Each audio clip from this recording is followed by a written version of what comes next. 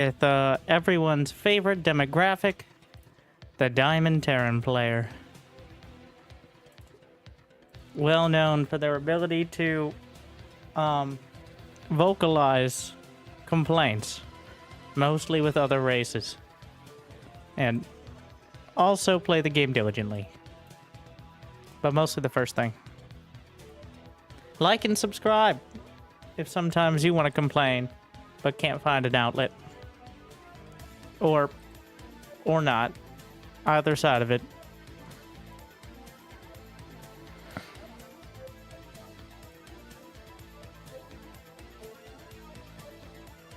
But yes, special occasion. The most special.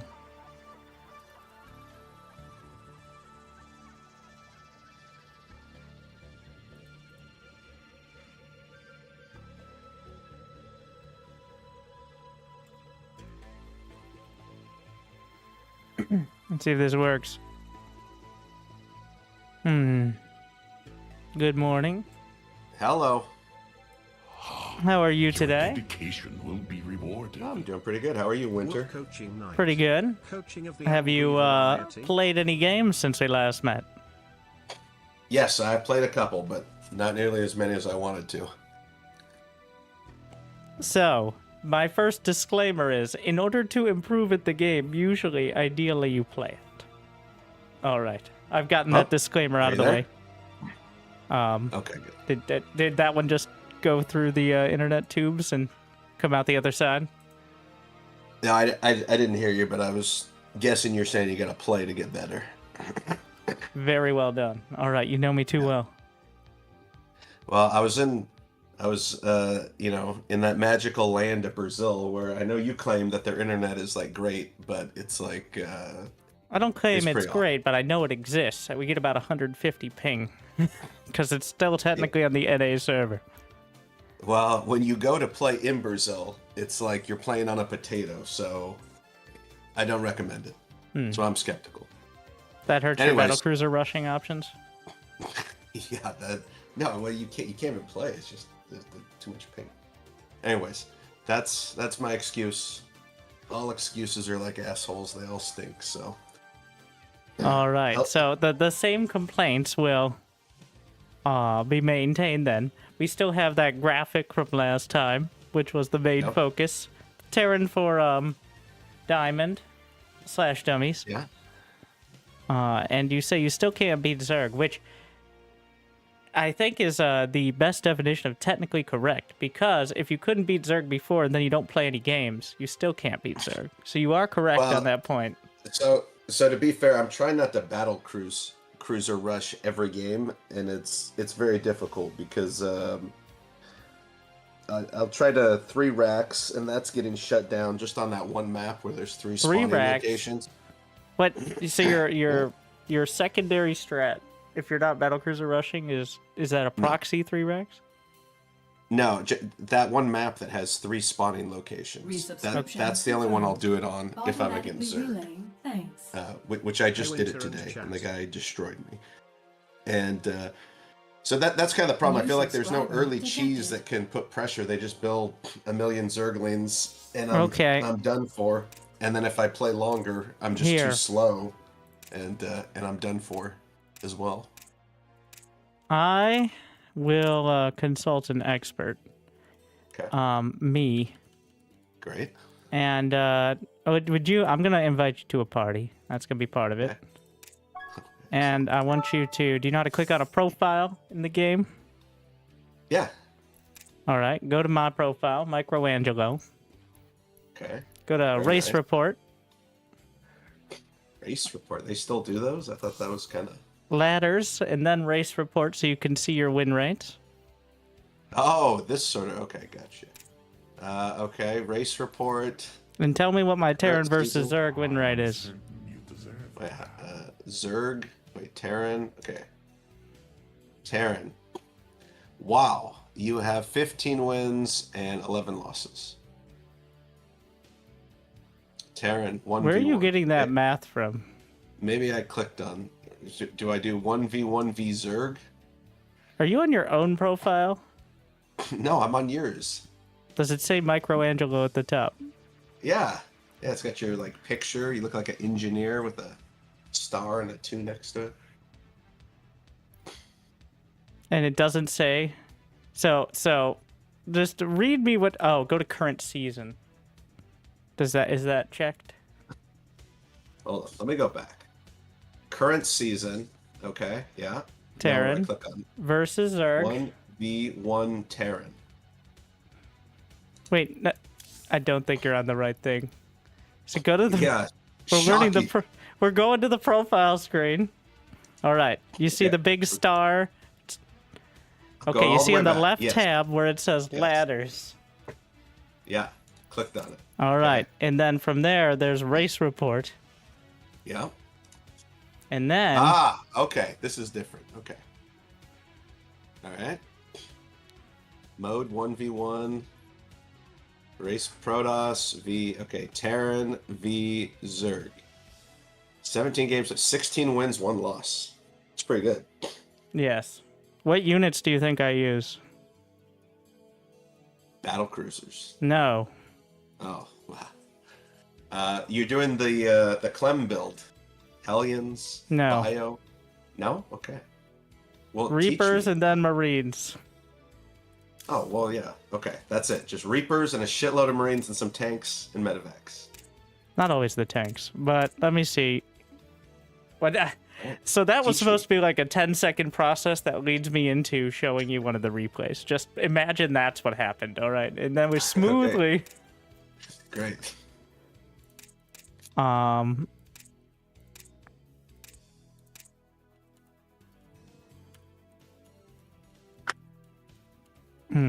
There we are. Terran versus Zerg. Wait. How do I watch it? Replay. Oh, watch with others. There we go. All right, I had to figure it out myself. There we go. So this is one of those builds that somebody did. This is the benefit of playing random, which if you're not playing any games, hard to play random, right? But they did to me, and I'm like, oh, I think that's overpowered. And then you saw the record. So, Yeah, but I like it. the first part is realizing that the Zerg are more afraid of you than you are of them. Which Okay. I know is a continuing struggle. But let me tell you, it is very hard for Zerg to both have an economy and have a lot of units in the early game. That is not an easy thing to do. So, go to the 2 key, and then press C. And now, well, I can tell you're on my camera, I believe. I could hear the SCV. So, this is a Two-rax Reaper, and you should have the replay when we get out of this, because you now watch the replay with me. But it's Two-rax Reaper with 3 Reapers into a bunch of Marines and a couple medevacs. Now, the key part is the Reapers don't need to do damage, they just scare the Zerg. Because remember, the Zerg are more scared of you than you are of them. Or wait, yes. And you're very scared of Zerg. Let's put it that. I am. So the point here being that Zergs are desperately trying to get drones, queens, and have any units. So all it takes is a light pressure. The point of doing the Two-rax at the front is, especially on maps with a ramp, they can't really deal with that. Like, either they have to go all in, which you should be able to scout with the Reapers, right? Or they just... You've already walled off the low ground, which I'd imagine sometimes might be a struggle, making sure you have that set up in a timely manner. Yes. That's probably about a third of the reason to go for the Two-rax on the low ground, just to have the wall already. But, so why did I leave spaces? The attachments. There you go. The add-ons. Yeah. Command center upgraded. Oh, I gotta turn down my volume. It's very loud. I tend to agree. Do you own headphones? Yeah, but see, remember, I'm technically challenged because I'm a boomer, and so I have headphones on that I'm talking to you on, but the game volume is through my speakers. Oh, you lost the paper. Mm-hmm. So that's a good example of why. Okay. I just picked a random one. I did. So things have already gone wrong, right? Yep. That's about as bad as it could go. Like, losing the first Reaper, scouting nothing, and killing nothing is definitely not the ideal scenario. Also, I walled off poorly, so I had to build a second depot down there. Yeah. So, this is 2-rax, 3 Reapers, I lost one, and then a factory, and then double medevac with Stim Marines. And then losing as many Reapers as you can, pretending like you can micro. I think you can pull that one off, too. I can do that. I do that all the time. But again, the point being, like, the Reapers are nice, but they kind of force a response out of a Zerg that has a brain, which I think we're at the level where they pretend to have a brain. That they can't get so greedy. They can't just build only drones, because the Reapers could just kill a bunch of their stuff. So, notice the Zerglings killed the Reaper, came across, but there you go. Already have a wall. Convenient. And this is not a 3cc build, unlike probably the majority. It's just getting medevacs Marines out there, which I would say is not good practice, but 1, it works, and 2, is a lot easier to practice than more macro-oriented builds, so... But so, what's to prevent the Zerg, as you put the early pressure on them, from just building a bunch of stuff and stopping this push? Or well, 1, if they build a bunch of stuff, then what stuff is going to stop the medevacs? Yeah. Okay. And then so 2, be able to micro the Marines 2, the Reapers will scout. The early Reapers scouted the 3rd hatchery. That means it's not like a quick roach oven, right? We just saw Zergling speed. That's 100 gas, which means it's less likely to be a big roach helmet. And between the 3rd hatch, the Zergling speed, and the fact, did you see him creep spreading with the queens? With the first Reapers? And he wouldn't have had speed before you saw that. That means he's not focused on injects, which means he can't be building that many units.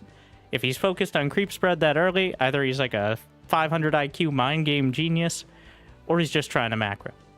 So, by the time he could get enough drones to do like a big roach timing, I'll have medevacs and already be shooting at his queens with the Marines. That's the point of the build. So by the time the Reapers are no longer useful, the medevacs are coming out and you have Stim Marines.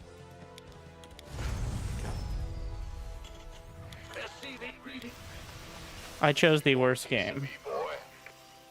This is the only game I lost this season, by the way. It's 33 minutes. Yeah, I saw it. It doesn't mean... So... This is about the worst example of it. I will speed through a better one after we get the first Marine drop, because it doesn't matter. Sometimes you lose, and you can pinpoint the reasons it went wrong, or what you could do better, but it's not like the build is not relevant here. Now, yeah, the goal is to have about 16 Marines with Stim by, if you can get them by 5:30, that's quite good. Would you get in there? There you go. I did not want to get in. Oh, yeah. 5:15, pretty good. Now, when Beyond does it, and of course it was Beyond who brought this build back, he can get him across the map at like 4:45.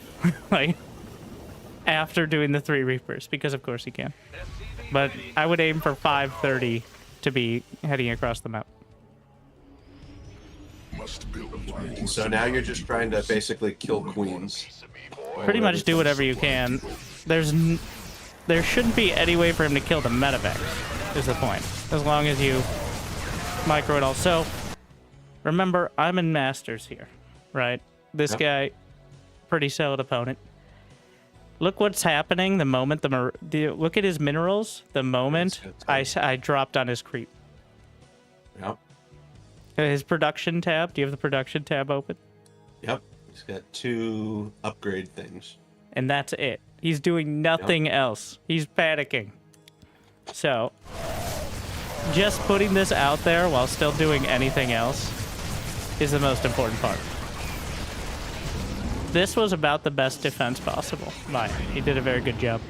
Which is enough queens and then a whole bunch of zerglings. But if you look at the worker count, 4251 is not very bad for the Terran.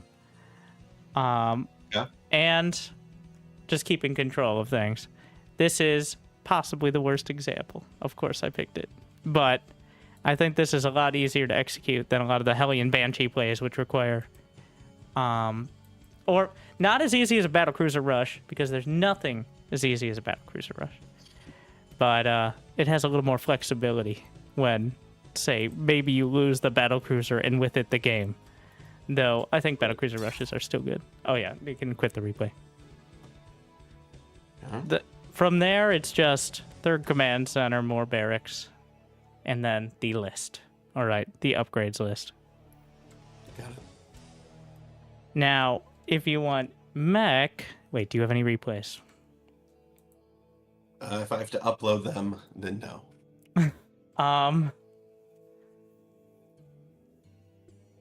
Okay. Do you automatically save your replays in the game? Yeah. Yeah, they're in the game. All right.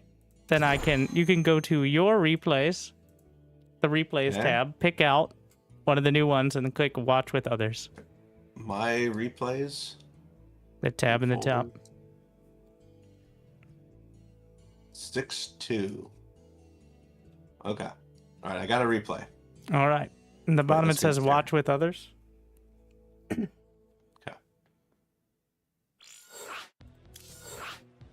And now the party leader. Let's Kevin. go. I am uncertain. Yeah. I played him twice. I tried to 3-rax him and he just had none of it. Is this a 3-rax? No. This is me trying to... All right, so you're going to have control of the replay. So if I say pause, just press P. All right.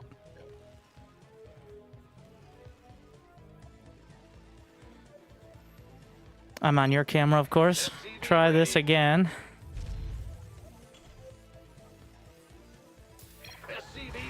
Not... You know... It's 3-rax. I would not believe you. Yeah, that's part of the... It's all mind games. SCV ready. All right, pause.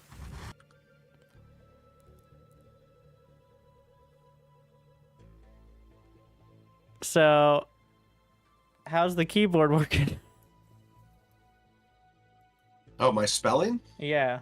Oh, it's like I did get a new keyboard, so I can try to use the some keys, so they're a little closer together. But I just like smash keys, so I don't think the keyboard's gonna help that. That's fair. All right. And I can't read or spell. That's fair. All right, you can unpause. SCV ready. Yeah, like before, learning disabilities were cool and everyone had them. I was like the original. I'll take your word for it. SCV ready. Well, I think you've spoken with me enough to realize that there's probably... You are a diamond Terran, all right? Which means you got a very particular, yet common, set of struggles. All right, ×1 speed. Yes, sir. SCV ready.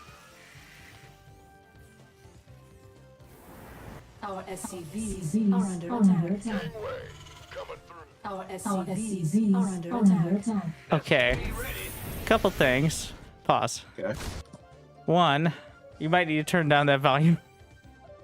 Again, okay. As much as I like hearing the echo of your SCVs being under attack, which is hilarious, but... All right, let's try this. So, Yeah. the first thing is, what is your build? Was this played today? Yeah. So was this the last game you played?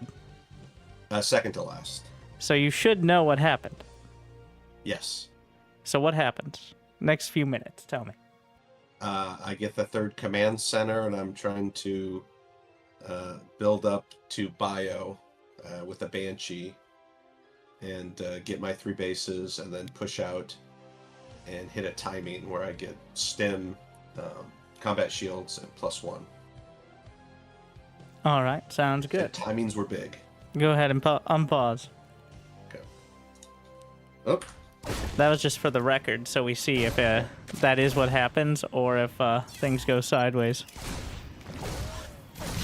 All plans don't go as planned on first contact. That's the line, I'm sure. Oh, I got a lot of money. Oh, but I got that kill. SCV ready. Pause and tell me what the problems are. I've got too much money. I got to build my third command center. That's the big one.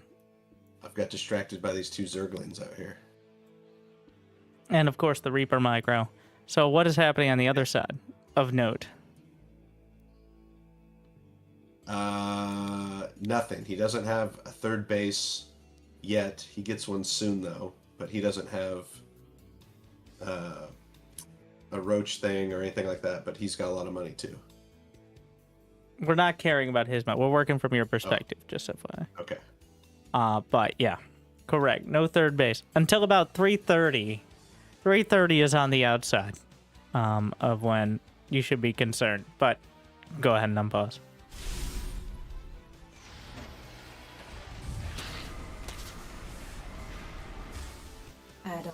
Yeah, that third command center is getting real late. Yep. It should be at 400 minerals. The first moment you get it. Feels like we gotten off track here. This is... Alright, I guess, where's that notepad? There it is. Better late than never, right? Ready to raise some hell. SCV ready. Yes, but better not late.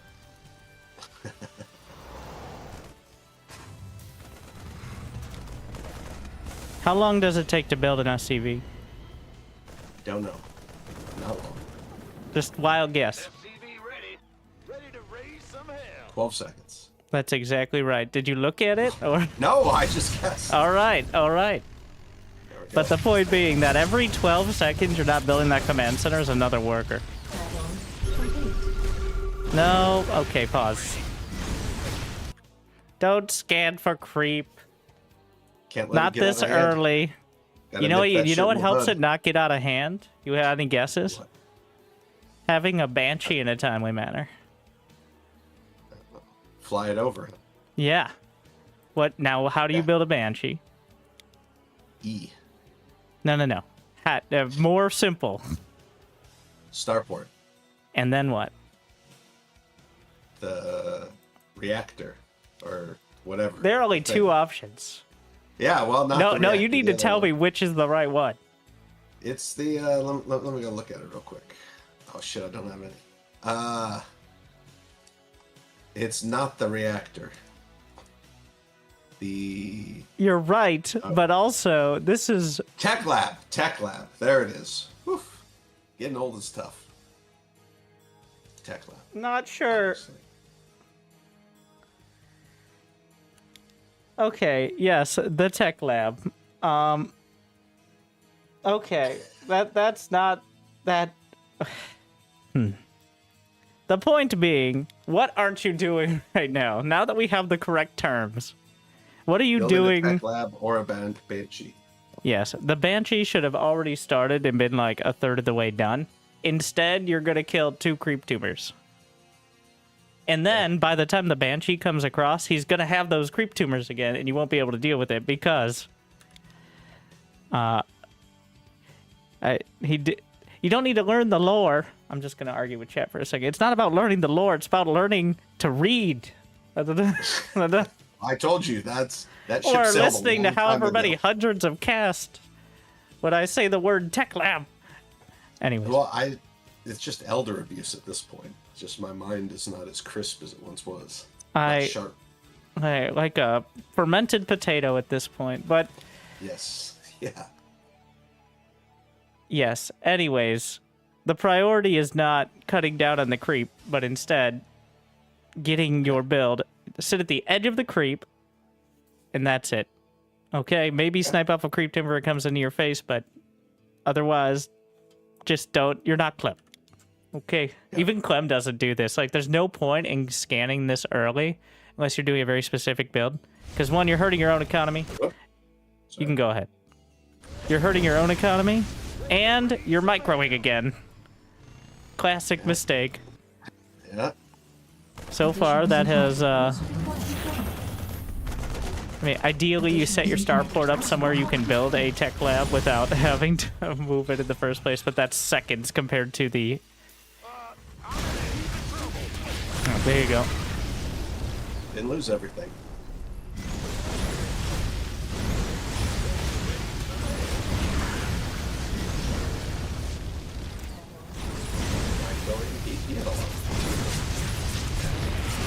And now...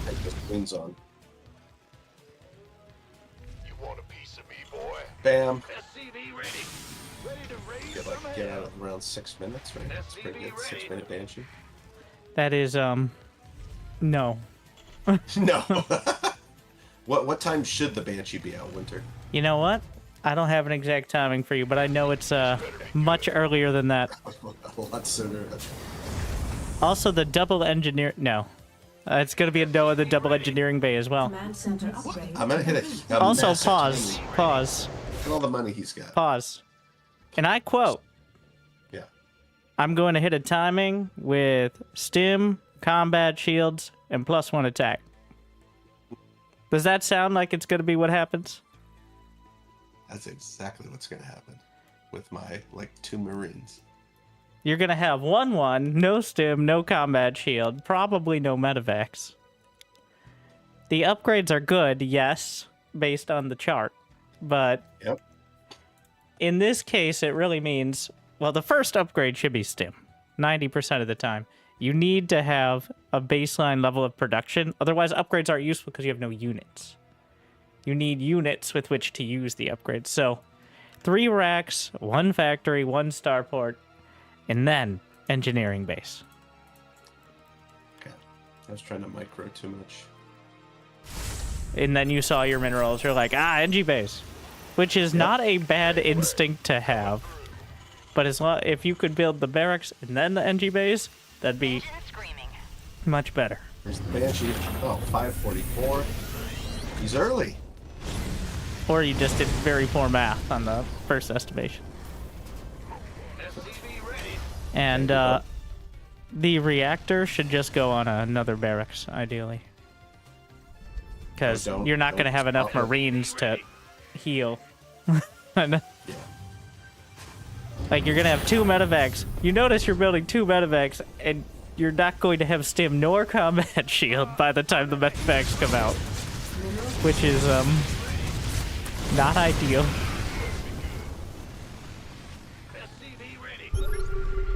Okay, we get it. Creep is scary. There it is. You got that creep. You really got that creep tumor, though. Dead. Okay, pause. You don't need me to tell you right now, do you? This is why I recommend that other build. Like the Marine Medevac build that I did. Because look at you with these Hellions. Look at you killing all these Zerglings, banking 1,200 minerals. Yeah, it's rough. I mean, he's banking 1,500. So, obviously everybody's struggling with the idea of walkie and talkie at the same time, but... Go ahead and unpause. Close. Yes, you're both equally incompetent. So you're telling me there's a chance? Oh, there's definitely a chance. You're playing Terran. You have so many fallback options. Terran is optimized for cowardice. God, I got so many SCVs on that thing. So... Add-on complete. SCV ready. One. Yeah, Well, thanks. more Here we go. production. You've done a pretty good job about building SCVs once you've had the command centers. Well, it's getting worse now, but it's not terrible. Okay. And the I'm most ahead in supply right now. yes, That's you supply are. block. Good job. Let's No, try to keep supply it that way. Now I'm supply blocked. And if I wouldn't have been supply blocked, I could have maybe jetted ahead here. Mineral field depleted. Ugh, it's rough. But generally, barracks 2 and 3 should be between around 30 SCVs. 4 and 5, 40 SCVs. You built additional barracks at over 50, which means you have the money, but you want to have the production before you have the money, so that way you can actually use it. So, 3 should've racks went- 30, 5 racks 40. See, I feel like I don't have a good sense of when to go against Zerg here. I know this game's a little bit of Our SCVs a mess, but I You kinda had feel the like- right idea with your original description. It's just you didn't do the build you said you did. You said you Oh, did I'm a doing +1 stim and combat shield attack with. Right now, you're halfway through 2-2 before stim is done. Which is not a timing attack with +1 stim and combat shield. You can't say, I checked off the boxes and eventually I went. That's not a timing attack. That's a mistimed attack. complete. It's like a 9-minute timing attack. Add-on. You can't just say the number on the screen and say that's a timing attack. I just said it. It's a new build. It is. It's original. Bespoke, which is exactly the opposite of what you want as Terran. Add-on. Complete. Yeah, no. Additional supply. Here we go. 9 minutes. We're moving out. Complete. All right. So what are you fighting Well, against? Myself. Roaches and lings. As far as I know at this point. But whatever else he has. Pause. So the moment you scanned, you saw the big clump of units on the high ground there. Did I? I don't think so. You did. He ran into it. No, the moment you scanned, there was a big clump of units up there. And also, in this sort of scenario, why did you build a Banshee? The Banshee's just gonna sit. Well, the safety I Banshee's had fine. one but- from the beginning. That was my. No. I'm 6-minute saying Banshee. like the Banshee's so late, it might as well have not bothered at all. Is what- Yeah, at that stage of the game. But, so if you're looking for a timing, when you're this late, you might as well just wait till 2-2. You are in like purgatory right now. You are at 140 supply, which is enough like to get crushed by a Zerg who's been focusing on units. This is exactly, you are 30 seconds before your next set of upgrades, and you are 60 supply from maxed out. So you're kind of in the middle of the worst timing you could be attacking. So, Have you seen this before? what? This replay? Why, I've seen many Diamond Terrans before. That's what happens. Where it's like, I have an army and I remembered attacking is a thing. Also, Zerg's scary. I see banelings, yet I won't siege up my tanks, and I'm gonna stim all my marines directly in. That tank really trying to participate. You eventually got there. Pause. How long on those 2-2 upgrades? And that +1 mech weapons? Looks like they're 7 seconds away. How many seconds do you think your marines have? Not 7. So, if you're wondering when to move out, not now. Would be good. Whoops. You spent around I believe it's about 350. 175 on each of those upgrades. And here you are, dying before you could use them. So this was well calculated to be the worst possible time to attack.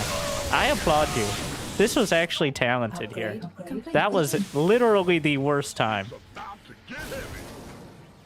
Oh, it wasn't good. Armed and ready. Hey, I've spent all my money though. That Pause.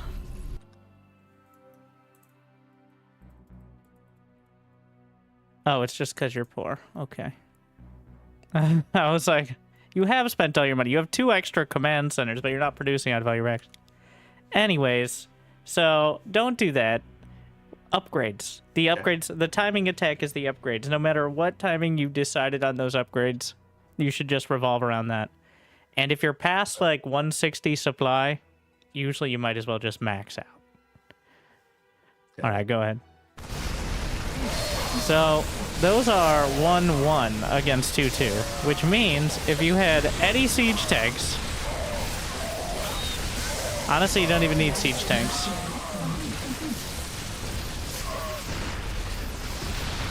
If it looks dicey, this is when you pull the boys, by the way. Like 10 SCVs or something. Well, a little late for that. Now it's just the boys versus Hydras. Boys are back in town. Which is not as good. Oh my. We helped. We did it. Yeah. And the thing is, well, no, it's bad. It's quite bad. At what cost? Want a piece of me, boy?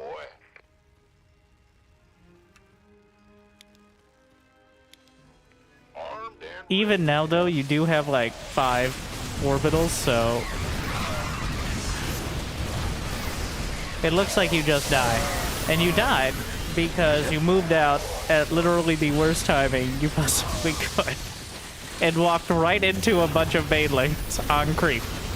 Which I think even you can agree is maybe not the ideal strategic move. Yep. So,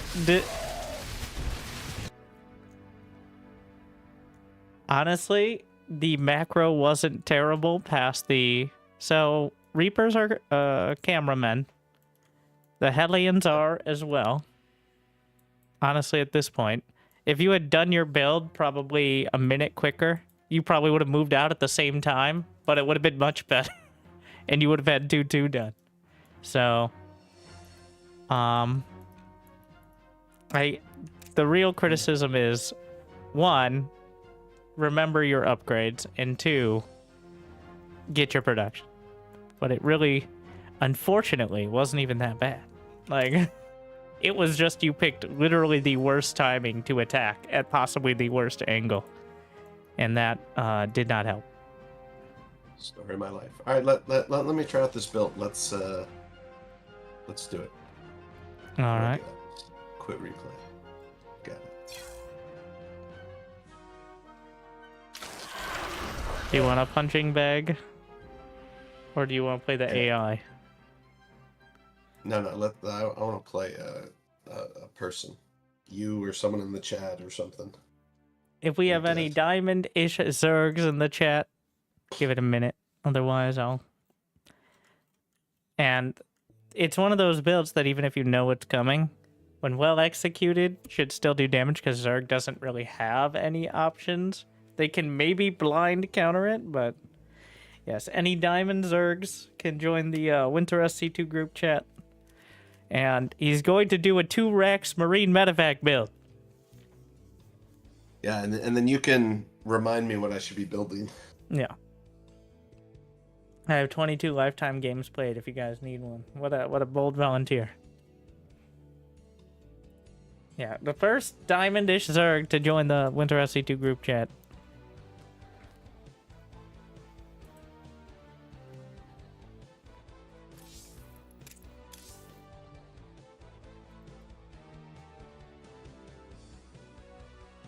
Should I be in this chat? Maybe I should. You are in the party. Actually, you can pass lead back to me in the party. How do I do that? Top right, right-click on my portrait, promote to leader. Right-click. A lot of options here. Promote. To leader. Thank you. There you go.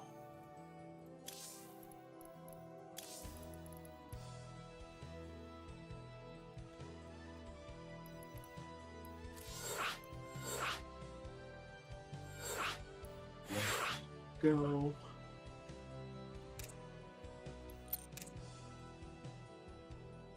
have D3 Zerg in the past.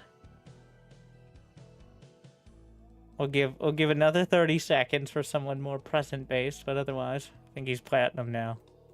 It happens.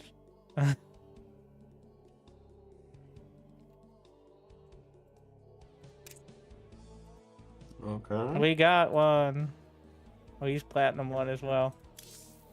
11 in chat. I just pick one. We can use them both. I'd like to get a few tries in so it sinks in so I can remember to practice. There we go. The Pithiest. Okay. J Foxy, you'll be up next. Assuming Pythias can join here. Sometimes people struggle to load the internet tubes. Probably from Brazil.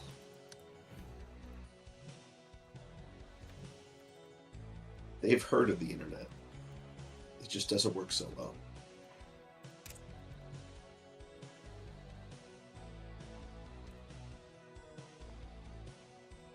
J Fox.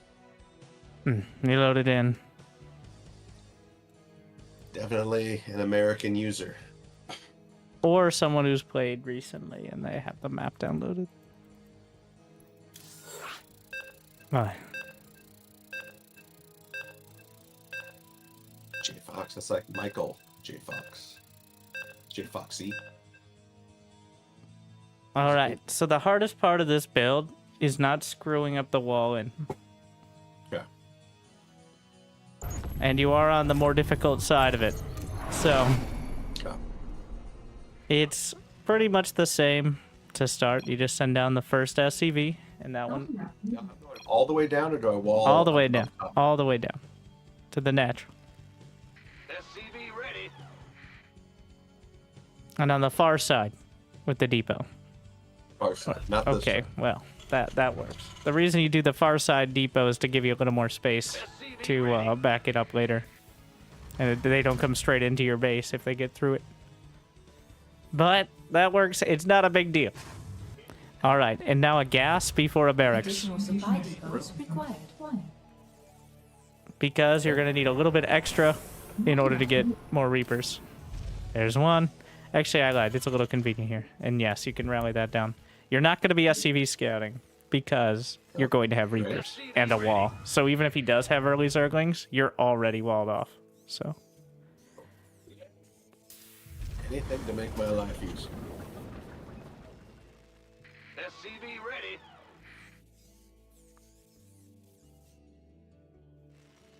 I'm done. Just chilling. Can you see what I'm doing, Winter, or no? Yes. I'm on your camera.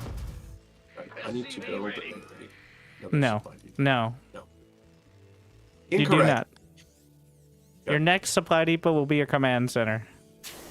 I do that. That first SCV can go back to the main. Build one Reaper.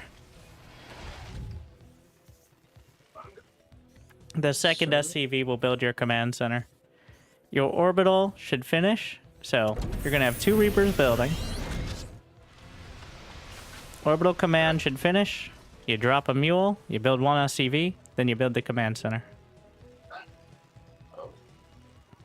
Command center upgrade complete. Of the CV. All right. Command center. And now a depot. The Grim Reaper has arrived. And now another Reaper. SCV ready. And rally your Reapers to the first one.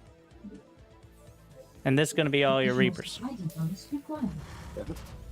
Just keep building SCVs. Grim Reaper has arrived. Tech Lab. Tech Lab, yeah. But you're going to be using your first 100 gas on a factory. After that next Reaper, you're going to get a reactor there. Cameraman, just go check for a third and get a second gas. SCV ready. What do I do with these? Reactor? Reactor. Wait, I gotta get factory. No, the reactor's more important. It's Oh, fine. we got that. Either way, it's not going to take too long to get either of them. No, work on the third. Just chill there. Reactor. No, reactor. Just wait for it. SCV ready. 3 in gas. Another barracks in the main. Orbital command at the natural. The Zergling speed finishes at around 330, so be careful with the Reapers. No, you're not trying to kill it. You're trying to make sure you don't lose the Reapers. What do I do with the factory? Starport? This better be good. Do I build the reactor? Not yet. The timings are a little off, Complete. but Stim is going to be your next thing. Stim should have been before the starport. That's my bad. The second gas needed to be a bit earlier. They're pretty easy adjustments here. Like, if you don't have enough gas, just get the second gas earlier. So, rally to the natural. The SCVs. Reactor on the factory. That third barrack should be hotkeyed in with the first two. You want a piece of me, boy? The factory and starport should be hotkeyed at all. SCV ready. Musky base?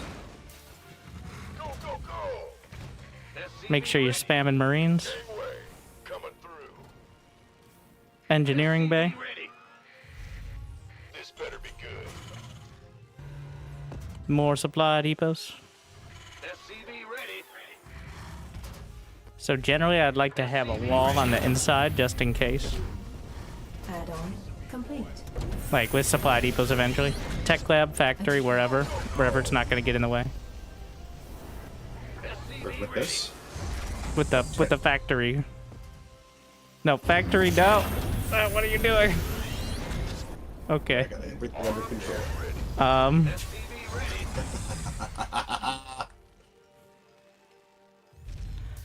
This better be good. Open up your depots so you could. SCV ready. Where are you going? Come back. Scared. Ready for Now dust put off. 16 Marines in 2 medevacs Additional and boost them supply across the map. depots required. Outside is third. Not like right at his third, but outside it. Oh, there are banelings. All right. Research complete. Close your door. Close the door. And keep building everything. Also, the tech lab is for siege tanks. No, just because he has banelings doesn't mean you need to be a coward. Stim your Marines wherever they are. Additional supply.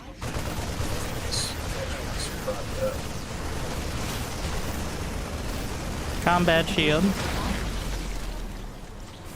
Oh, I really want to stim. Combat shield. Stop stimming. Hold on! Microwave! Combat shield is way more important than any sort of silly micro. Third command center. Stop stimming. Oh my. This is why we don't stim to travel. +1 attack. Second engineering bay. More barracks. More depots. More. Let me bring out the graphic again. Fueled up, ready to go. Armed and ready. Upgrades. Production. Economy. Units. Attack.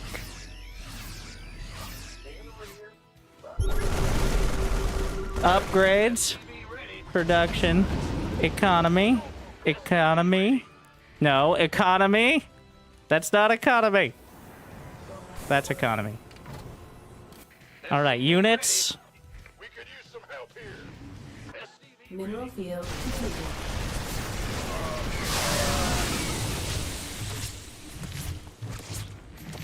SCV ready. Jump out. Stop microwing. Damn it. Stop. Won't stop. They can all die. They're dead. They're dead.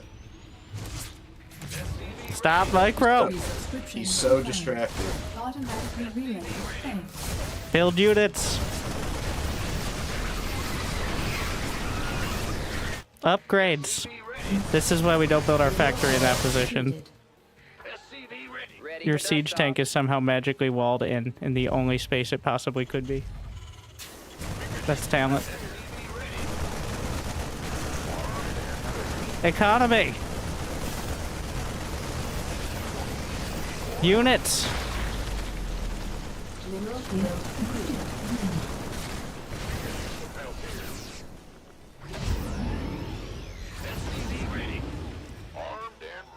Stop trying to drop the main just because it's your first reflex. No, no, we're done dropping. That's it. No, no more drops. You've lost your drop privileges. This is a no-fly zone. Come back here. Push it up. Base is under attack. This is why we don't fly away. Whatever happened to the gases at the second base? At least you have plenty of SUVs. Okay, you've lost your drop privileges. No more drops. Stop doing that. Attack. This is why you lose. Breaking. This is some of the best Stop dropping. StarCraft I've ever played. It's Queen-a-side.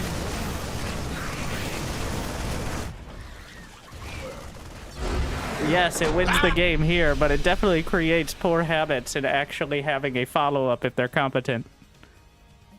Because you drop the ball on upgrades, economy, and production. But you did drop the main several times. I feel good about that. APM 141, that's a high for me. Okay. Let me just consult the graphs. Excellent. Thanks, J Fox. So thoughtful of him. Yeah, I appreciate that. You know, the yelling at me does really help. I enjoy that. It's good just to have the reminder. That's good. Hopefully you learned something. You know, I feel like I did. It's stressful, but it's good. You ready? I'm ready. But you're gonna have to also remind me when. I'll do my best. Is that doable? We're gonna test your micro. Can you yell at me doing your build? I think. Reflex. Oh, this is fat fingers. Not that there's anything wrong with fat fingers. Mineral quantity insufficient. J-Fox here, pretty standard diamond Zerg? I believe so. Minerals. They're both diamond too, from what I saw. Remember, our Terran hero here has more of a mental block than a physical one, but that's most Terrans, so... Alright, gas first. Supply dippers. The dippets.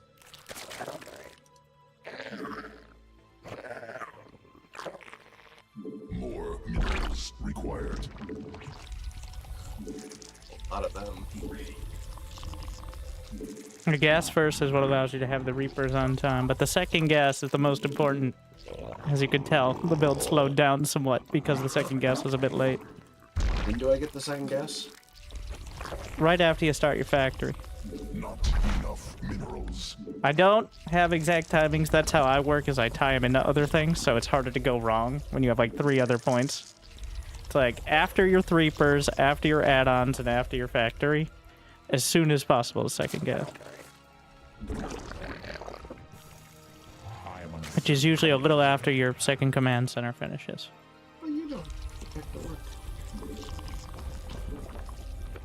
Alright, first Reaper should be started. Yes, sir.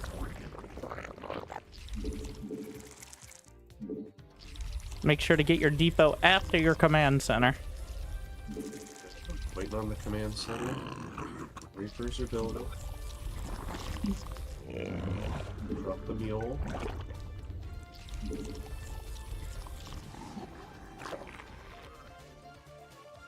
Hello.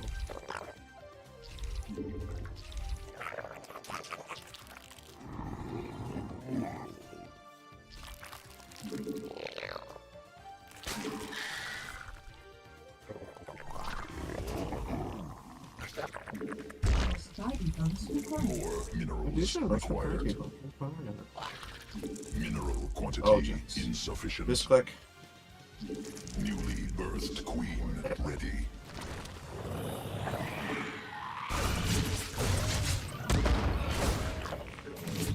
Mineral quantity. We got back to microing instead of checking for the third. Direct assault.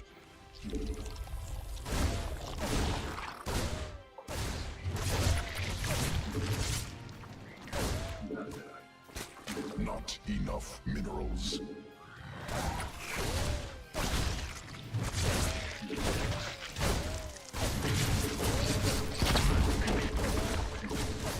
More overloads required. Insufficient You will pay for overload command. Indeed. Did you get your factory in time? Required. Yep. Thank you. Circling speed finishes at 3:30 Not enough. if they're on time. We win. Successful. You always do.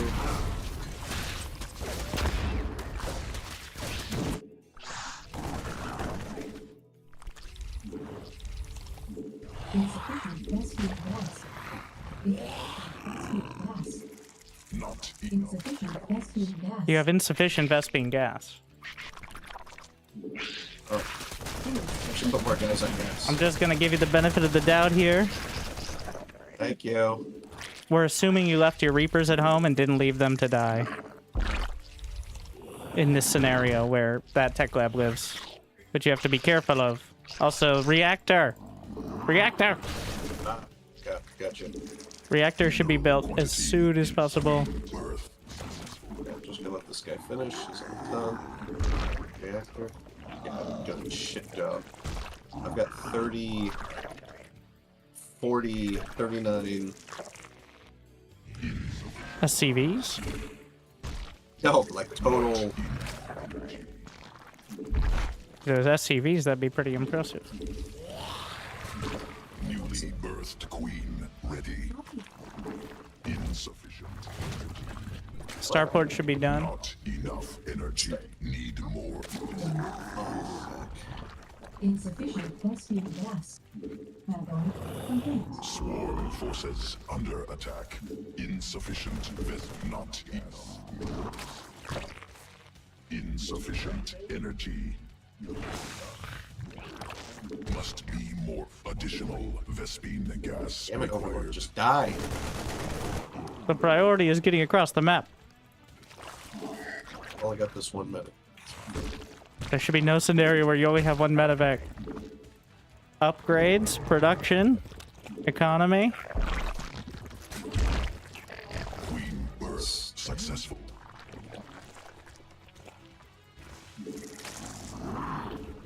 Ah, shit, there. I did have more. Well, it's all spilt milk under the bridge now.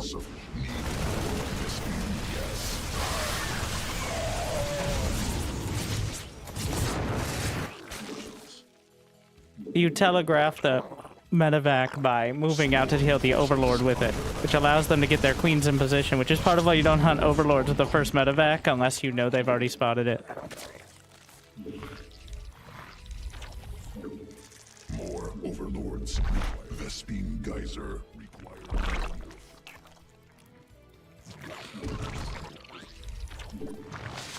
Command unacceptable. Command unacceptable.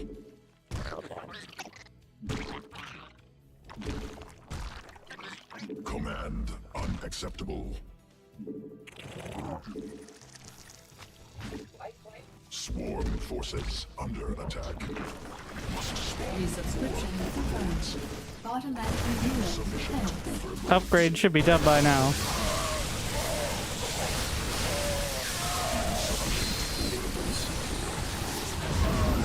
Also, where's combat shield? Oh, fuck me. That's more important than any upgrade. insufficient. Combat shields, just taking a quick pause. Good This is catch, the good most catch. important part when the Zerg is going up to layer tech economy. If you can't keep control of it, you're gonna get run over. So I'm a little behind. Command unacceptable. Swarm has evolved.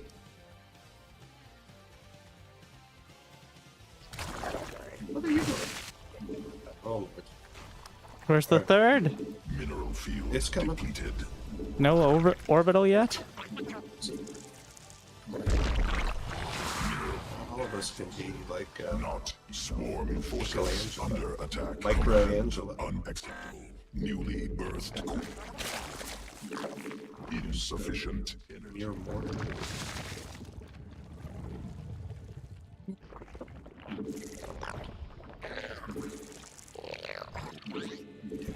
All the ones. Command unacceptable. Sequences swarm updated. Not enough energy. Research complete. Additional gas rectangular cluster expended.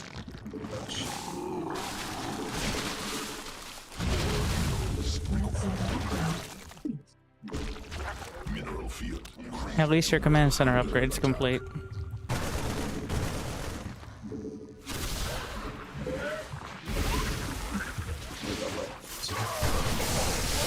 Let's go, let's scrap. Oh god. Were you microing again?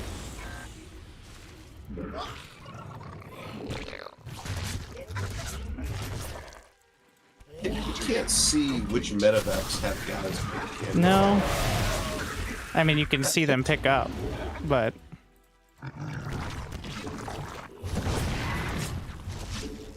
This is why you don't always just dive to the main.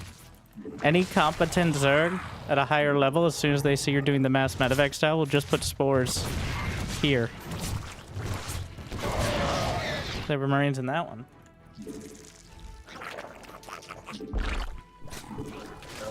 That was a little. This is why the habit of just dropping the main for the sake of it will get you killed. Because it's very obvious what kind of style you're going to play from the first medevacs. Doesn't mean it's not good, it just means it's predictable. Not enough energy. Command unacceptable.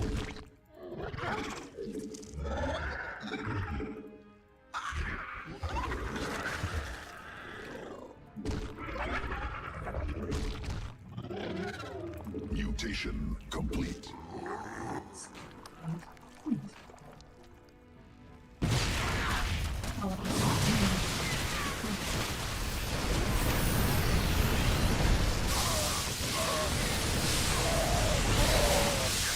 Did you move out, lose a big chunk of your units, and now not have enough to defend against the big roach attack? Has this ever happened before?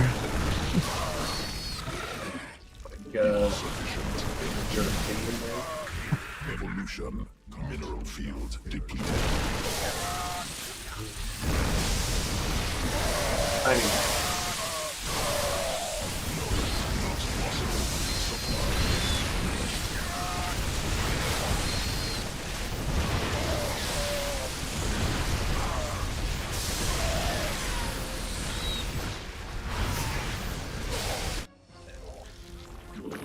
Swarm forces under attack.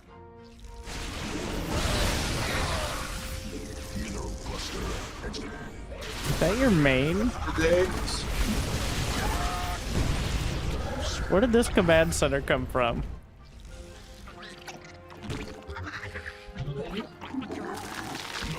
Not possible. Supply limit reached.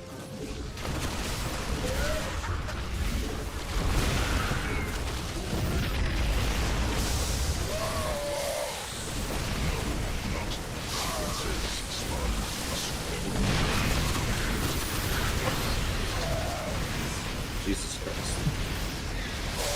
So, the big danger here is if you are too slow on the initial build, then they can easily get like 70 drones and hive attack. It's very strong, and there's a lot of room for error, but not a lot of room for delay. Like, it's better to have like 12 Marines and move out more quickly than it is to have everything perfect before you move out. Mineral field The faster you move exhausted. out, the more that you force them to make units. You're not trying to necessarily kill units.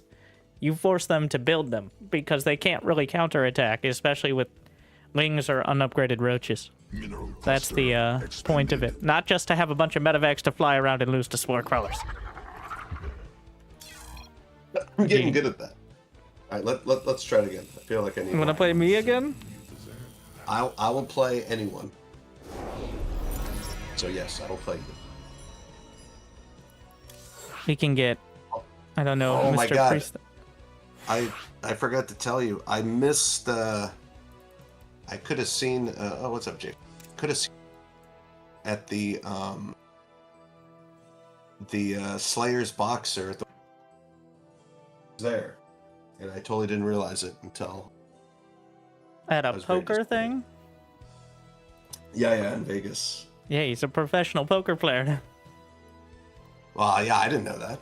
I was just like, oh my god. There's actually like half a dozen or so former pro Brood War players that are professional poker players. You know, the skill set well- kind of carries over. Yeah, well, we should have.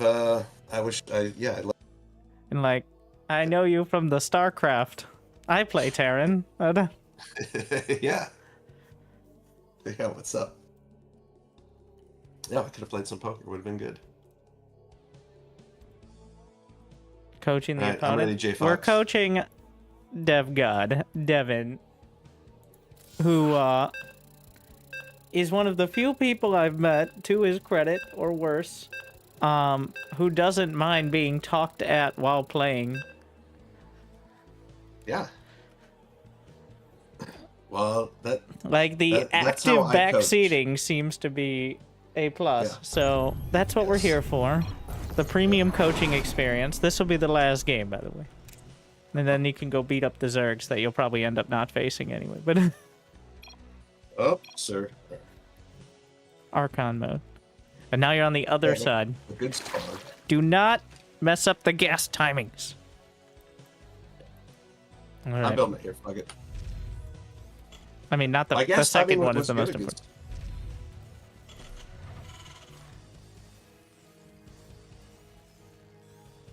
important. All right, and now he Oh knows. man, I can't believe I missed Boxer. They fucking sent me a picture, like the guys I was staying with, of like them with him from like World Series of Poker channel or something. I guess he like does. I was like, holy shit, that's Boxer. He's like, yeah. He's like, you know him? I was like, no. Fanboy. Guy's a legend. Yeah, I don't know if he's any good at poker. I assume good enough. But Poker is pretty chippy right now. Guys are getting pretty good. There's like not really any high limit soft games anymore. everybody's smurfing now. The Koreans beating up everyone. I don't know. I don't know if the Koreans are not like the Chinese. They're not known for their gamble, but I'm sure they've got some of that. Boxer well known for doing a proxy Rax bunker rush in one of his big title games to start. So I'd say some gambling. Some gambling. Not say do not bunker rush. It takes micro, especially Brood War. That game's hard. Sorry. All right. The Command build. center upgrade complete. In the rear with the gear. The Grim Reaper has arrived.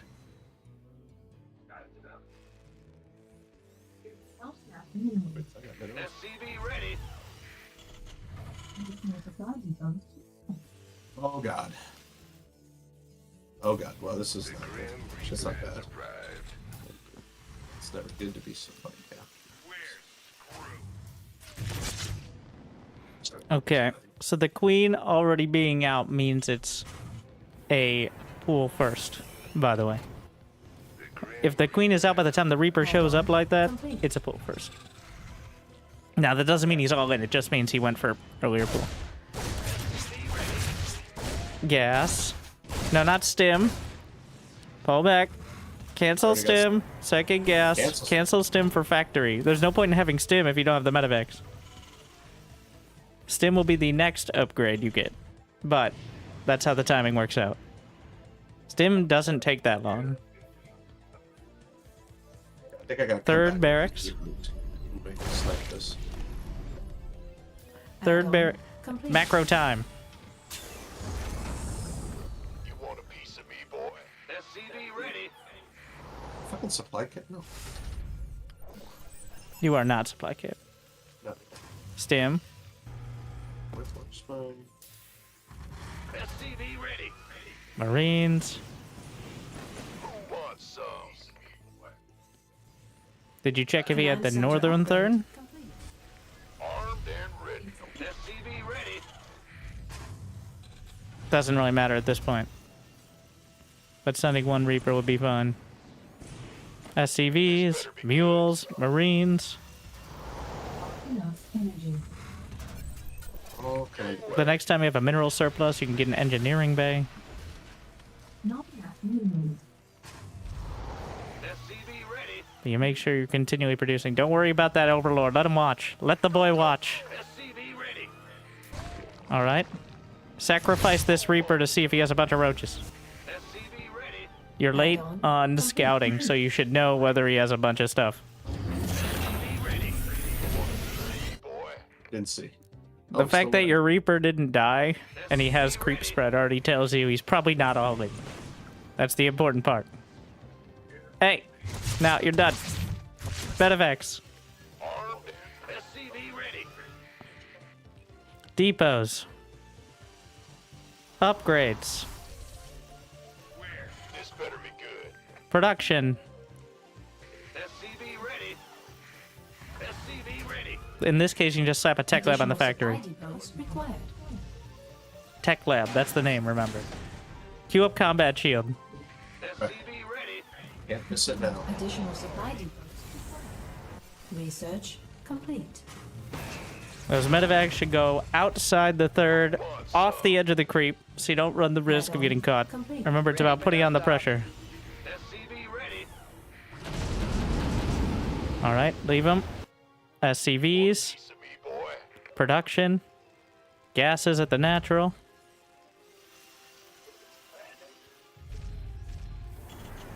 Can get a reactor on the third racks. Can get 2 more barracks in the main. Insufficient rescue gas.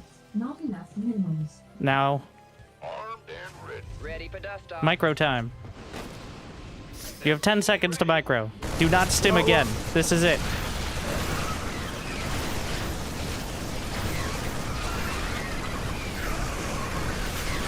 I said don't stim again! You're very lucky those banelings decided to object to your... Just watched them. Add-on. Alright, well I guess that's probably better than microing them anymore. Nope, stop thinking! You're thinking again. You should be macroing instead of thinking. Research complete.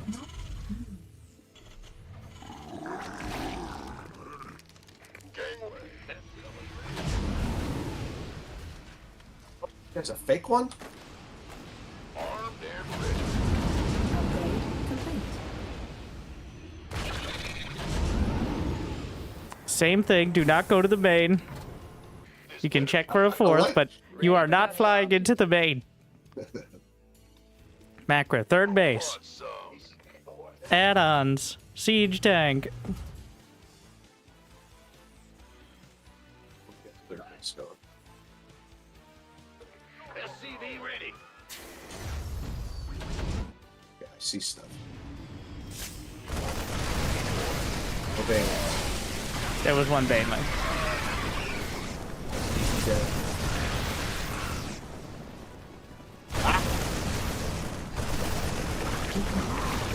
So what? Let's kill him before go Additional back. supply depots required. Supply depots.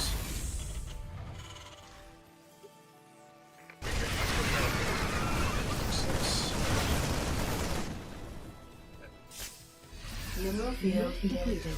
Additional supply depots required. Additional supply. No, what? Additional supply depots required. Flight pass revoked. This is the last. No, not the main. This is how you lose the game. Additional supply Once you get over 100 supply, field depleted. you're now pushing. You're not dropping. This is how you end up losing small chunks of your army to the point you no longer have enough to defend an all-out attack. Ready for dust off. SCV ready. No, not the main. Upgrade complete. This better be good.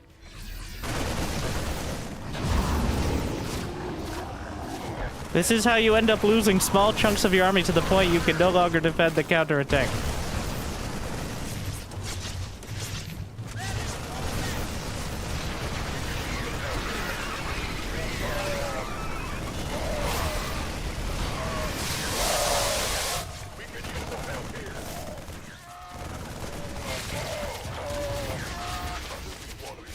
Boy. Let's sample some out here. Mineral field depleted. SCV ready. Somebody, get me out of this mess. Gangway coming through. See what Upgrade you mean. complete. SCV it's go time. Command center upgrade complete. Go, go, go. SCV Base ready. is under attack. Damn ready. Who wants some? SCV ready.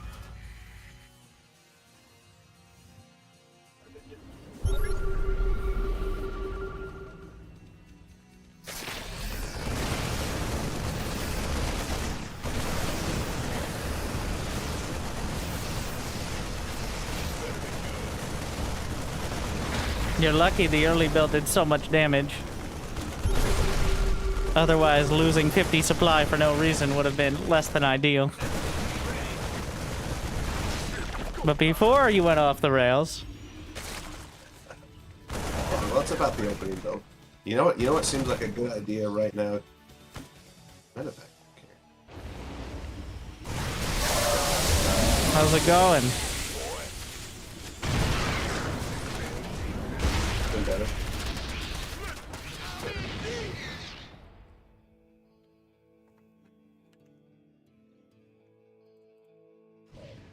Ready for dust off. Here's what the smoke.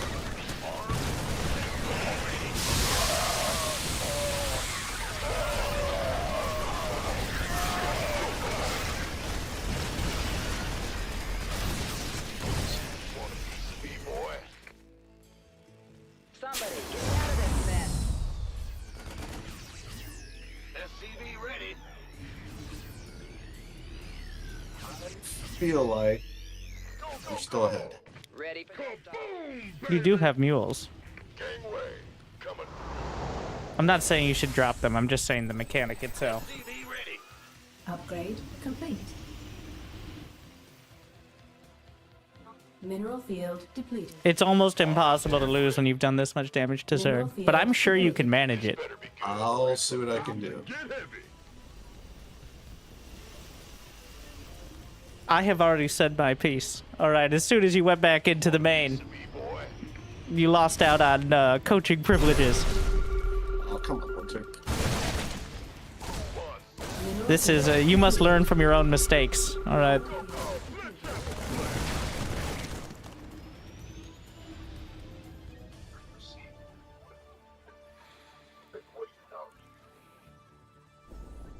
Ever had those students who are just don't listen well?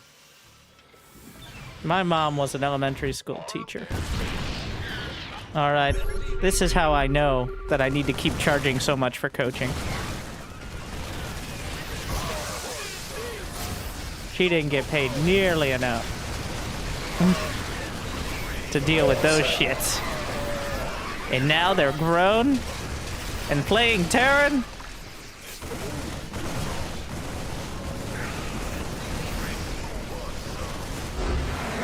I'm going to send you a couple things I was showing to the people in the chat, and you tell me how you feel about them. Yeah.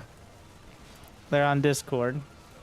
Sending 2 medevacs. Whatever. Mediocre 2 base timing. Or idle, yeah. Well, you are the expert. Those are words of caution.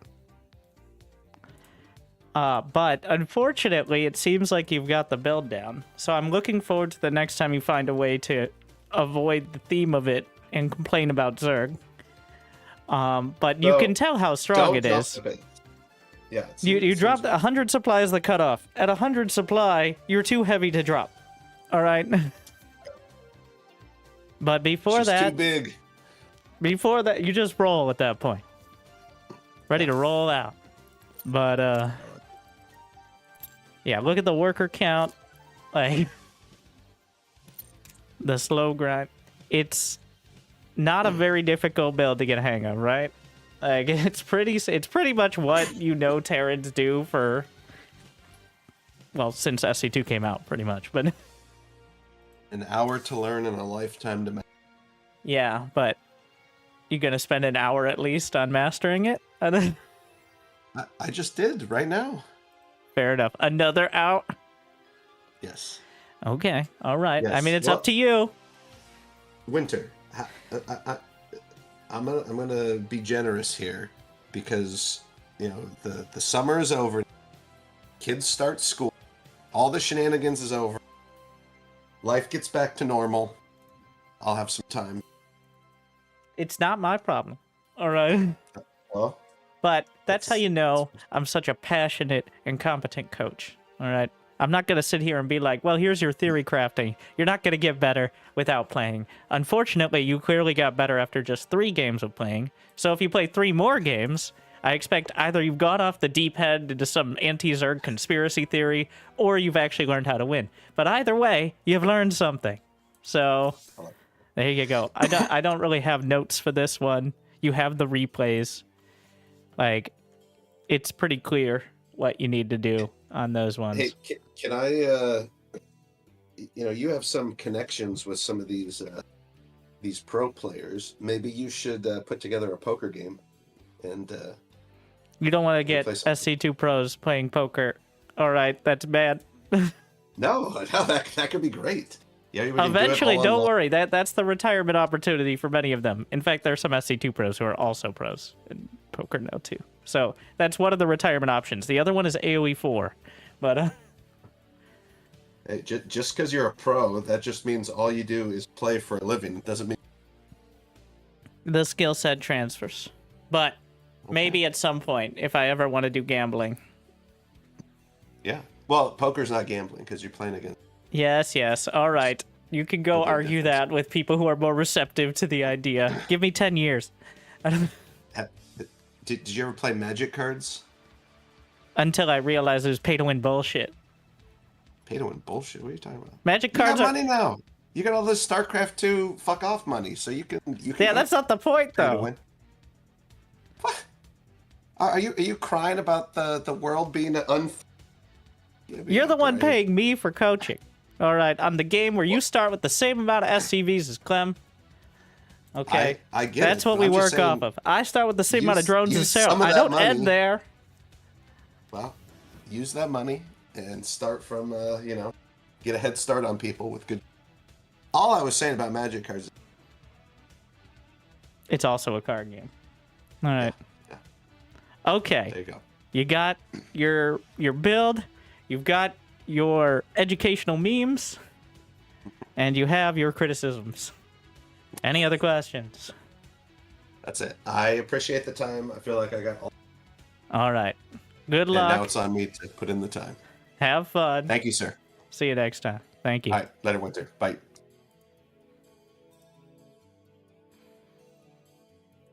Fucking Terrans.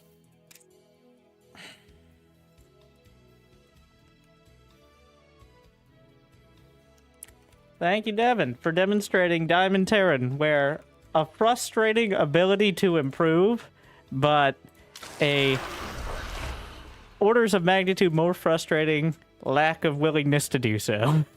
This is an alert.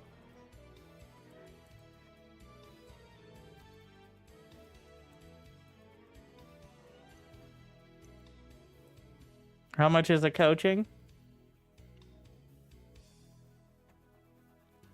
Well, $200 a month on Patreon. Or send it to the Got Replays channel in the Discord chat. And you got lucky at hitting this timing.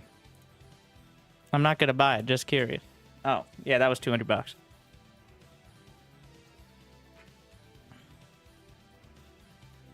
And that's fucking cheap, in my opinion. Your dedication will be rewarded. Evening, Winter.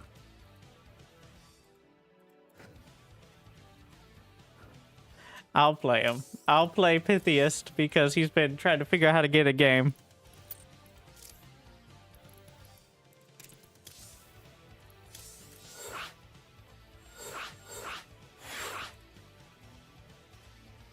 I made a mod to train builds? Sure. You know what? I'll take a look.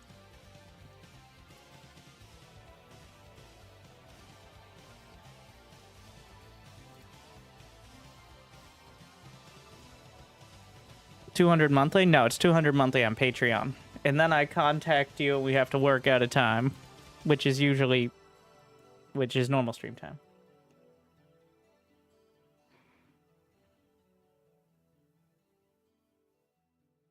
Well, most people just, if they got the means of motivation, support with that. But technically, well, I didn't expect too many people to take me up on it, which was kind of the point. But at 500 minerals, a really loud, annoying sound. Volume warning. What the? Okay, I see.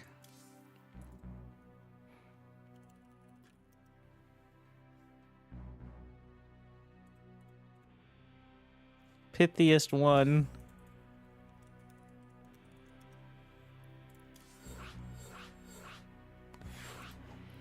Sure. Let's go play again. It says versus AI or vers AI. I don't know what that means.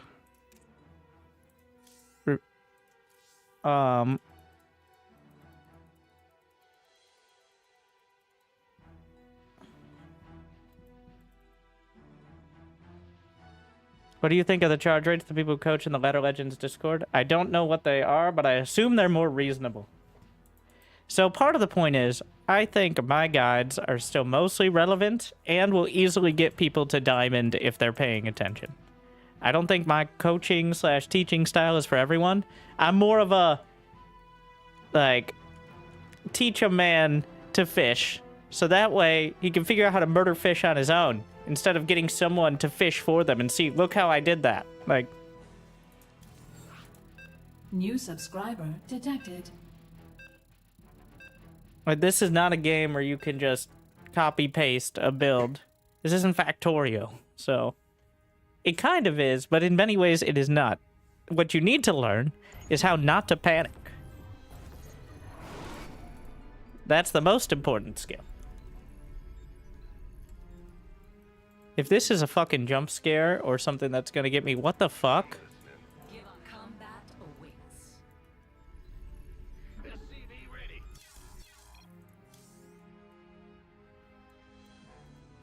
Why do I have 2 Reapers and 2 Adepts?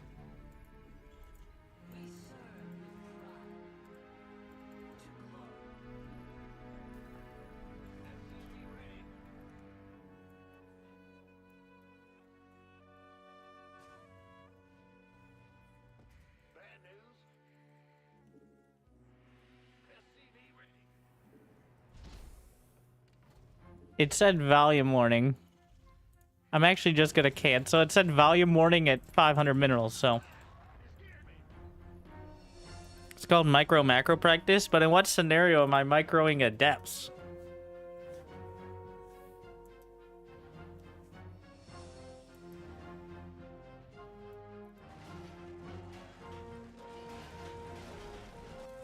Is that the noise?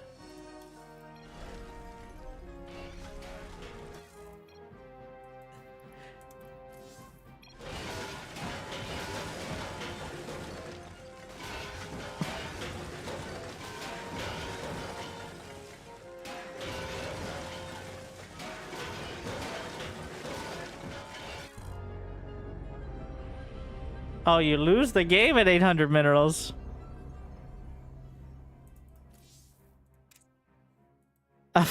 If any unit is idle for 8 seconds and dies.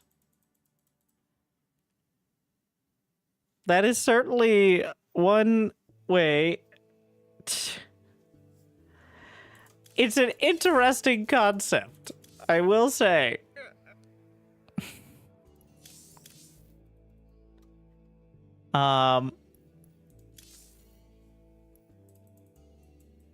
I don't mind the idea of having an alert when you need to spend your minerals.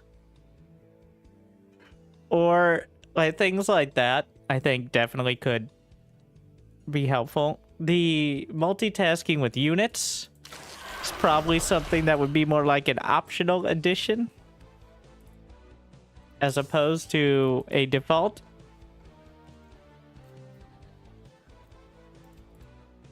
And the losing the game at 800 minerals. So here's another thing to point out. You're not a Protoss player, are you? No, you don't play Protoss at all. So many Protoss builds have you banking over 1,000 minerals between warp-ins. That's like a normal part of playing Protoss. It isn't a mistake. So there is some flaws here.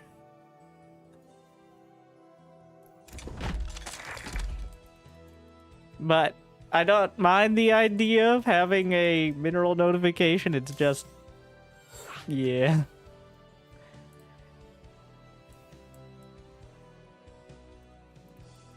What if you're max supply? Believe it or not, death.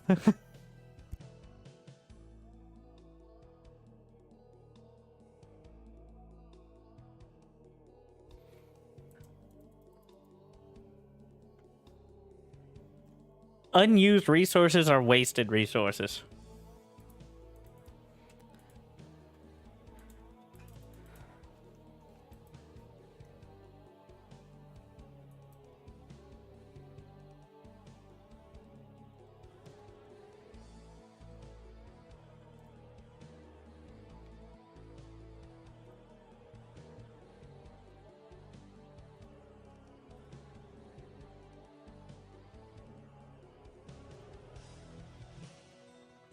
Kill your own units.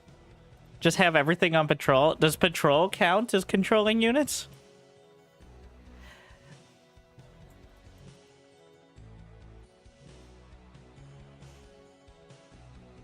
They aren't idle? Yeah, I guess like a worker on patrol doesn't count as idle. The fuck is this?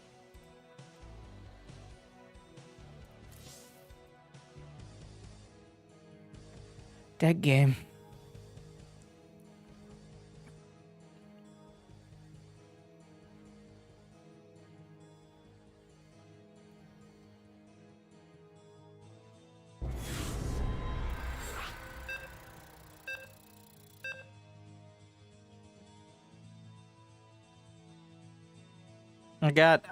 I know this guy.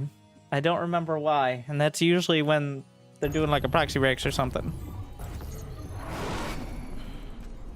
What's going on? Favorite Costco muffin flavor? It had been a long time. I think it's like the double chocolate. They got like chocolate with chocolate chips. I think I was a lot younger when I had that though. All right, now I have dental bills. Insufficient. Not enough minerals. SCV ready. Huh? Yeah.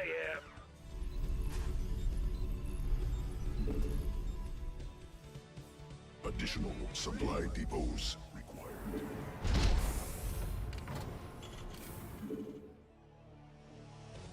Yes, sir.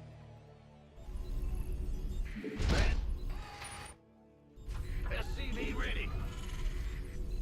Go ahead. Mineral quantity insufficient. SCV ready.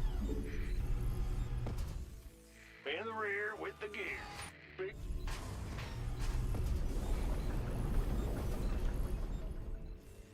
SCV ready.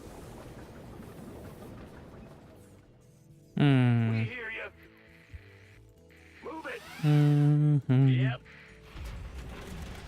Well, no obvious proxy. This map is not so good for Mass Reaper. Yeah, what? SCVs under attack. Bad news? Huh? In the rear with... What's going on? Big Command job, center upgraded. Woo-hoo! Overtime.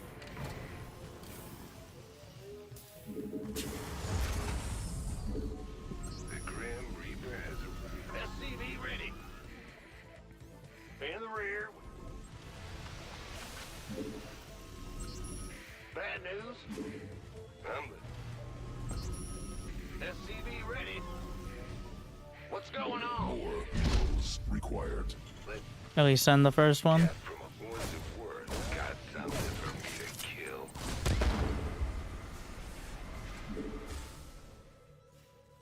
What?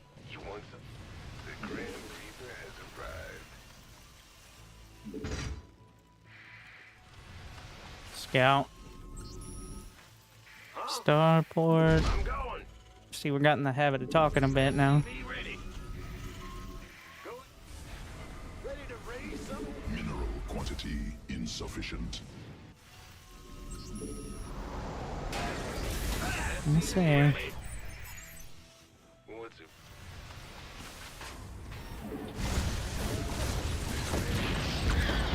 That's exactly what we needed. Him to walk right into it. SCV ready. Ready to raise some hell. God. Are you death from above? Big job, huh?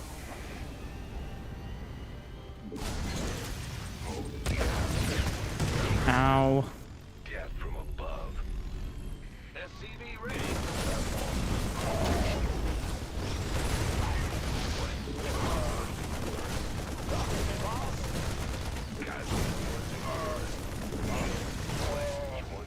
Add-on constructed.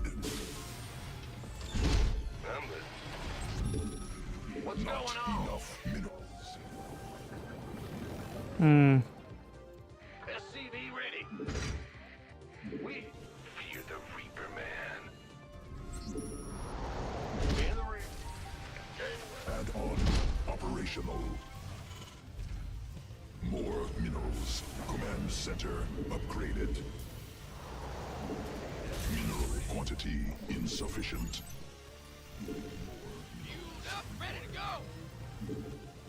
Not enough minerals. More minerals required. Mineral quantity insufficient. SCV ready. Not enough minerals. More minerals. Throw this one out there. Armed and ready. SCV ready. Scared me. Not enough minerals. Who wants some? Systems prime. SCV ready. This has been waiting on. Research completed.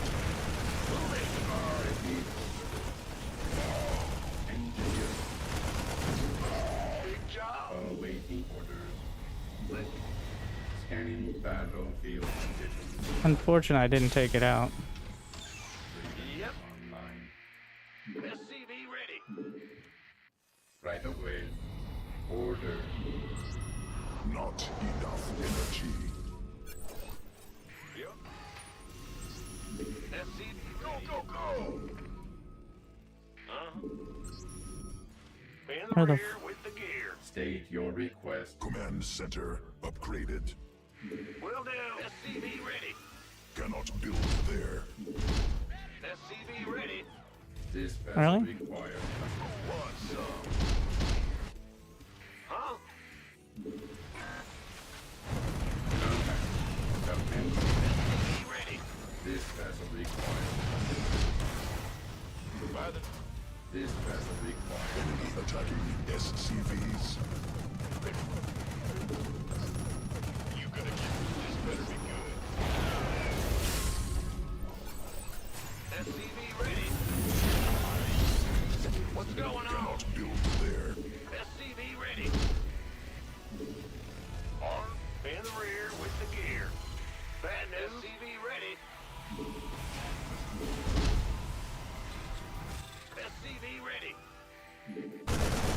Nice of him.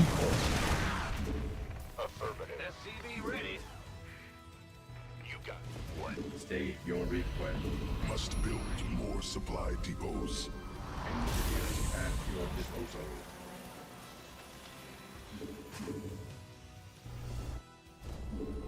Go ahead. What a mess. Supply depots insufficient. Ready to plunder. We could use some help here. SCV ready. By the numbers, boys. We could use some help here.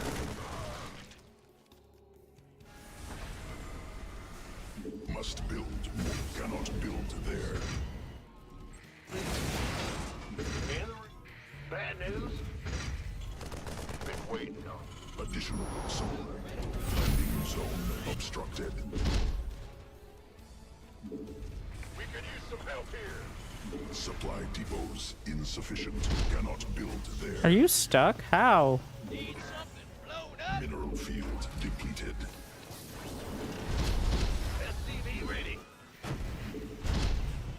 Uh-huh. Ah! Who wants? I'm listening. Done. SCV ready. Additional supply. SCV ready. We could use some help here. Supply depots insufficient. SCV ready. Mineral field exhausted. Awaiting order. Must build. Ready to roll out. Additional supply depots Oh my. required. Sure thing. Bad news? Ready for I'm waiting on you. We're screwed. Supply depots insufficient. Overlords superior. SCV ready.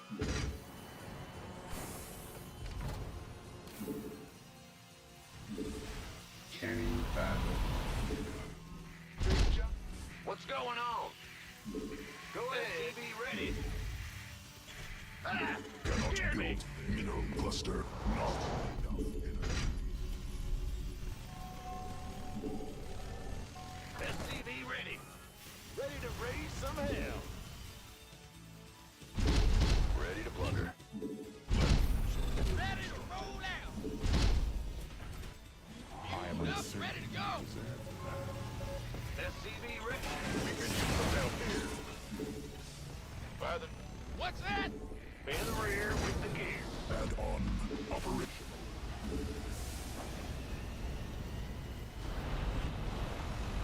Mineral field exhausted.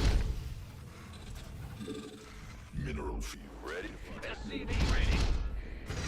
Why not? Add-on constructed.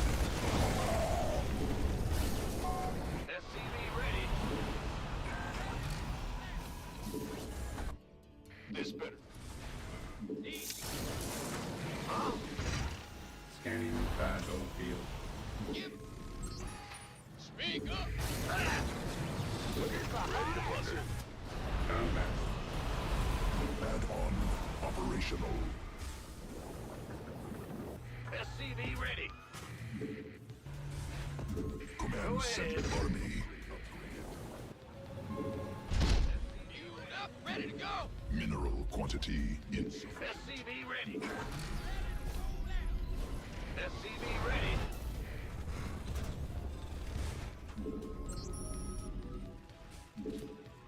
Cannot Brand new. build there. Ready to plunder. Engineer. This better. More SCV ready. You gonna give me orders? insufficient energy. Got no patience. Shield up, ready to go. Not enough minerals. I think he's just now realizing it's Mac. Battle ready. Mineral quantity in upgrade completed. Not enough energy. Command center upgraded. Cannot build there. Mineral cluster expanded. Must build more supply depots. Additional supply depots. SCVs under attack.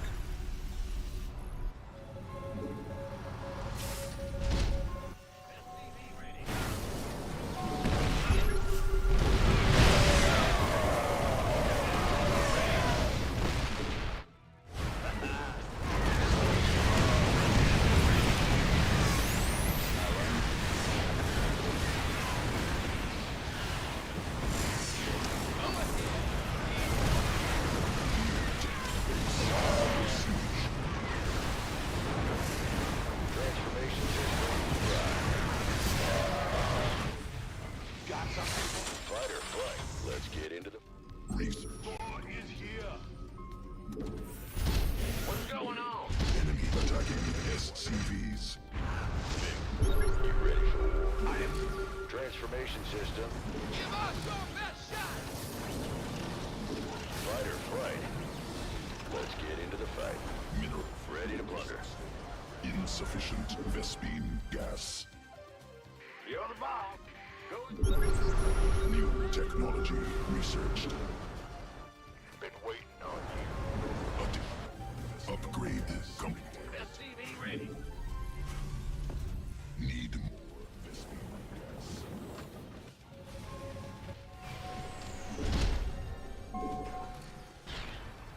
Ready for battle.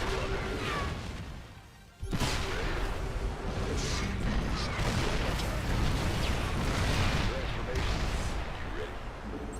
By the numbers. In the ring. No, not possible. Supplied.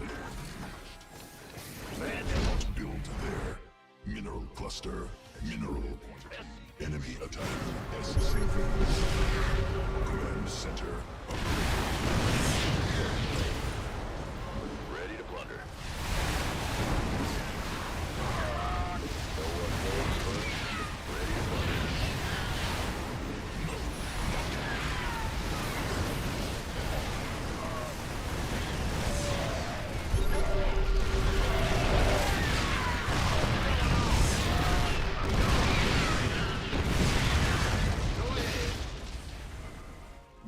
I'm in deep! More minerals required. Affirmative! Army up. SCV ready. No, not possible. SCV ready. In the rear with... Ready to roll out! Let's go! No. Upgrade completed. Ready to Got no plunder. patience for What's our target?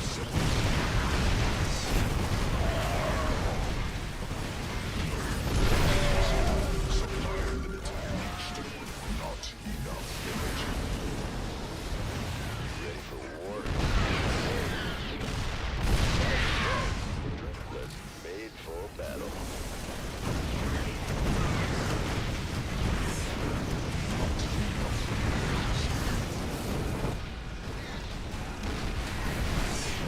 Field depleted. Up, ready to go! Ready to plunder. Insufficient energy. I am here. Yes, sir. Course set. Ready to roll out! Mineral cluster add-on constructed. Command center. War is here. Go ahead. We're returning fire!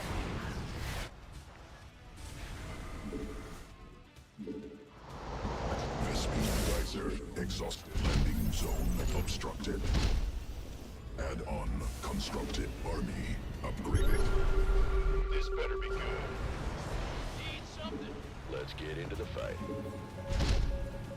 Cannot build there. Affirmative! Depleted. Mineral field exhausted. Yep. Cannot build there. SCV ready. Transformation system prime.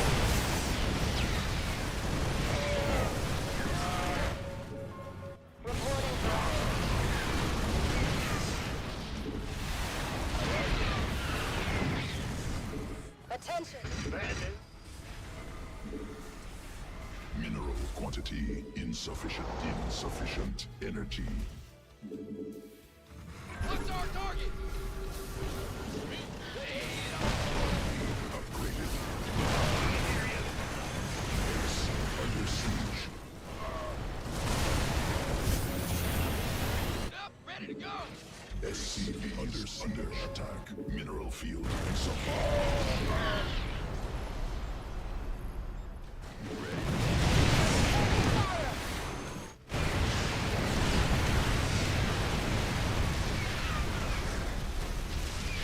Vespine geyser exhausted.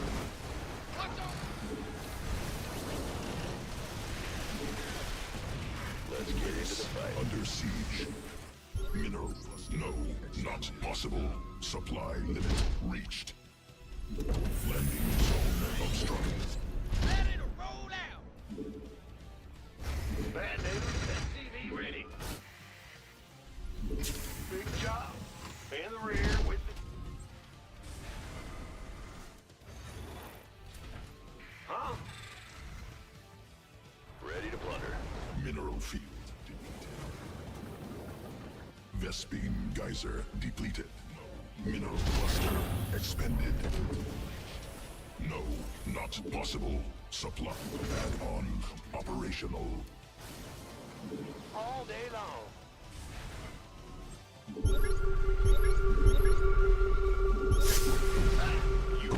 Base under siege. Base under siege. Research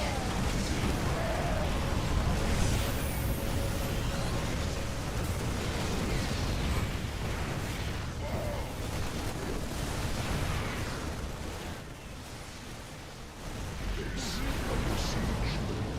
What's going on?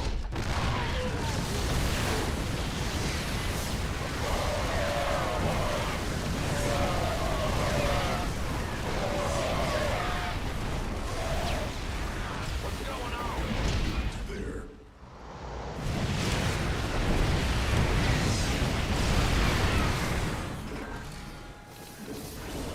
More Ready to plunder. mineral field depleted.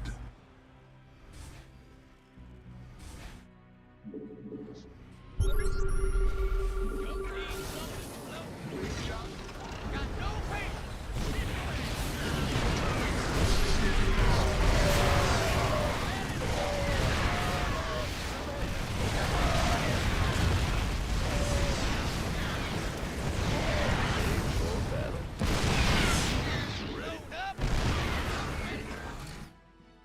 Landing zone obstructed. Go ahead. More It's your dime. Ready to plunder. Gotcha. Move it. I'm in huge trouble. exhausted.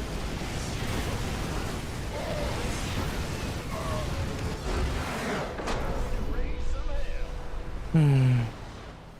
Who called in?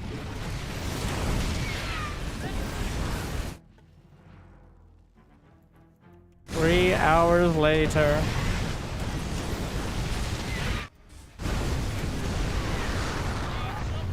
Yes, Commander.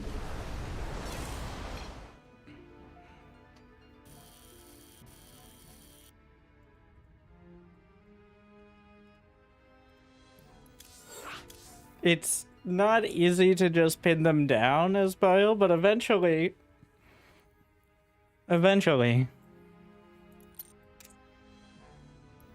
Yeah, he never went above like 60 SCVs. Which is, his army was 20-30 supply larger. And I had half my army sieged up at other bases.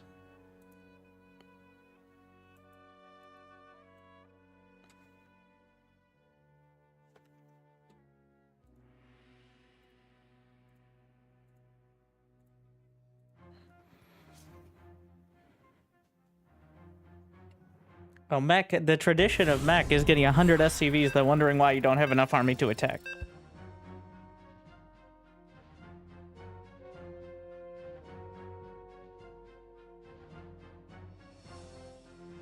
That is the way mech is played.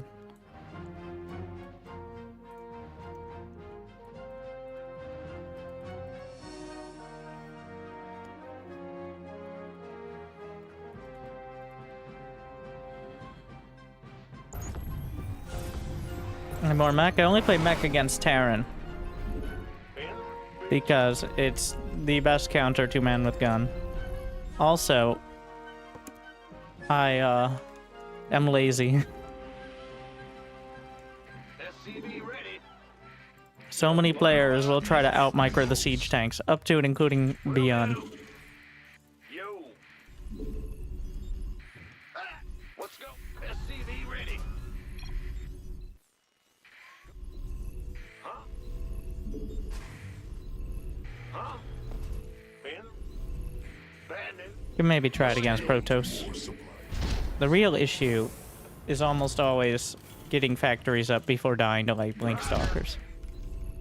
That's why it's such a struggle to go mech against Protoss. Because that first phase of the back and forth happens before you can really get anything going. Unlike against Zerg, where they can't really attack.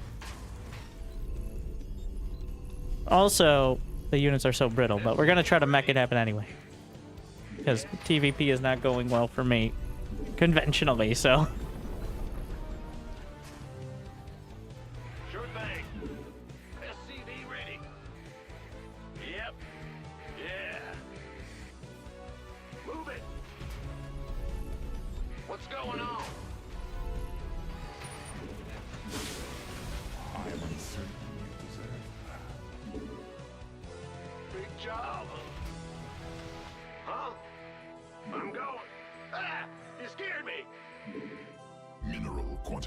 Insufficient.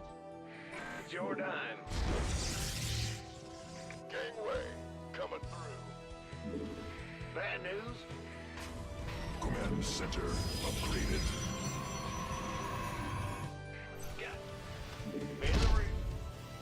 Not enough minerals. Go ahead. More minerals required. What's going on? SCV ready. Huh? In the rear with the gear. Bad news. Supply depots insufficient. Overlords superior. Yo. Put it up here. You got plans? Like proxy starport Hellion. Add-on ready. Yeah.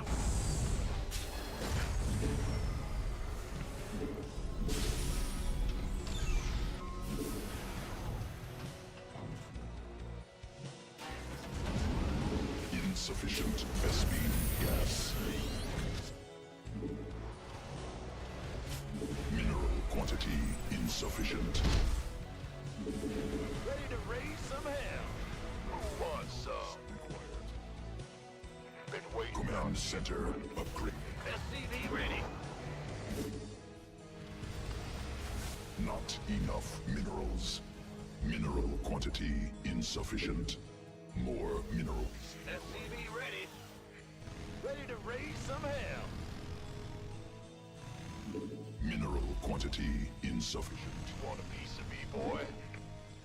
Must build more supply depot. More minerals required. It's your... In the rear with the gear. Talk to me, boss. Wait. I'm waiting. Need more. Additional supply depots required. Somebody, get me out of this mess. Lights here.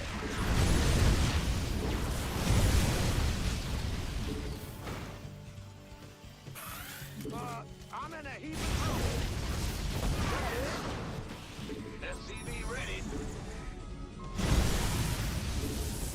Pedal to the metal.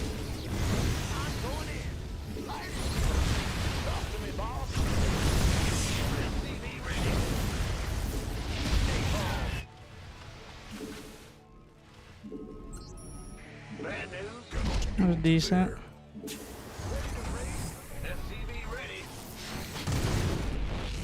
What's going on? Reporting for action. Ah, this hear me. SCV ready. Mineral quantity insufficient.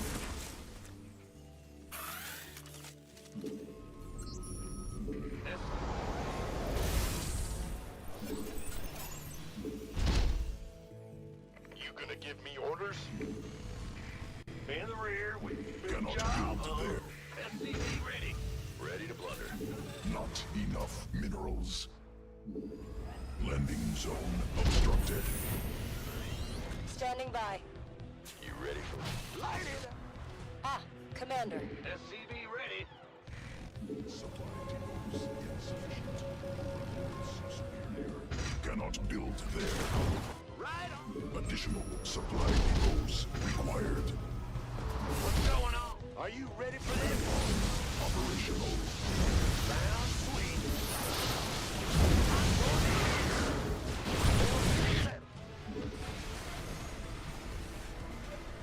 SCV ready. Agreed.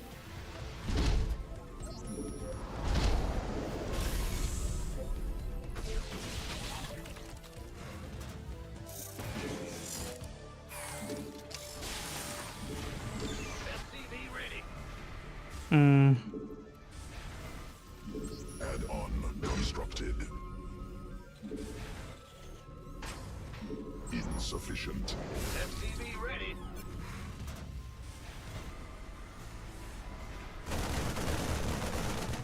By the number. Ready to raise some hell. Command center. SCV ready. Cannot build there. Not enough energy. Landing zone obstructed. SCV ready. Cannot build there. What? How are one of you stuck?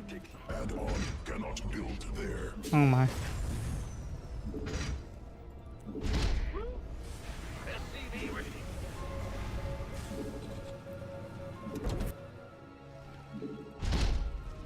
Are you ready for this?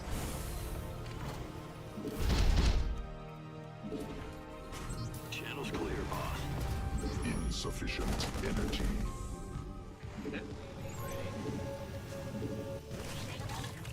Mineral cluster. Fueled up, ready to go. SCV ready.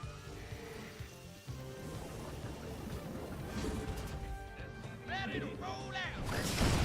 Field exhausted. SCV ready. Must build more supply depots. Console. Supply depots insufficient. Overlords superior. Additional supply depots required. What's up? Ready to raise some hell. Yes, sir. Supply depots insufficient.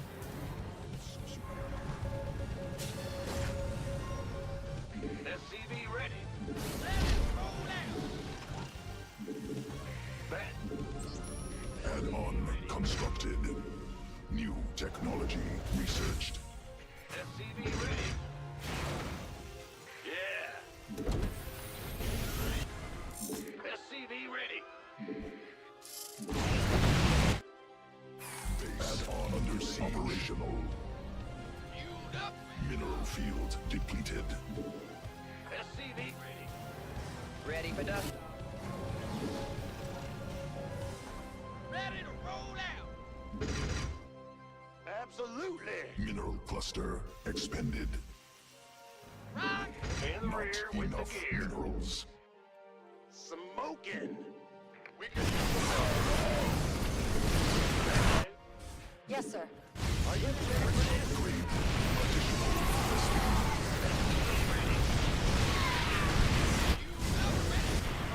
I'm in a heap of trouble. completed. Incoming order. Insufficient Vespine gas.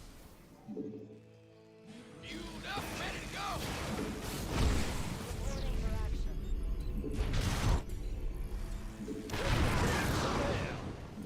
SCV ready.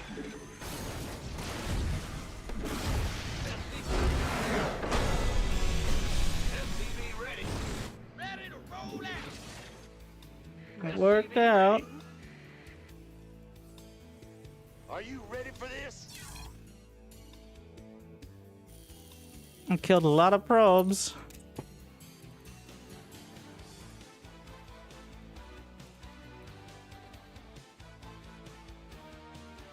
The Liberator. Lieutenant Colonel Dylan the Savage.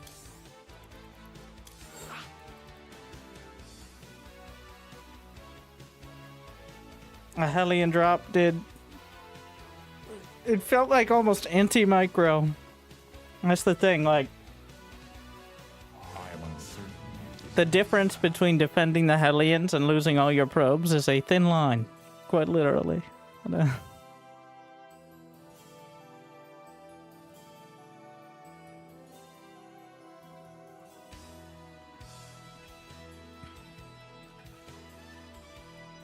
I do think the Hellion drop is actually really good. And is one of those that can just win you games.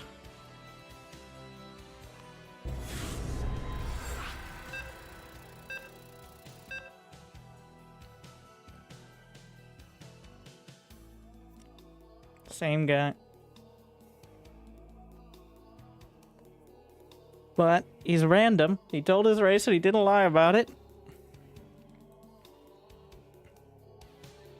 Let's see if he tells me quick enough. Let's go, bandit.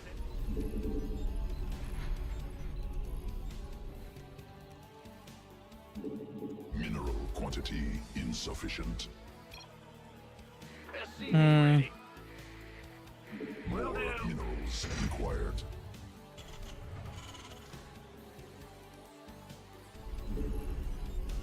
Go ahead, SCV ready. Big job, huh? Terran is such a struggle against random. Big job. Do I go 1-Rax expand or... You know, against Terran...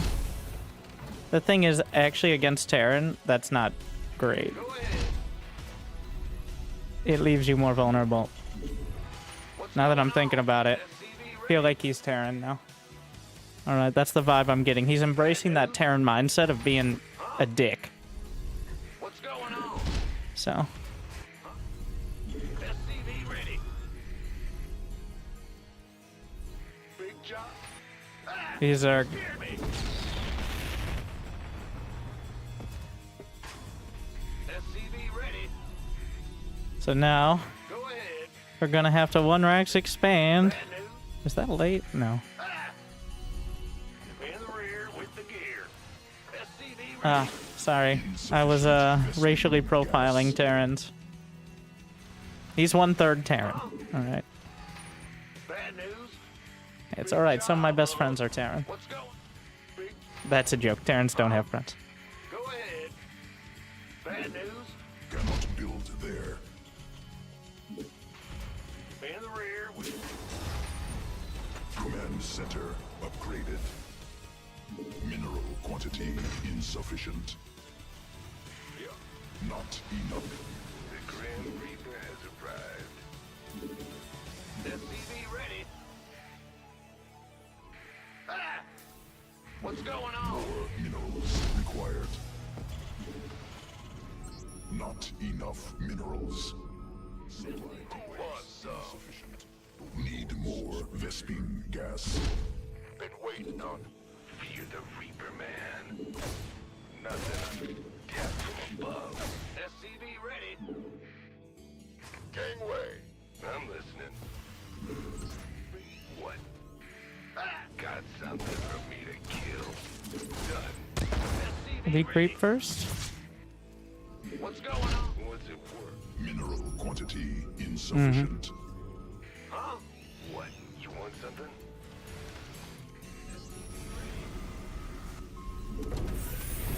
Add-on constructed. Go ahead. More minerals required.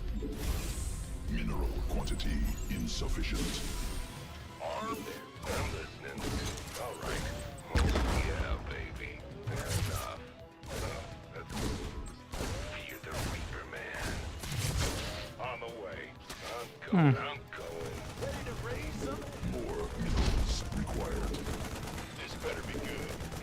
SCV ready. Go, go, go!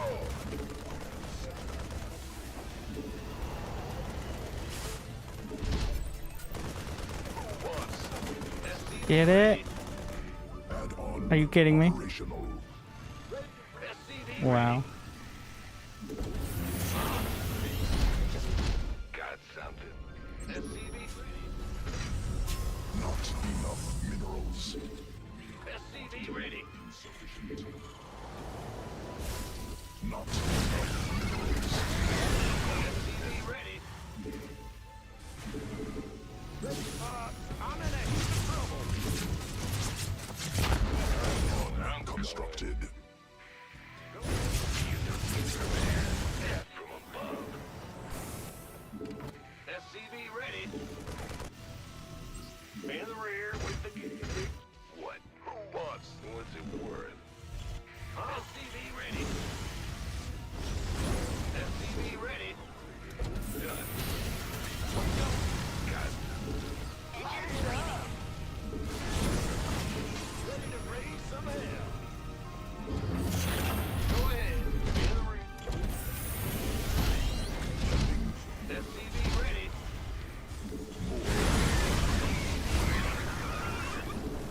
Bad news. Go ahead. Yeah? SCV ready. Big job. SCV ready. Nothing SCV ready. Mineral field depleted. SCV ready. Certainly. Mayday! Mayday! SCV ready. For trouble. Fell to the metal. Cannot build add-on operational. All day long. What's it worth? I'm in a heap of trouble. Cannot build there.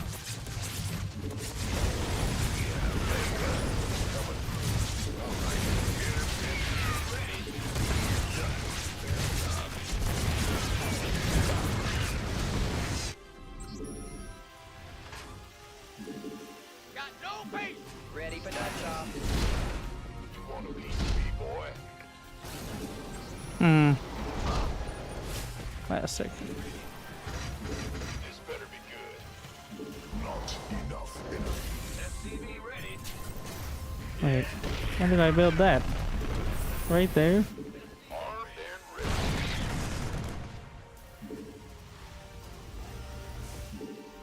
Ready to roll out. Big job, huh? Who wants some? SCV ready. Me. Go, go, go. SCV ready. Landing zone obstructed. New technology research. You want a piece of me, boy?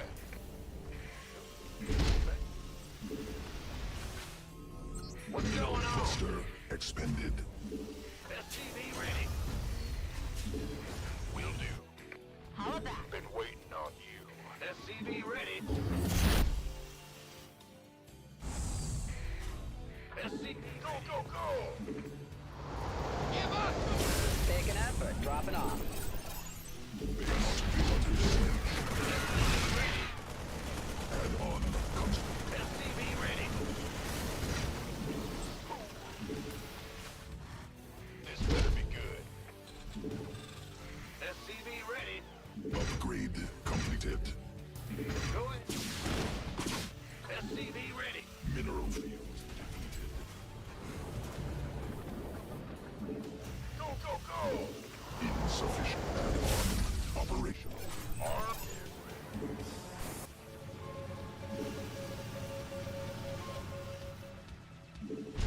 Yep. SCV ready. fueled up, ready to go. Research completed. Give us your Ready. You scared me. More minerals required. Been waiting on you.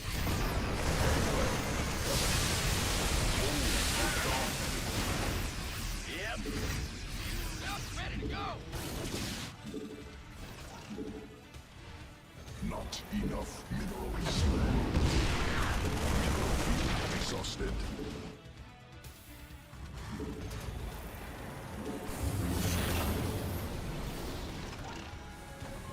I am uncertain. Boy.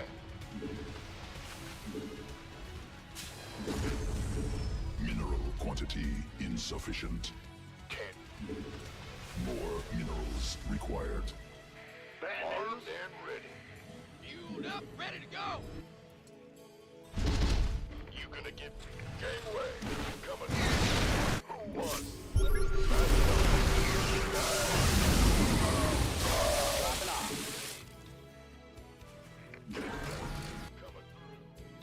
Who wants some? Add-on constructed. Ready for dust off. New technology. Boom, baby. Oh yeah. Go ahead. Talk to me. Armed and ready. Ah! Bad Not built news. there. What's our target? Gangway. Coming through. I'll speak up. Oh, it's off. Mineral quantity insufficient. Fueled up, ready to go. Upgrade. SCV ready. Give us your best shot. SCV ready. It's go time. Big job, huh? We can use some help.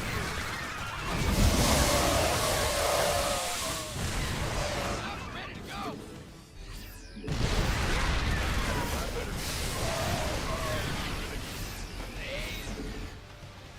Landing zone obstructed.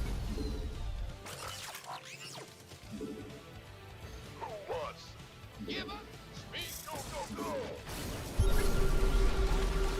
Ready for dust off. Big job, huh? Upgraded.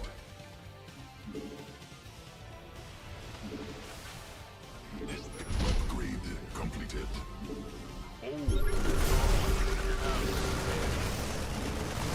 gonna give me your I am uncertain. Not enough minerals. who wants some? This better be good. I'm in deep.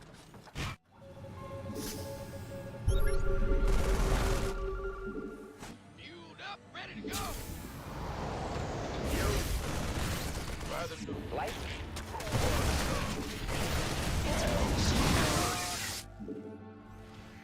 Let's have a blast.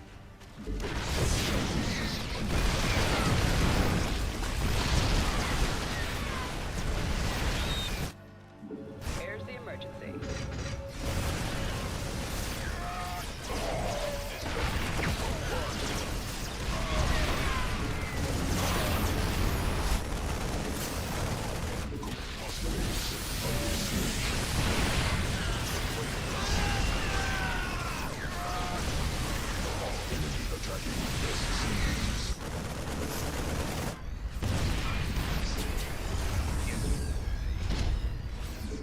Landing zone obstructed.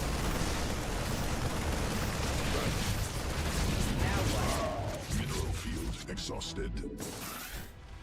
Been waiting on you. Somebody, get me out of this mess. Post reporting. Enemy attacking SCVs. Bad news.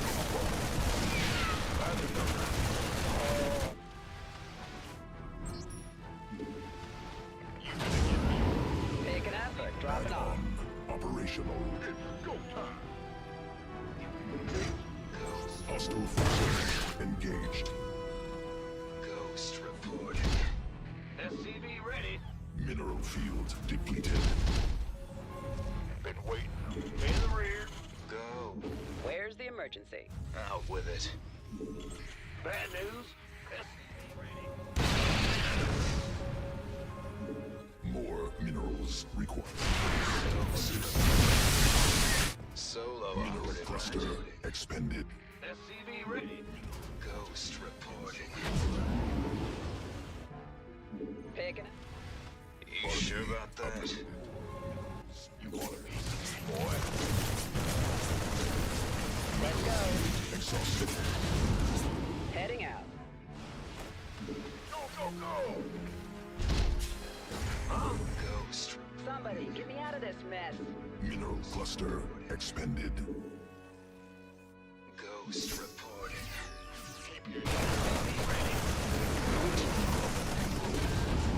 In the pipe. You sure Mineral about that? field depleted.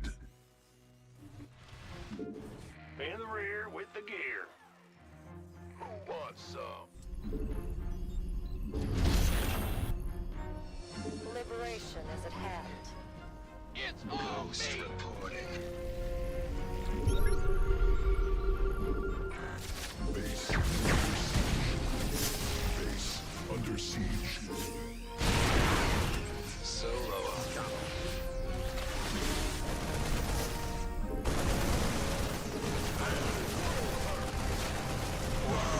For pickup? Vespine geyser depleted. Army upgraded. Somebody, get me out of this mess.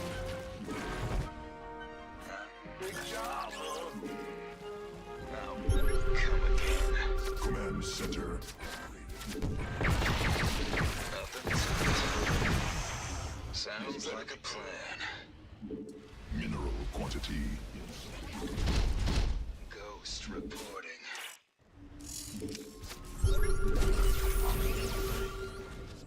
So, go. You sure about that? You're on. Give me the sit rep. Let's get to it.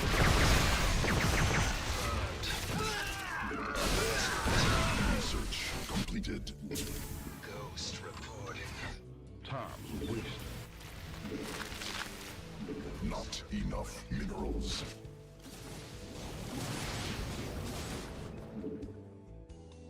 Come again. Armed and ready. New technology researched. Give us your best shot. Mineral field exhausted. Got him. Huh? Go. Your dedication will be rewarded. Ghost reporting.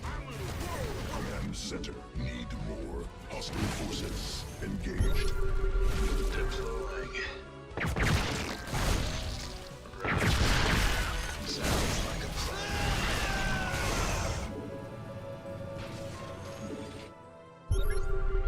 Will do. Let's get to Insufficient Vespine gas. You sure about that? Waiting on you. Upgrade completed. Ghost reporting. Got freedom?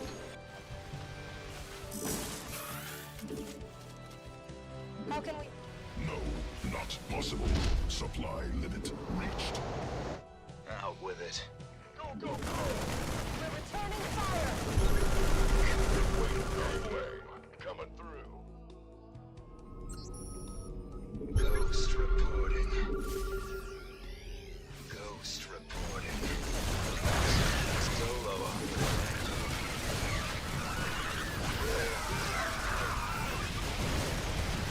So die.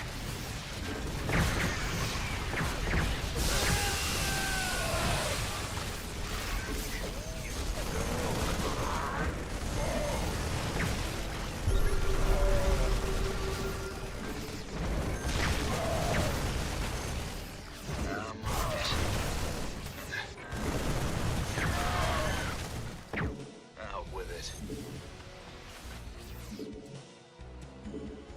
Mineral field depleted.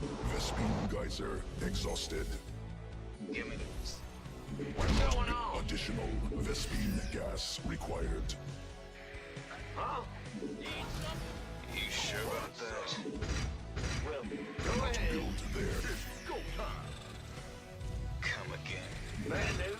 Give me the sit rep. Base under siege. Go. Ready to plunder. Ready to roll out.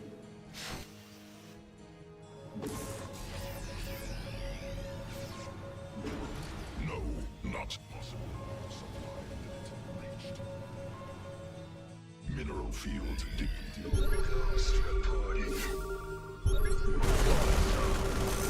Been waiting on it. Mineral cluster expended. Ready to fire. You're on. Roger.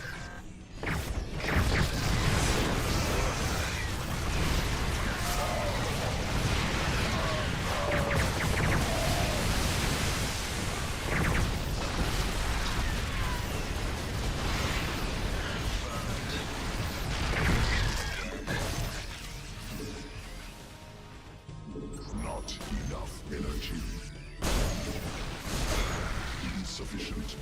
Vespene visor exhausted. Somebody, get me out of this mess. Gateway. Coming through. Out with it. Ghost reporting. SCV ready. Ghost reporting. Insufficient energy. This better be good. Go. Not enough energy. SCV ready. Mineral field exhausted. Talk to me. Who wants some? I mean, what you do is you burrow infestors and hope they don't scan with their mineral-only orbital commands. Duh. Everyone knows that.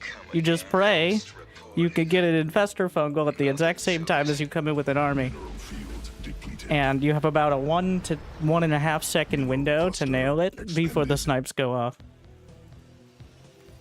Give me the sit rep. 1.43 seconds. Depleted. Because if the snipes go off, the damage is already done. Also, don't get EMP.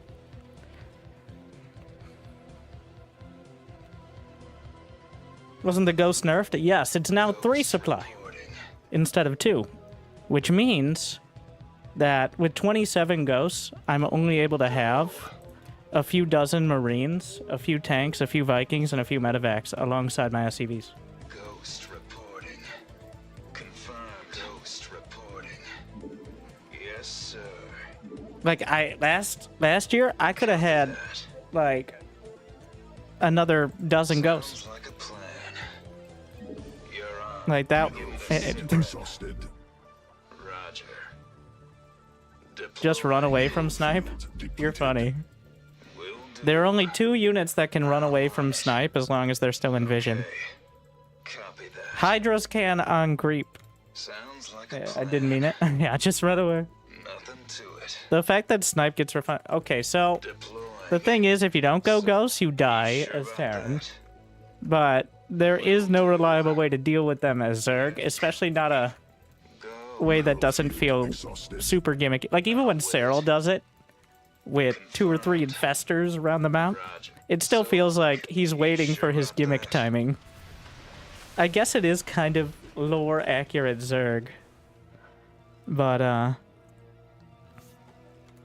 Give me the sit rep. praying you get an infestor You're on. to pop out at the right time is, Come again. not ideal.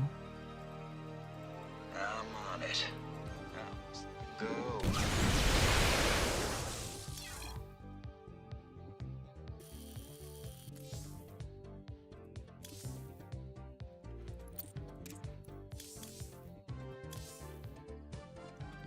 I think he ran out of money when he went for 40 Broodlords and then a bunch of Ultras. Alright, I'm deciding what we're doing. I'm gonna get some more water, maybe play some more games. TBD. Yeah, TBD. But maybe some team games. I don't know. One more.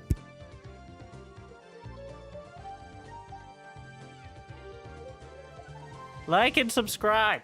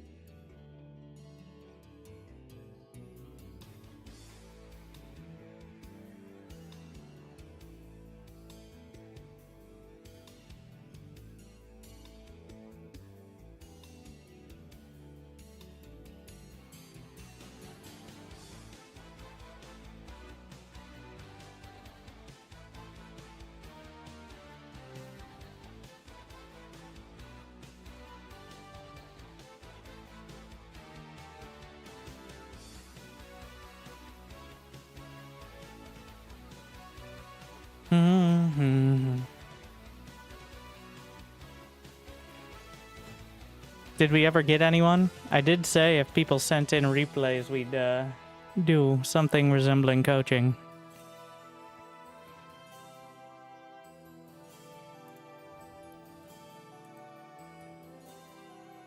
We'll give it a minute. Bronze League Heroes segment when? I'll tell you right now. Now, it's quite a conundrum. One, YouTube does not promote them. That's most of why I stopped. That and at least 50% of matches being a Terran turtling to battle cruisers and then jumping in and taking 15 minutes to kill their opponent and calling it crazy. But those are two different things. I don't... That's like a solid 50%. Some version of that. Like, I am uncertain you deserve that.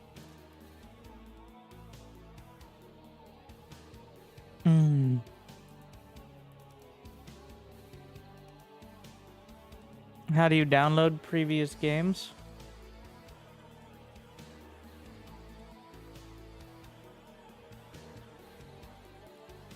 Replays?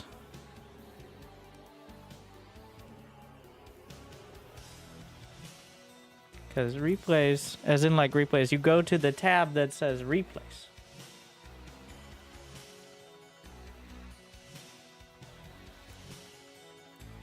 You're like, oh, winter. That doesn't answer. Okay, right click, show in folder, and then that's your folder.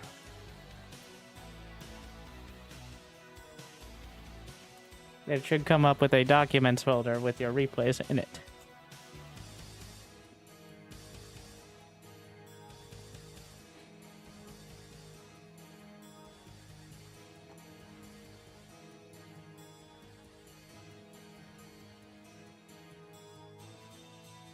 I've emailed replays, none of them have that. Like I said, 50% of them don't. But honestly, most of the reason is... Can we get a direct example? Now, it's greedy, obviously, but...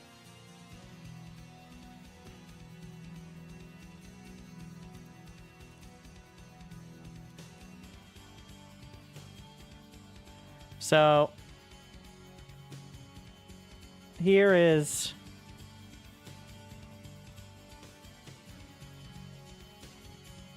Just look at the view counts. So this is the last Bronze League here. Wait. Okay, that's a Bronze League Heroes. I don't think that's the last one. Now look at the views on all the videos on the screen. And now look at the Bronze League Heroes.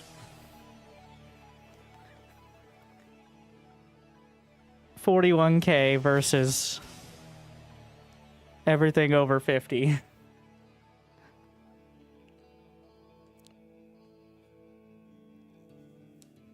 I don't know, like... It's hard to sell.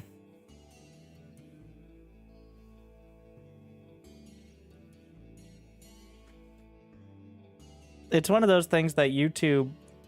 It doesn't have the name recognition as much as it did. Nobody searches for anything anymore.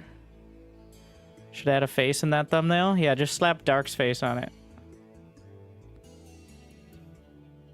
Honestly, masterpiece. #1 video on the page, right? Okay.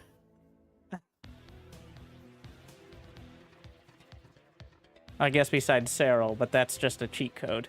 Much like Cyril in the game, when it comes to getting views on YouTube, he's also an order of magnitude above anyone else. All right? Like, it shouldn't even be considered in the same category as any other player. A single Bronze League view is worth 5 regular views? I wish, but I also look at how many are new viewers and how many are regular viewers, and it's all regular viewers, which is good. It's fan service, but if they're gonna watch the pro games anyways, between the fact that Bronze League Heroes is usually less time and it's harder to curate and it gets less views, it's... Sometimes it's fun, but honestly, I spend so much time looking through the replays being like, Okay. I think there's a way to do it. I just don't think it's worth the effort as much nowadays. My email I have to send it on Discord. The Got Replays channel on Discord. That's what we're doing the coaching from. The CSI vids. CSI.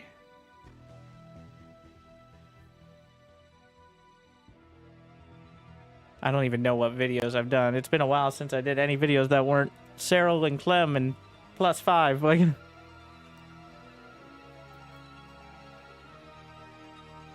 special hacking investigation team. There is that, but there aren't that many hackers. Like, and the ones who are pretty blatant. Also, it's kind of questionable because you don't want to shine a light on it. Like, from the start, I'm like, okay, it's fun to look at, but also, this game is moderated by, like, the ghost of AI assistants past. So, you don't really want to promote the idea. My favorite ones were the ones where somebody hosted their own custom game where they gave themselves a ton of resources and then people sent it in like, this guy was hacking. It's like, no, you just... Yeah, it's like fishing in SC2.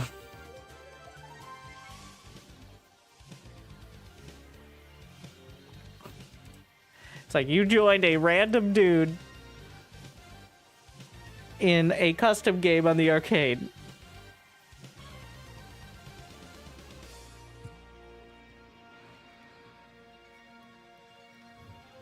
Great to see you play some games.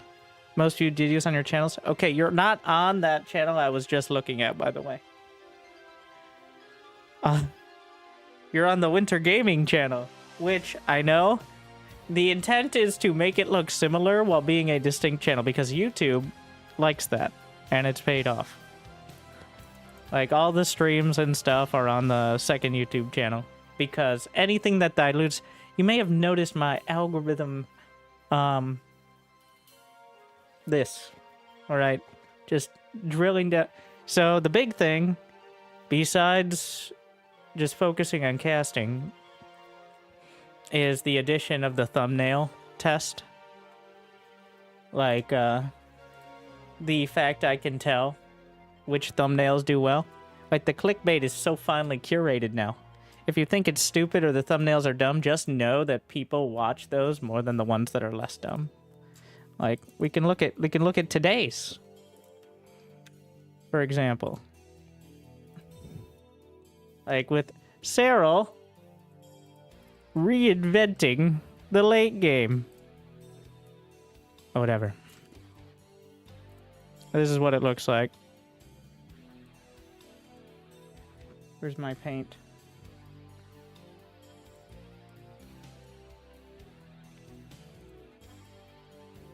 So this is, you're getting metagamed here. In this case, quite literally. I freaking hate your titles and watch every video. Yeah. Because for the 10%, so I'd say a significant percentage of people don't love the titles, but they notice them. And that's what matters on the internet. All right?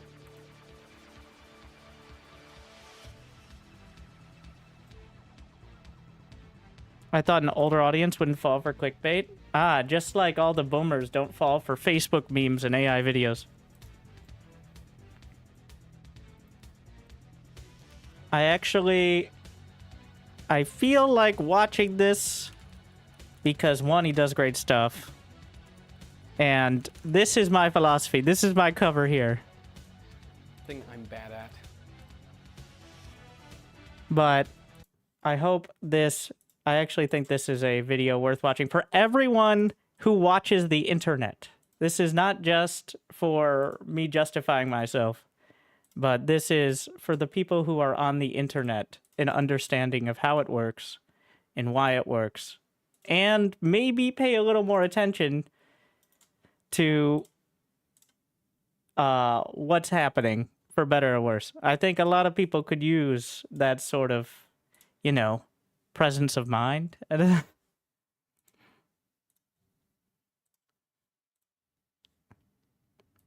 Thing I'm bad at. This is a Veritasium. I am terrible at making clickbait.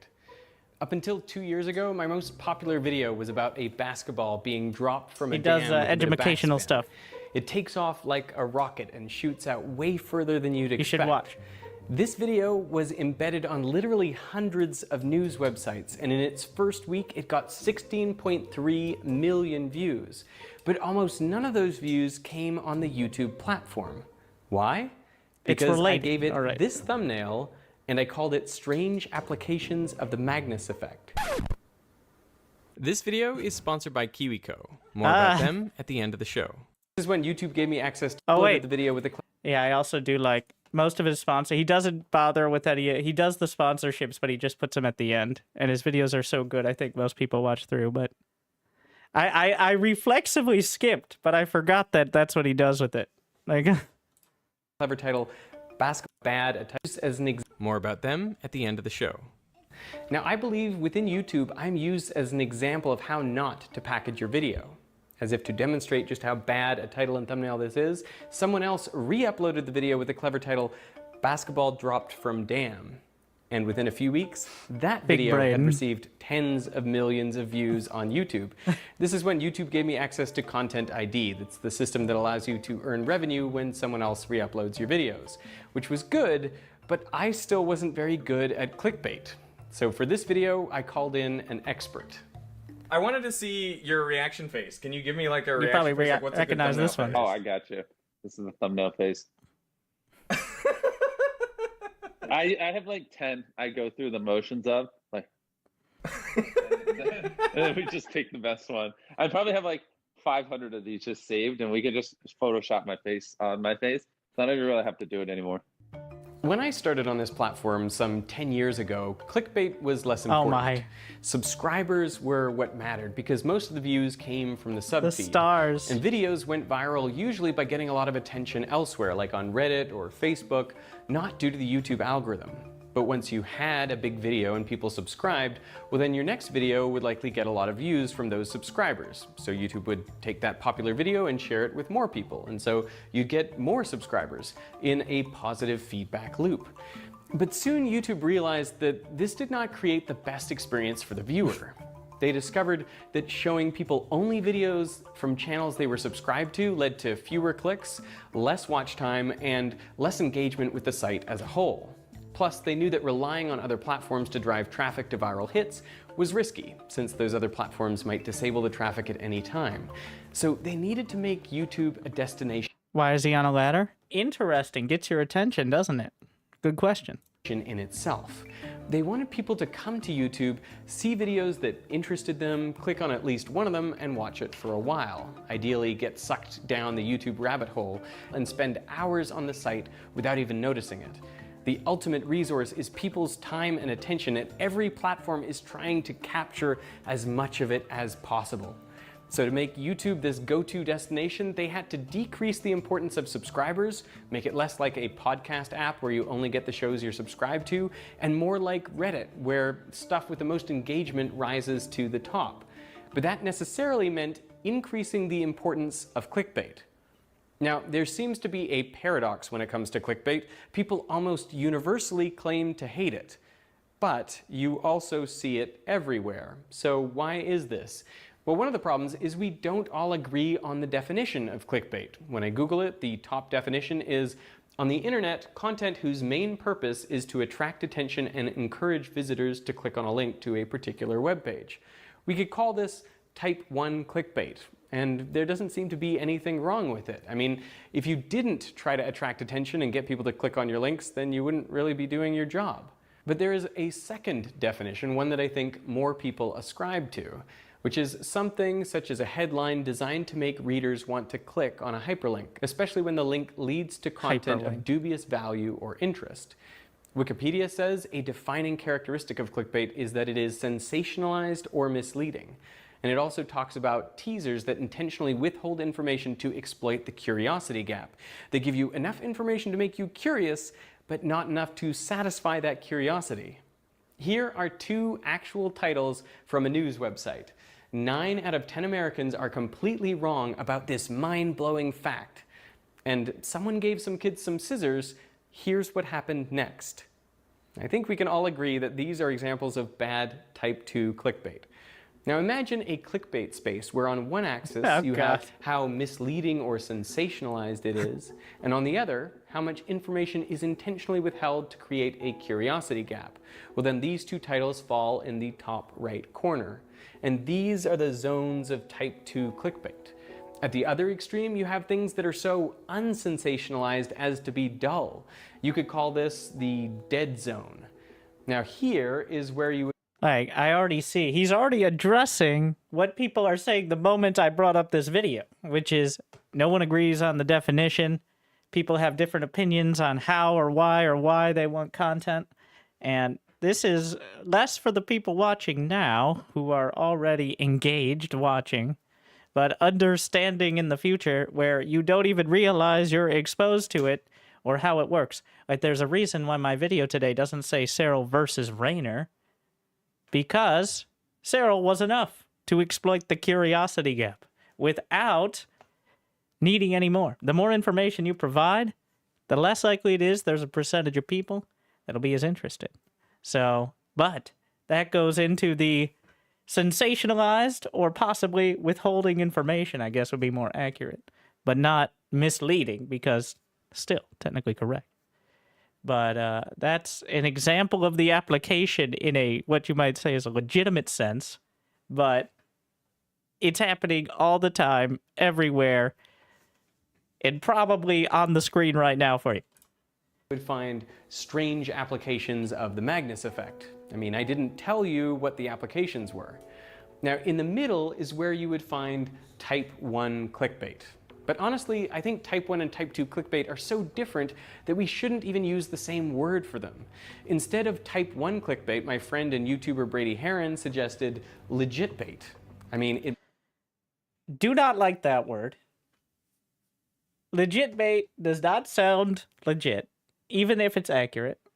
Content should always rely on the quality thereof, rather than the salesmanship. Yes, we live in a meritocracy where people are judged based on their qualifications and their ability to do the job that they are prescribed and want to do, as opposed to marketing. Thankfully, here on YouTube, where I'm technically a contractor of both Google and Amazon. Anyways, legit bait. The idea stands. Let's just move past the word. Might sound enticing, but it is legit. Instead of Type 2 clickbait, we could use click trap, click trick, link trap, or... Okay, the idea that we're distinguishing them is important. I hate every word on the screen. Think of some great ideas for other words that sound even, well, it should sound inappropriate, but... Is he about to say dupe shoot? Wow, that one's going to be even worse. I'm excited. Dupe shoot. Yeah. What's important to recognize is that for any given video, there is no one true title and thumbnail. Each video could have hundreds or thousands of different legit bait titles. For example, how does a zero-G plane work? I went on a plane that does parabolic trajectories. What happens to fire on a zero-G plane? Now, the most enticing titles and thumbnails are found close to Type 2 clickbait. I'm reminded of the infographic by Smarter Every Day showing that on social media, the greatest engagement occurs close to the boundary of what's allowable.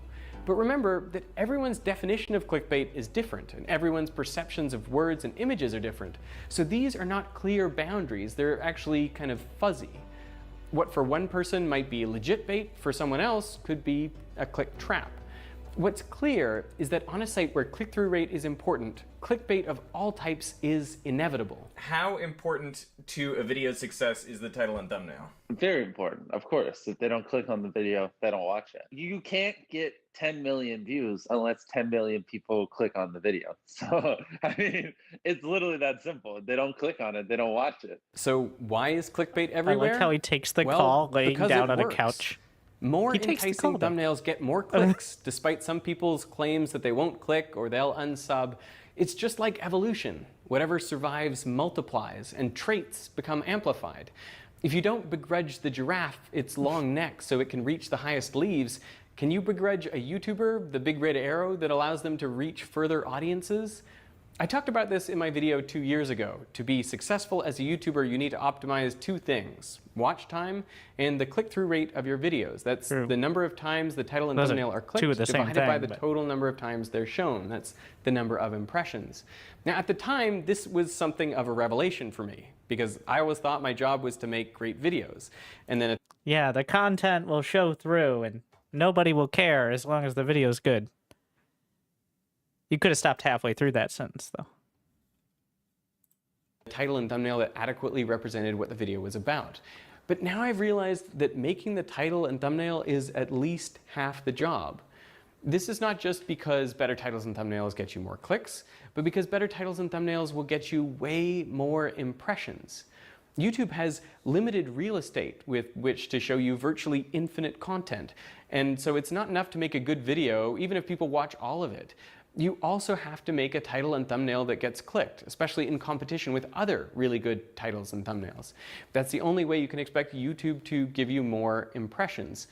Now, the big development since my last video on this is YouTube introduced real-time metrics like views, impressions, and click-through rate. And it's only gotten more real-time. real This would time. create an arms race. So what you can bet will happen is that creators will launch a video, and then they'll be sitting there with all these different variants of thumbnails, and they'll be swapping them out and looking at what that does to click-through rate, and then going with the one that leads to the greatest click-through rate.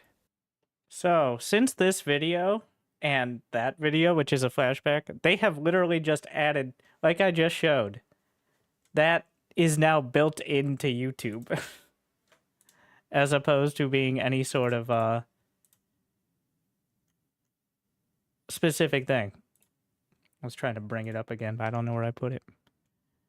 But yeah, that system is now, instead of being something that YouTubers did and tried to figure it out, it's literally just built in. Like, the system is made for this format. And this is basically what has happened. Let me give you my favorite example.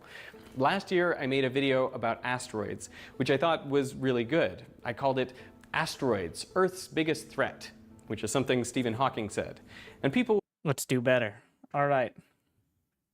Will this kill Earth? Earth is under attack. We're very positive and don't put about asteroids the in the video. thumbnail. Just maybe explosion. One of my best. But the performance was well below average. In its first day, Asteroids was ranked 9th out of my previous 10 videos. It was probably on target for about 1.5 million views. So I tried different titles and thumbnails like Asteroid Impact, what are our chances? Or Asteroid Impact, what could we do? But none of these changes got much traction. And then on day 3 after launch, I changed the title and thumbnail to These Are the Asteroids to Worry About. And immediately, the video started doing better. It quickly shot up from almost my worst performing video to my best. It now has 14 million views. Nothing about the video changed, just that one image and 38K. But the content will show through. You'll reach the most people with good quality content. The title and thumbnail don't matter. He comes with receipts. That's I don't like doing receipts. That's a lot of work, but he puts a lot of work into it. But because of that, the video has reached nearly 10 times as many people as it otherwise would have. And the title and thumbnail accurately describe what the video is about. I mean, sure, there's a curiosity gap, but you couldn't explain the whole concept in the length of the title. So if you see a YouTuber changing titles and thumbnails, this is why. Because that effort can be rewarded many times over. I've seen people objecting to this practice because they think the creator is trying to dupe their audience, get them to click on the same video more than once, but that's not it. The whole point is to get Yeah, YouTube to that's show the not the title intent. and thumbnail to more people. We're trying to increase the number of impressions, which is heavily dependent on the click-through rate.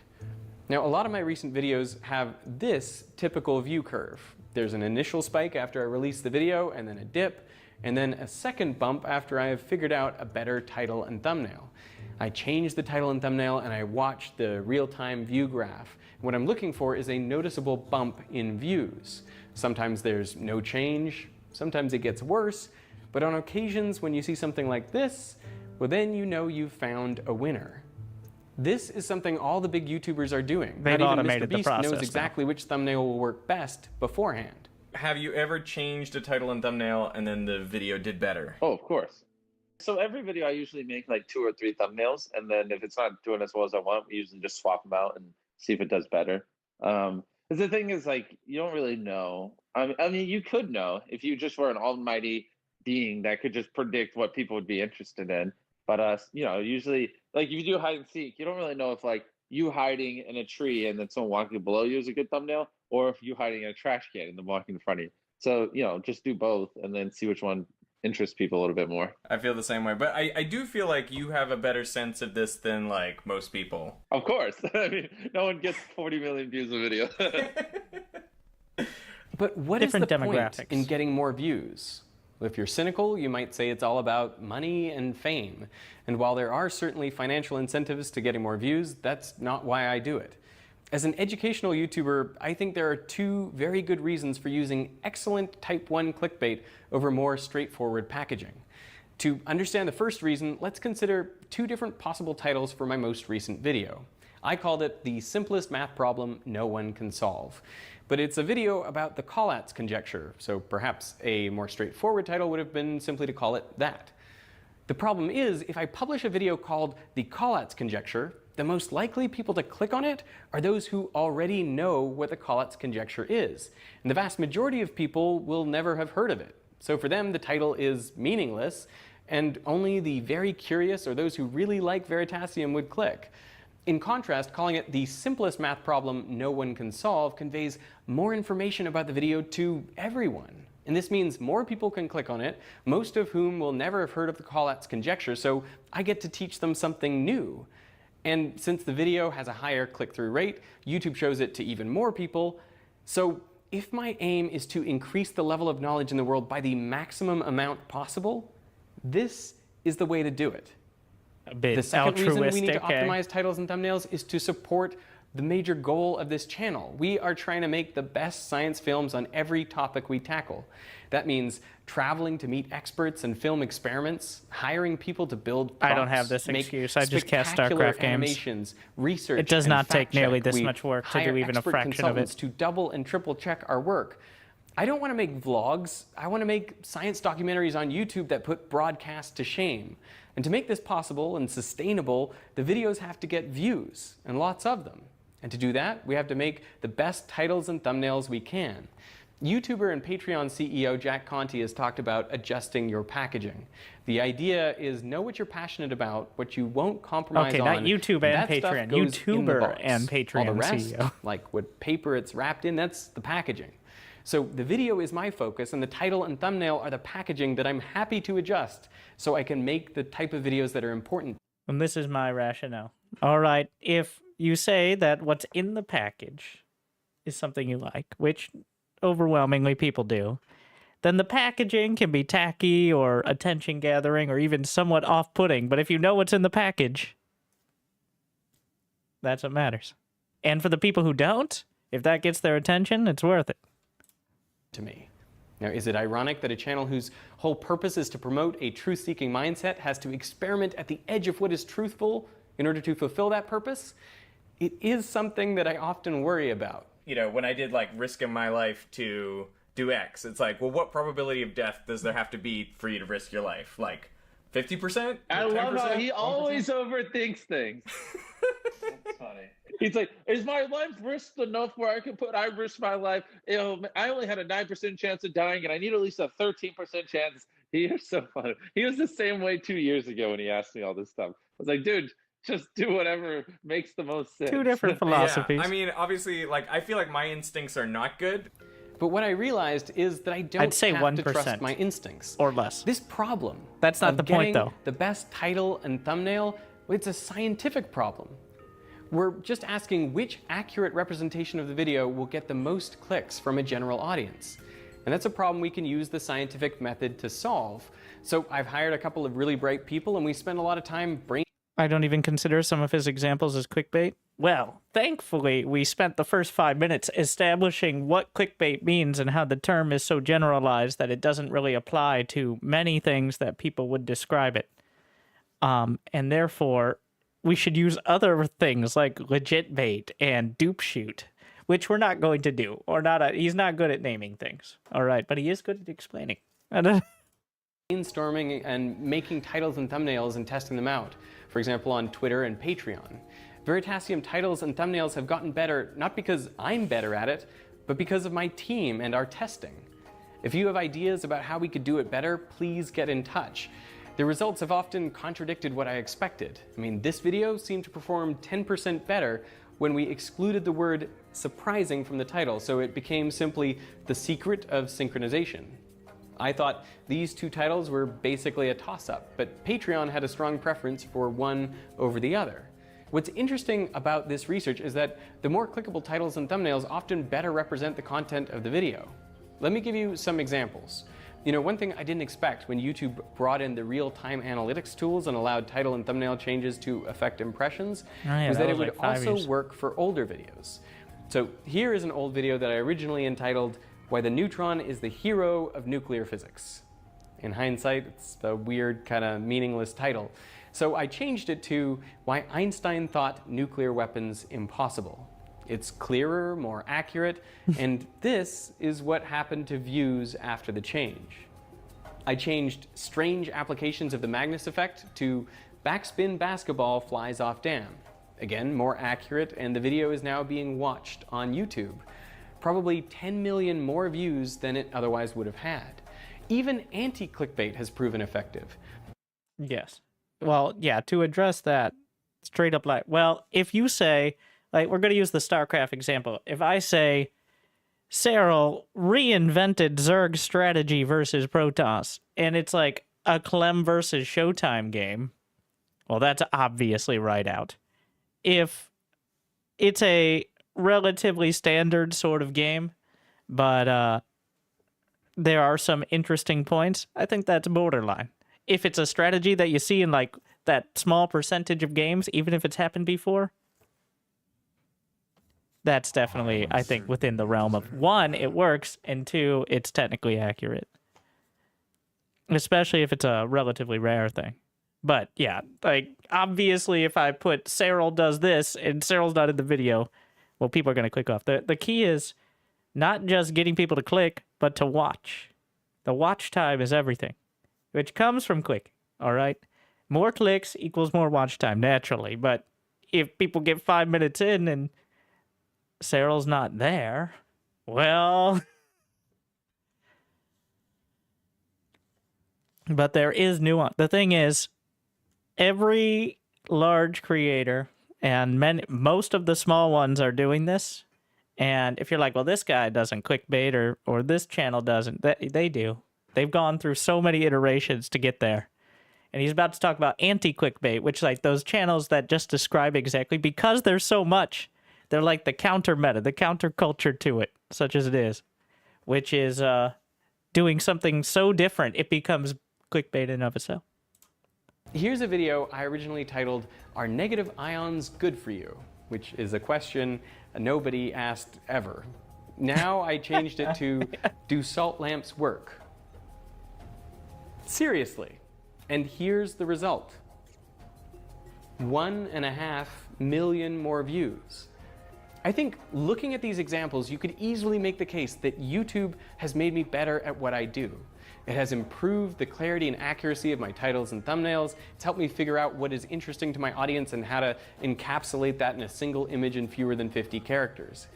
For those of you who worry that a focus on titles and thumbnails will prevent me from picking challenging science topics, well, I simply ask you to look at the videos from the last year or two, like the ones on Gödel's incompleteness theorem, general relativity, Penrose tilings, the logistic map, my brain is Newton's melting. method of calculating pi, the one-way speed of light.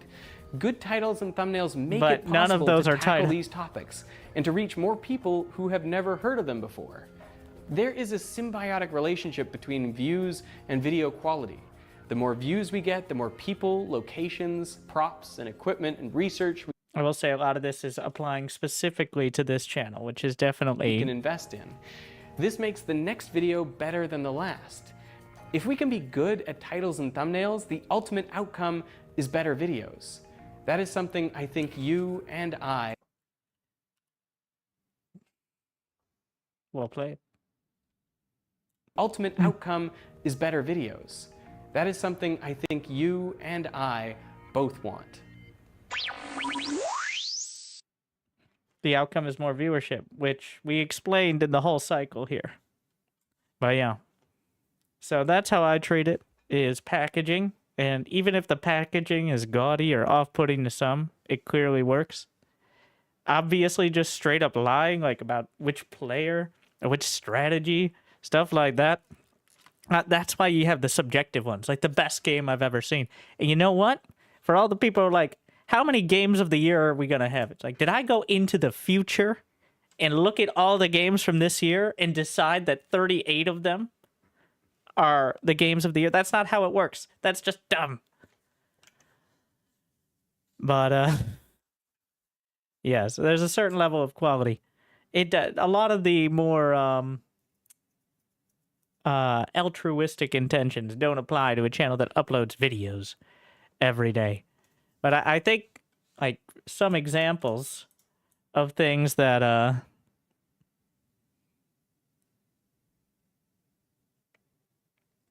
every once in a while, you just gotta mix it up. Like, the Cyril situation is crazy. So I posted that during the World Cup, which means that everybody already knew what Cyril was doing. Putting any Cyril strategy was going to pale in comparison to the people watching the World Cup. And so, is it crazy? Yes. What does that mean to you? Why don't you find out? But Cyril's there, and he's crazy. Also was a game I had not covered, and I wanted to do it before the World Cup, but that's not really the point. Reinvents TVZ with this battlecruiser. With one battlecruiser in the third game? Screw you, Winter. Give me an example of that. Also, still technically accurate. And the thing is, 95... Not 95. But if the overwhelming amount of people will watch multiple games of that video, honestly, most people seem to be looking for an excuse. Okay? Like, they won't click on Gumiho versus Rogue, GSL round of 8, best of 5. But they will click on Battlecruiser Rush, and they'll be happy to watch Gumiho versus Rogue. This is what we've learned over the years.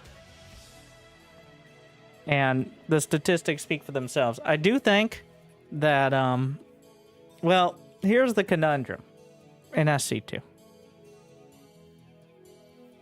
For everyone that complains about the titles being similar, that we haven't had a patch in like 8 months. Okay.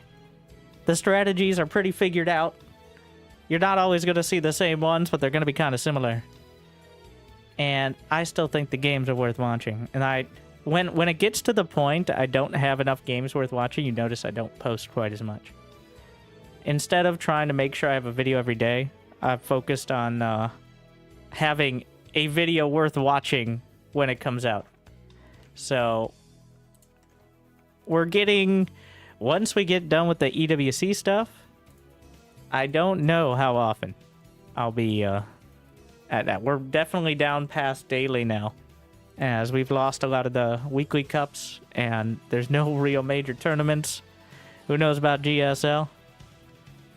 But yeah, that's me just struggling.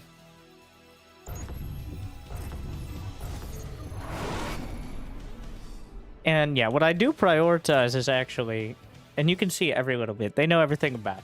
All right, every little bit. Prioritizing videos that people will click on after clicking on other videos, like in the recommended tab on the sidebar. That is what, if I have to choose between thumbnail or title A and B, whichever one, like if they're kind of close, whichever one's better at that, that's the way to go. Because people who are clicking through recommended are on YouTube, and they're fucking, they're not sleeping, they're procrastinating, they have something better to do, but instead they're on recommended clicking on 1 hour long StarCraft videos. So that's the demographic we need. As a content creator.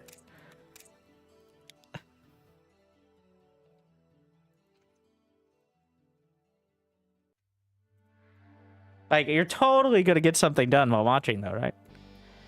So who are we watching here? We have, I started playing SC2 a couple days ago. Does not explain which player it is, so we're gonna try to guess which player is just started SC2 a couple days ago. I was like, we'll send some in for coaching. Not Bronze League heroes. But I guess this is Bronze League heroes of a sort.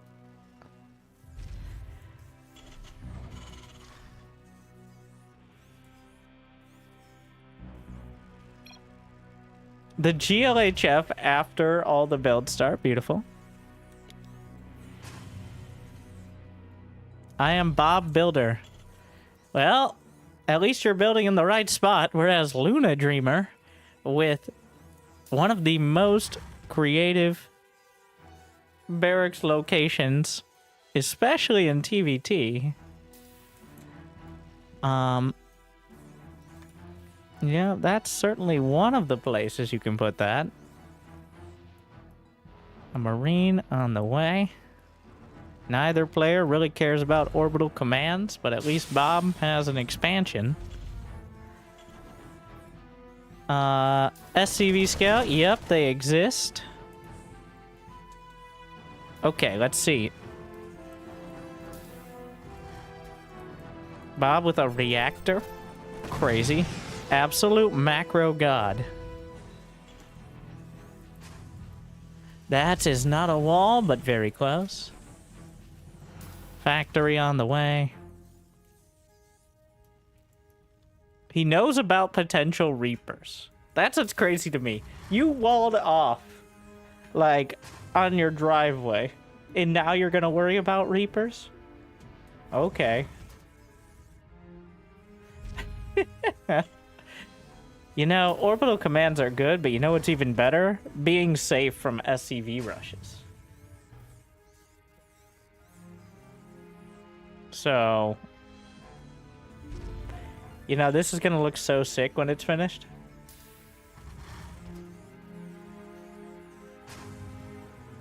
Now, what did I say about Bronze League heroes? I said the reason why, well, pretty much 50% of the games are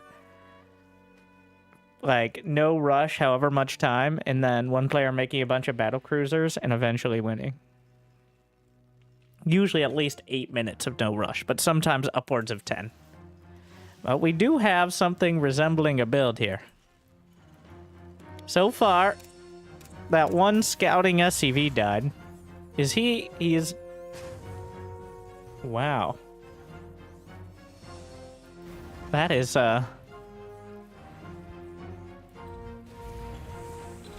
Yeah, that is a very well-protected barracks from Luna. The supply is surprisingly even, Bob, with... Alright, finish it. This depot is so out of place. I'd just delete that, personally. Combat shield. It's time to raise my TPM. More turrets, because you never know when the battlecruiser's gonna jump in. Alright.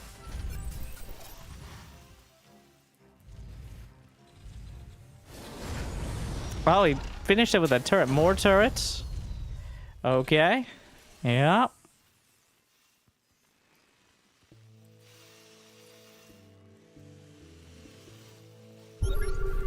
A scan somewhere? Oh, that is a very bold... yep. Everybody knows it's very hard to walk. And going above 16 workers is 100% filthy, disgusting, and illegal. Which is why you'd rather long-distance mine with no command center in production. Because it turns red. Ah, triple armory. Gonna get all of the upgrades. No units yet. Well, what an evenly matched game. As both players with a similar vibe here of being base building. All right. 8 minutes has come and gone.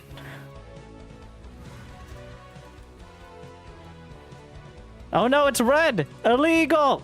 Thank you. He might only have 50 APM, but at least 30 of that is spent on making sure he doesn't do illegal SCV mining as the minerals mine out. Yep, that's a base. Is it time to attack? Nope, just confirming there's nothing there. We're now 9 minutes in. More turrets. 15 turrets here for blue.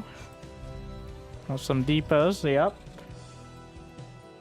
So when we're ranting again today.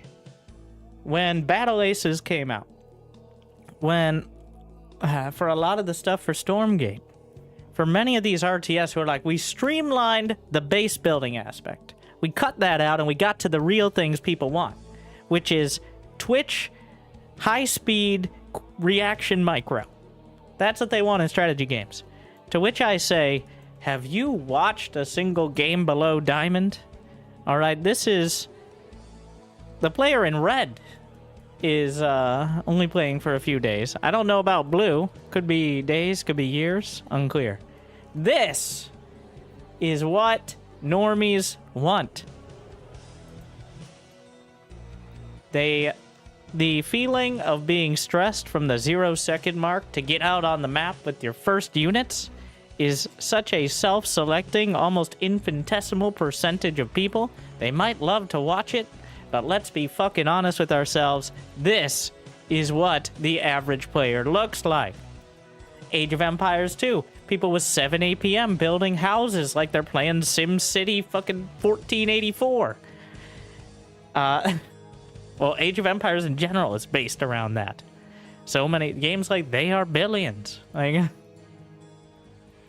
but no, let's make the hardest core, fastest, quickest, and most intense battles. And that'll surely draw the casual audience. Not like fucking tower defense and auto battle modes are the most popular. There's already fast-paced Twitch reaction time, real-time strategy with the base building mostly cut out or streamlined. And it's called MOBAs.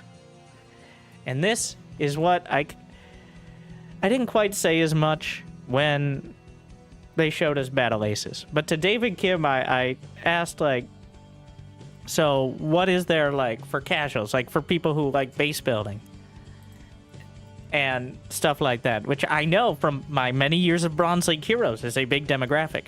And the response was effectively, there's other games for that.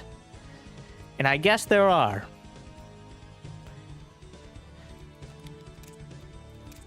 Yep. Like, that was my thought process. I'm like, all right. When I watched Clem go from 0 to beating everyone in a day because his micro was just so much better, he could use effectively any unit better than them because he has 600 APM and is Clem. Like, I'm like, so who is...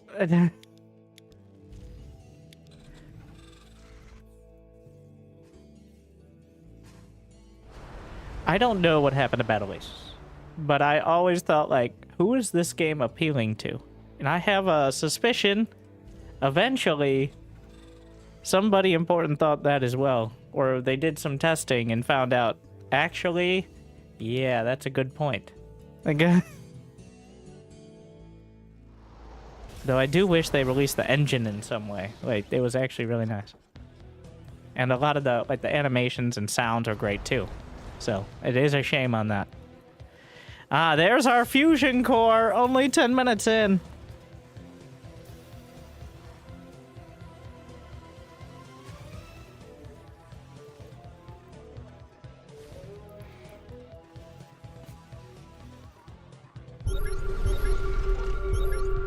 Ah, yes, the classic scouting scans. We have some outposts now. 11 minutes. I don't know how long this game is, and I'm not gonna guess. No illegal mining! Hey! Hey! Thank you. God. Nobody respects regulations nowadays. Hey! Red! Red bet! To be clear, you can mine with up to, well, not really double, but at least 50% more. So if there are 12, you can go up to 16. If there's 16, you can go up to 24. Before it's more efficient to long distance mine. I suggested and I thought the indicator should turn yellow until 24 and then turn red. In co-op, it just goes to 24. Like once you load up the mode, it has the same amount of mineral patches, but it goes to 24 because I think in testing, they realized people would see red and bad. It's just less efficient because now some of the workers will wait for a slot, but it's still, there's less downtime in mining than if you were long distance mining. So I think that's why in co-op it has the 24 out of 24, even on the same amount of mineral patches. It's not that the workers are different, it's that the brains are. I do love, not only are they long distance mining, they're long distance mining past the entire fucking outpost out here. Did they agree to a non-aggression pact? No. This is every other fucking game below the Gold Lake. Literally. 12 minutes, no rush into battle cruiser.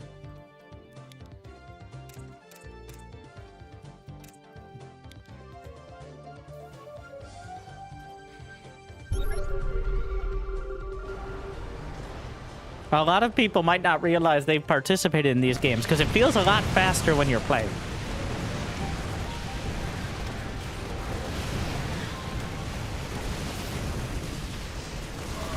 Is there any energy left to scan? After all that scanning?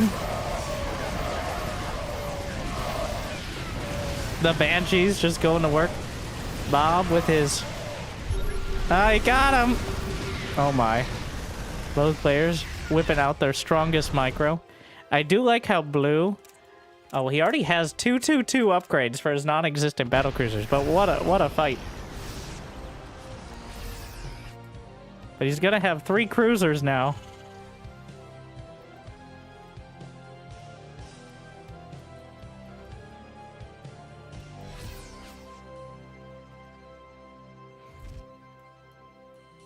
All right, let's go. Yep, that's our job's finished. What are we even scanning? I have, wait, okay, wait. What?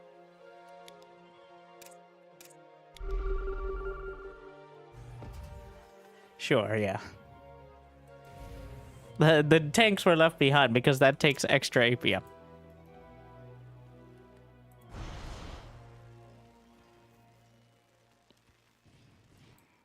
Is this... So the question will be, do the battlecruisers just win the game on their own? Is this like some crazy comeback against like a catatonic toddler that eventually stumbled into battlecruiser? You know what? A lot of credit to Bob for clearly learning. How boring is that, though? Bob over here knowing how to send in a replay, having normal-ish army. Sure, it took a while, but, like, decent upgrades. Boring. You could have been building battlecruisers.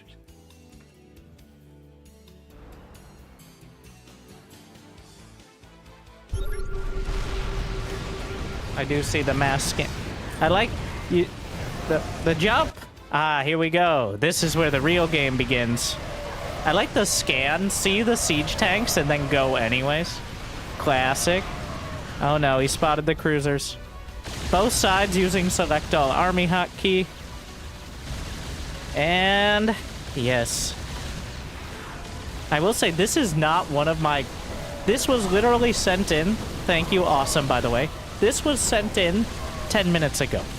This was not one of the many replays I have in my inbox that I have checked.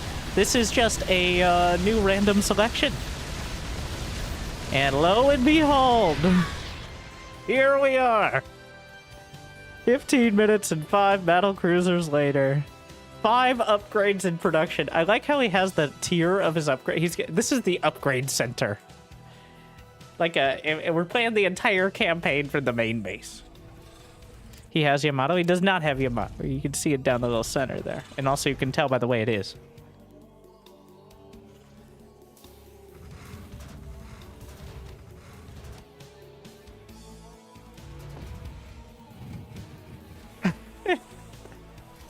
This is like Nexus Wars.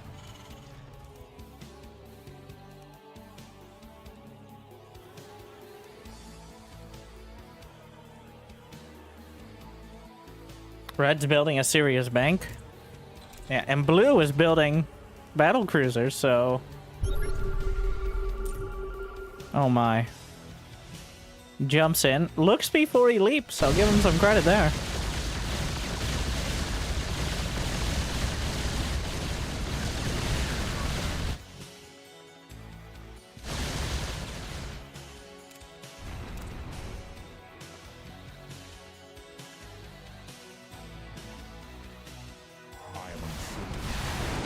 Nope, too scary.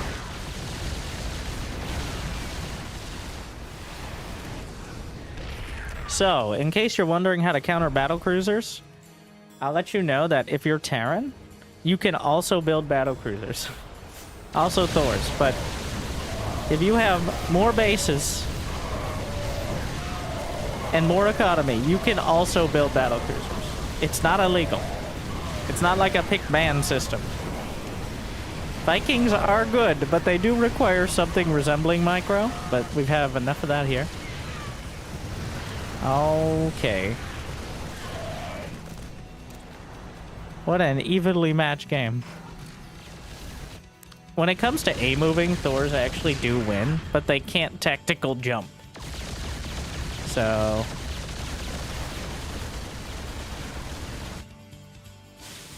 How long is this game? I've intentionally not looked. Take your guesses. I'm gonna take a guess. How many battle cruisers does he have? 29 minutes.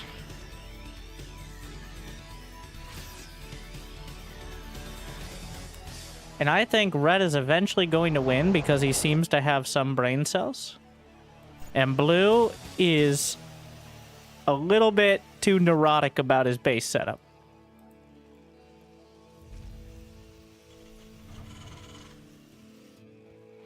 What I mean by that is, instead of just building battle cruisers, he is compelled to build like 6 turrets and supply depots at every new base.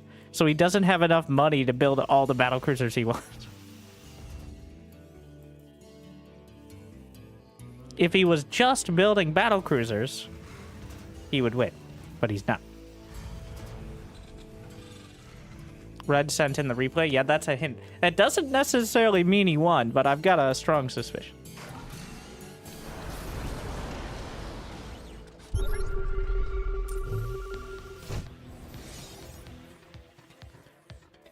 Yeah, there's nothing there, but what if, like... Yeah, the bell, that...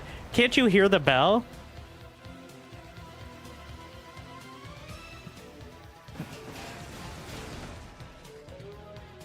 This is the bell. Oh, I don't have the scan sound. Anyways, I'll let you know. I thought I had a scan sound. Bit, but...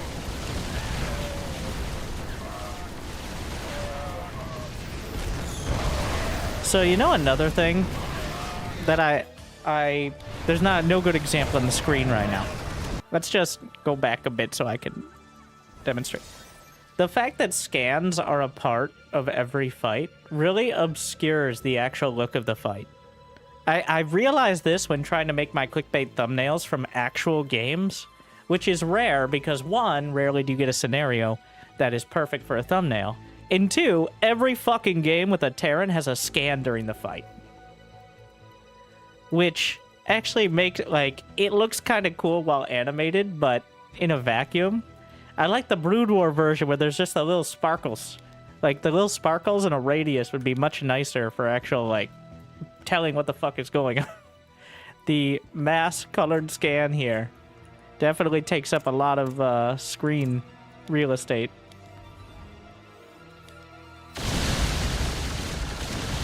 And it's constant. Like, sometimes there's multiple at a time. You just kind of tune it out after a while, but when you think about it and you look for it in Terran games, it's literally just all of the time. 10 orbital commands, like 2-3 scans, constantly.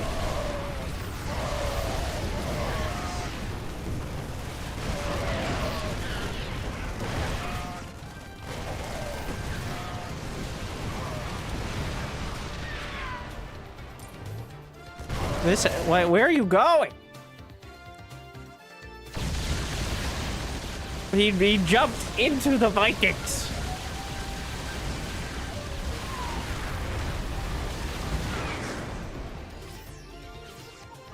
He knows. You know you could just fly out. Don't be ridiculous. Are you insane?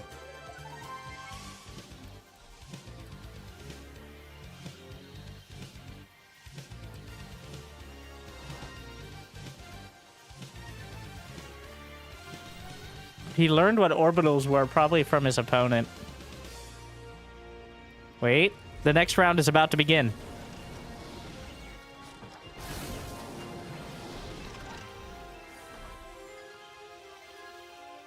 Wait for the bell.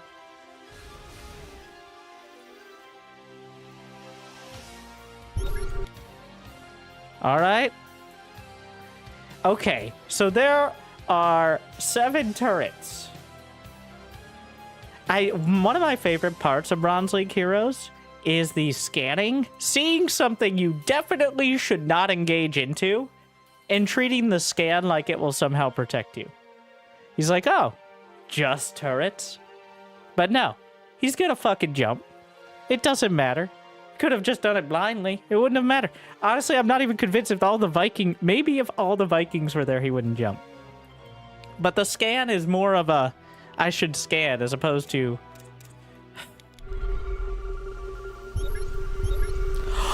I was wrong. I lied. He's checking for a target. I said it so convincingly, too. But... he found a target. Anyways, the round has begun. And, oh no, curse your sudden but inevitable betrayal. A bunch of Vikings nearby. Where could they have gone? He has enough orbitals he could have found the Vikings. Now we got that select all army key. So, I feel like this is one of those games where if Blue just never attacked, I think he would eventually win the game.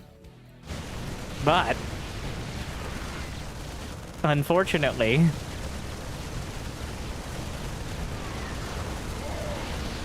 Uh-oh. The Vikings are... This is the only time splash damage is good against Vikings.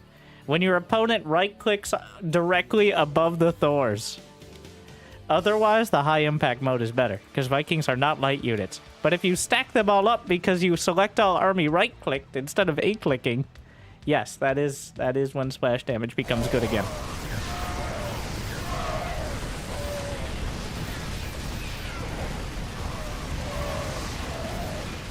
Does he have stim? Technically, yes. What a game. What a close... What a nail biter. What a nail... What?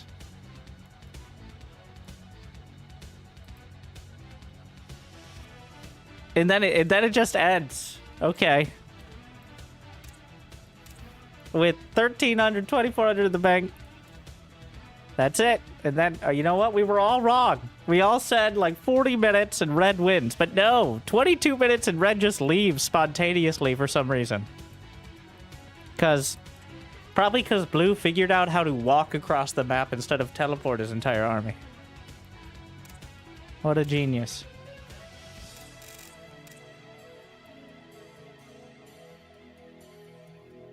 So anyways, that's pretty much every Bronze League.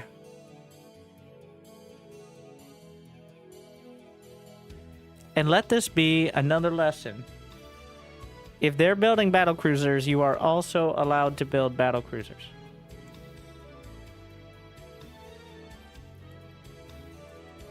Okay? You don't have to pick the other units that your opponent is not building. Even getting like only one. He never got Yamato cannon. He just kept. In fact, the battle cruisers were terrible. They were really bad.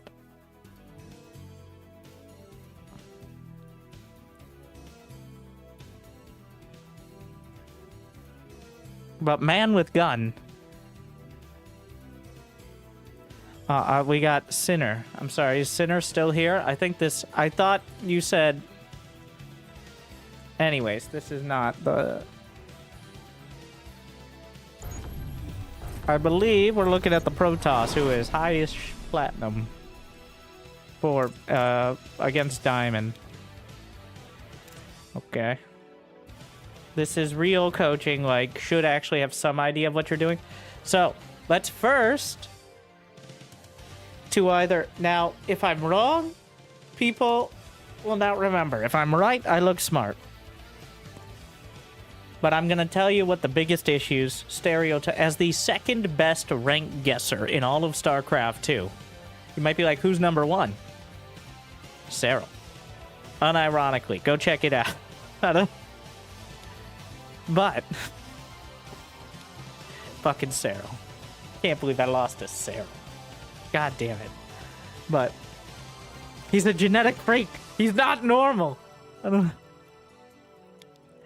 But I digress. So at this level, Protoss players, there are two different ways you can go. Either one, you've slobbered your way, puns, well, metaphorically, to the higher leagues, and you're a complete donkey. Like, never used a control group, proxy gated until you felt like doing other builds, whatever. Or you're a pro game. Okay, you're a pro gamer. You're like, I know my blink timings. I know my Colossus follow-up. I know when to get my forges, and I get my third base. And then I just die because I was supply blocked for 2 minutes while microing my Oracle. There's no in-between at this level, in my opinion. So we're going to quickly find out whether we have the Protato or the Potato. And based on the fact we already just saw 5 camera locations set up, I'm going to go with the Protato. Because, let's be honest with ourselves. Was he random or something? Why are you walling off the low ground against Terran? I don't think he was random.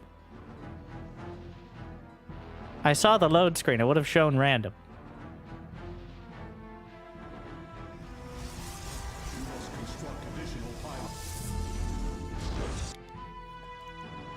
I believe this was the random guy. I'm gonna load the game again just to see the load screen. Which will tell you. It will show he was random. Okay. Fair. Protoss gets screwed the most by random. I'll give him that. Because where you put your first pylon is very relevant. So that's not a... We'll let him go on this one. Honestly, hedging your bets with a wall on the low ground is the best you can do.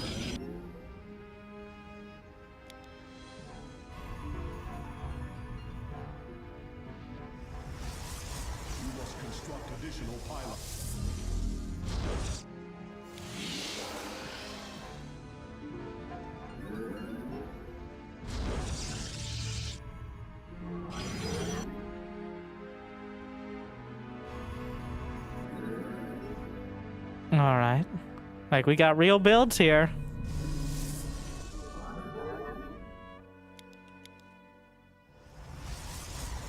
Real build warning. Okay. Alright. You saw 1 gas. You saw... He's Terran. You got your expansion on time.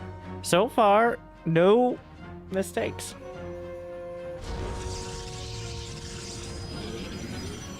Second pylon. Like, and you couldn't have known he was Terran, so the wall off on the low ground is, I mean, there's no helping that.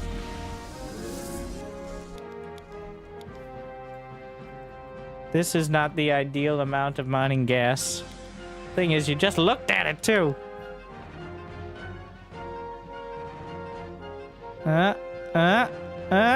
Hello? Okay. I mean, it was only a few seconds. It looks worse than it is. Really doesn't matter that much. It's like another 40, 50 gas. And a sentry. Oh, this is 100% Protato. This is a real... I don't even do the sentry builds because... Well, I usually like to go blink first because... I don't feel like it's going to matter. I'm not playing players good enough to really use the early factory builds. But, like a straight-up ripped Showtime build here. Or Classic, I guess. No, I think Classic doesn't use the sentry as much. Either way. I'm sure we have our Protato could tell us.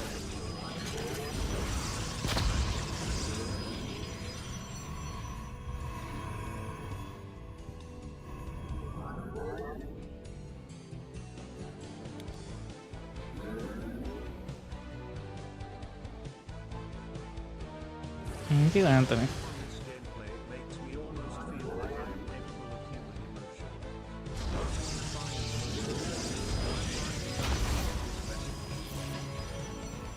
So the point of going for this entry is to get the hallucinated Phoenix. Gotta get that on time.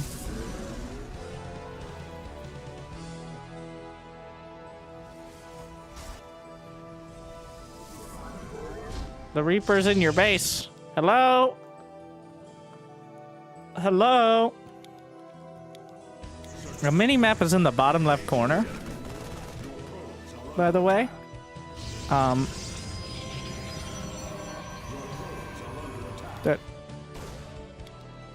Okay, so you set up all those camera locations. Maybe we try using them. Now, this is not an easy fix. Wow. This is... The Reaper went through the entire base, came around, and is now gonna kill probes at the natural. It's gonna... This is... Okay. So now, the warp... Everything is delayed. The warp bins are delayed because the Reaper reaction time. And now, is the hallucinated Phoenix gonna time out before getting a real scout? Oof. And now you're gonna look back for the Phoenix and then realize it timed out before you could check for something like a starport.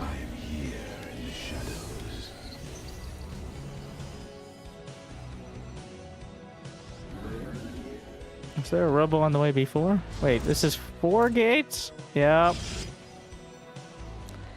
Bit of a disaster. I mean, this is a series of minor disasters. It's not... None of these individually is critical. But... Wow.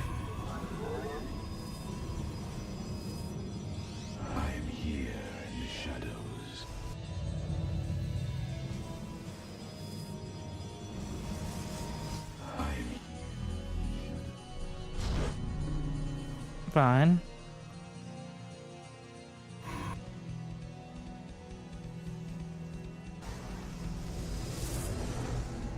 Observer, okay.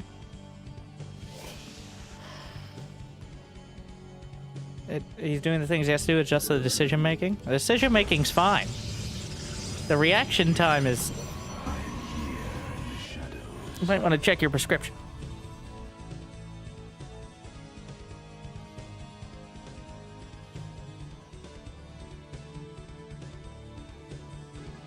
No, I wouldn't bother with an observer out there. Just some spylons, maybe.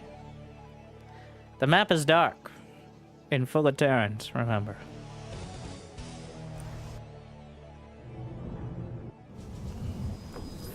charge, I would say, should be queued up. Thank you, bud.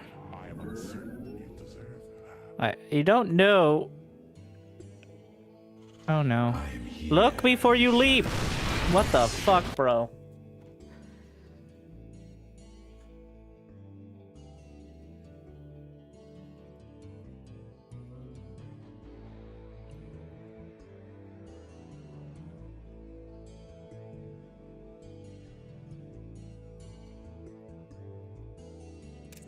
I mean, it's gonna do okay.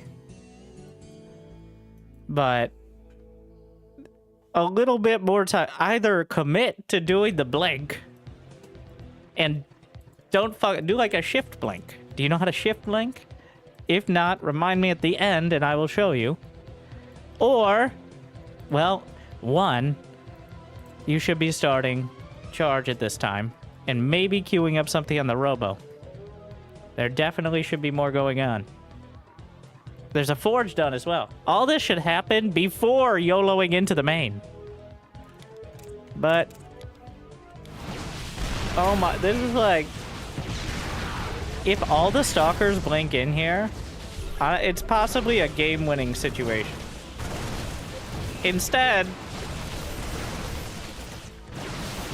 this is a mess. My god. It's still fine. Charge definitely should have been done. But, what,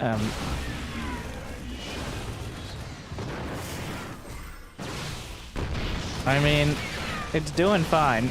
This is when you realize that anything else needed to happen during it. Ah, yes. It's the macro turn.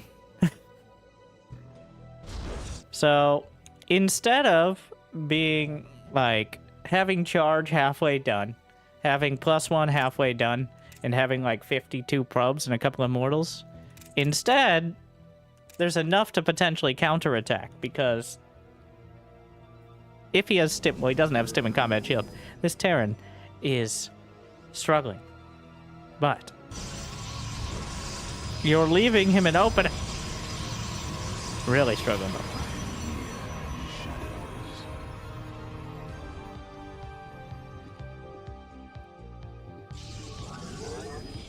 This is how you die to man with gun.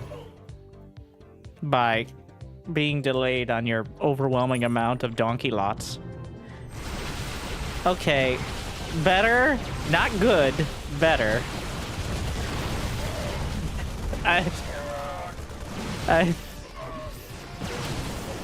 Like, the first one was like a 2 out of 10, and that was like a 4.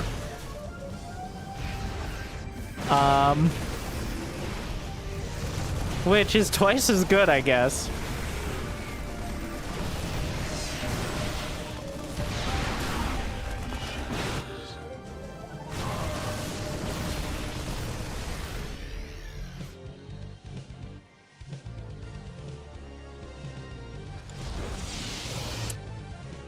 Yep.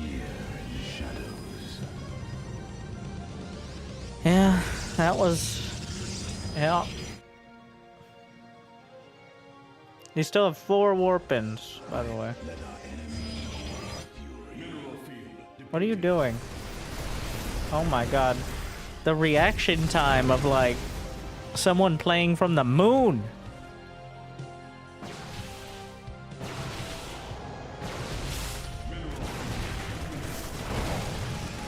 Is that it? That 2-second delay on figuring out.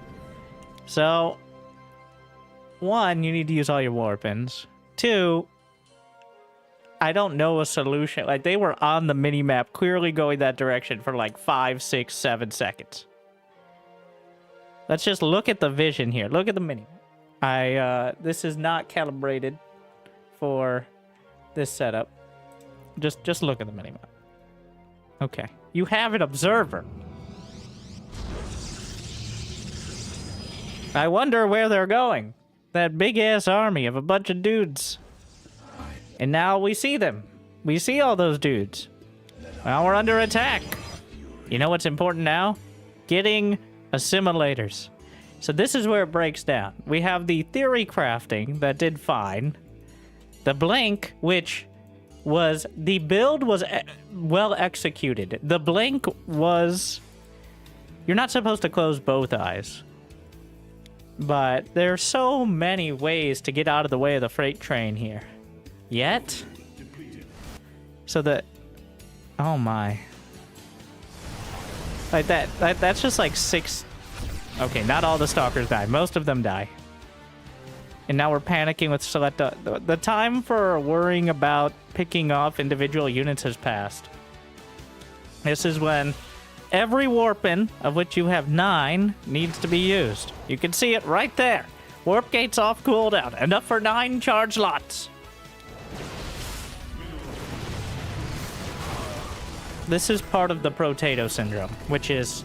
Well, Max Pax is always blinking his stalkers, so should I. Yeah, but Max Pax already warped in on cooldown back at home in a quarter second without any caster or player realizing it. Because nobody's going to sit back watching someone macro their base.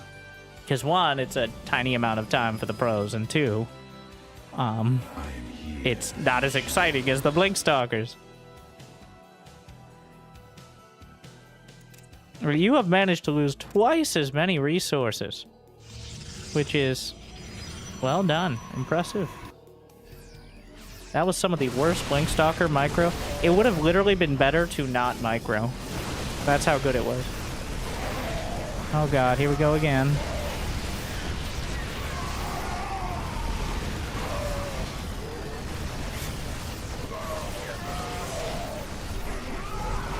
He's like, do they have anything else? Nope, just some observers.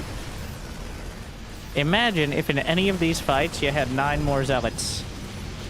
That's it. Let alone any of the stalkers.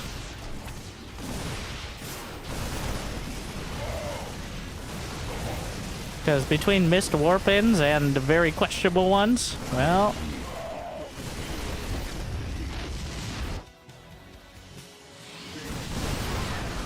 That chrono boosting storm, you do need Templar to use storm, which I think we forgot at that moment.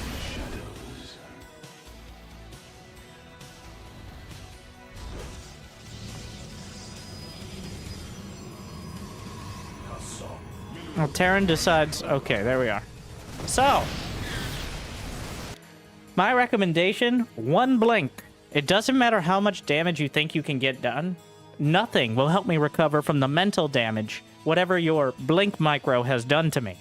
Okay, to say it's bad would be a reckless understatement. It is actively hurtful and the reason you are losing this game. You might win because energy recharge plus storm will make every single player up to and including Clem have a mental breakdown, but you don't deserve it.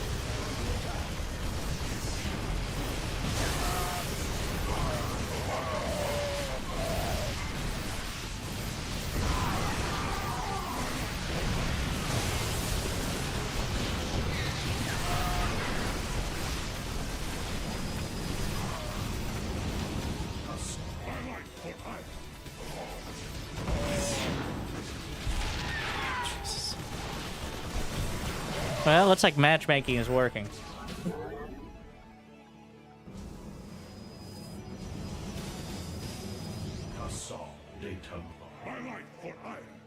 Upgrade complete. Mineral field depleted. Is that smart servos in production?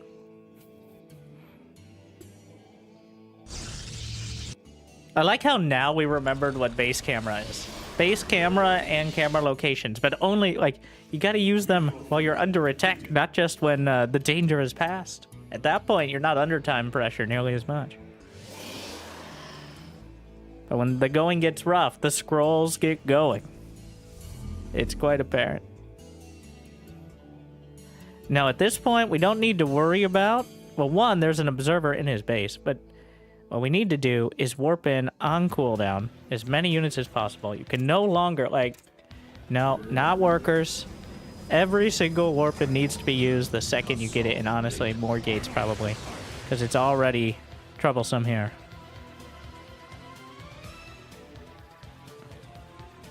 If this is one of those games that ends in the Terran getting salty because of Storm after this entire disaster piece that we pretend to forget about, I am going to be very upset.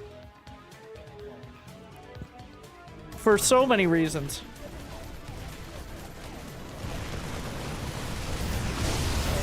Jesus.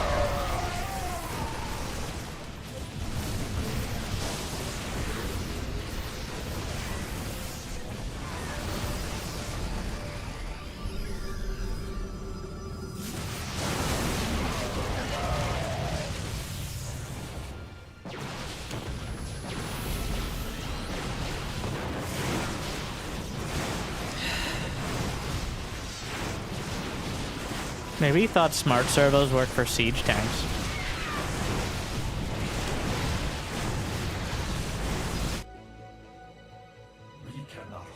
Are you blind? Hello?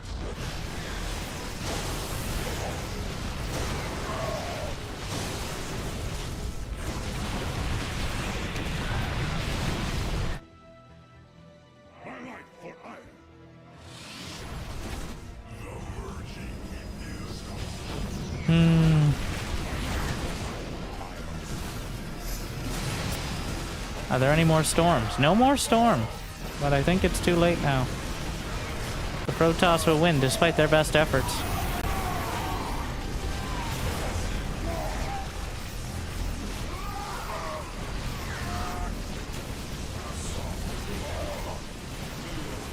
Classic. Somewhat puns intended.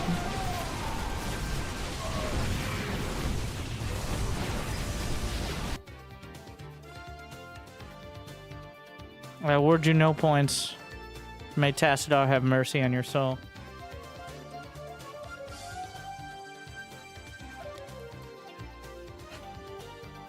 What a disaster. Yes, but Storm, very good and scary. Especially to the Terrans who can't get under 1,000 minerals while microing their bio.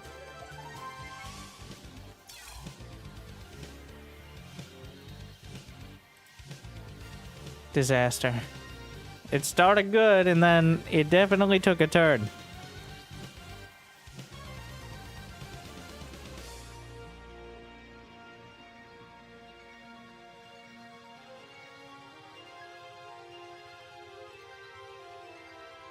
What was the blink macro? Oh, I guess I should explain it for, let's just use a real map.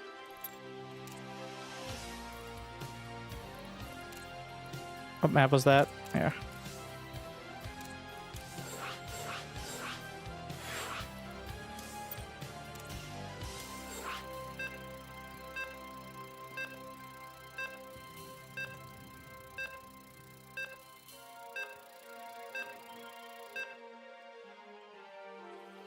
So, shift blinking.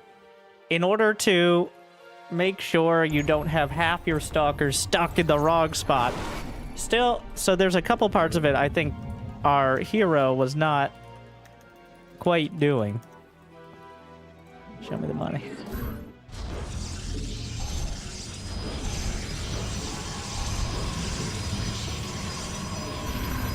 So, we got blink done, right? So how do you normally do it?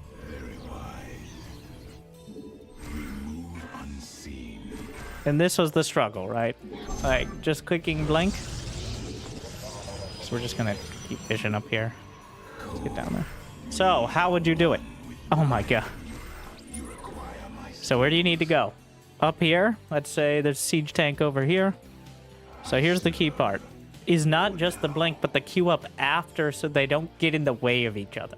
I think that's where some people go wrong. But right click, shift, blink, and then right click. Even here, it's definitely a harder area. I will say, it still didn't go perfect. This is not an easy map for it. What the fuck, AI? Oh, it has instant build and train. Ah! Anyways, let's shift blink onto the AI.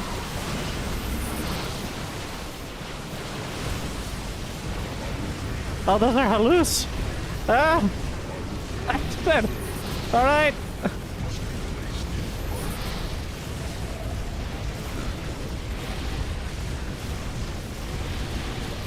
Yeah, get out of here.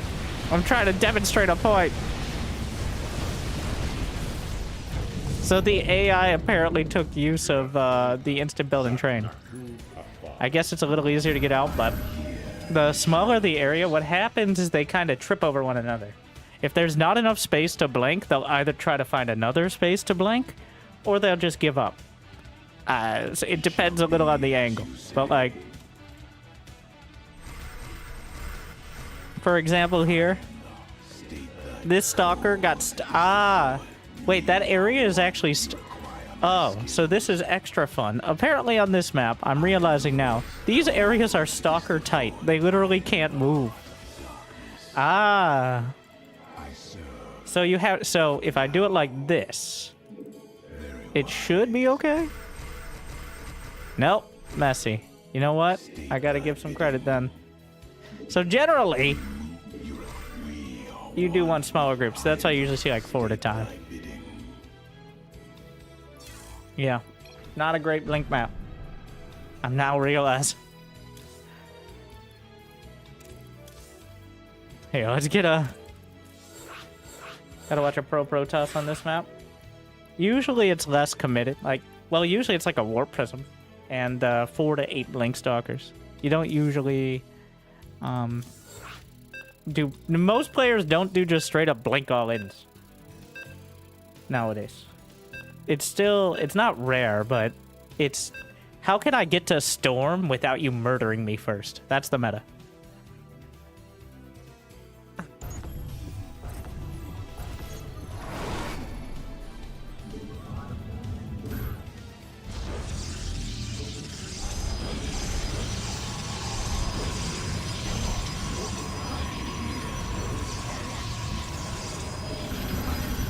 Alright. This is a much more common blink map. Get my blink. The shorter the blink, the better, usually. In general. Because that way there's more room to maneuver afterwards and less room for fucking it up. So like going from here... Ta-da!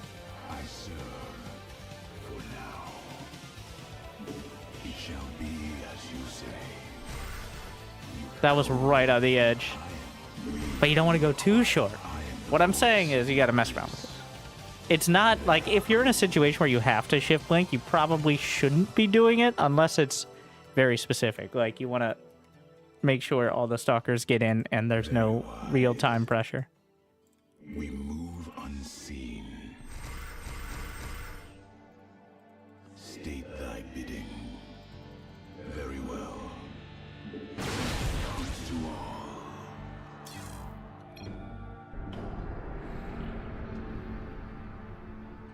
But definitely a useful tool. And the key part of having them less fucky is the queue up after the shift blink.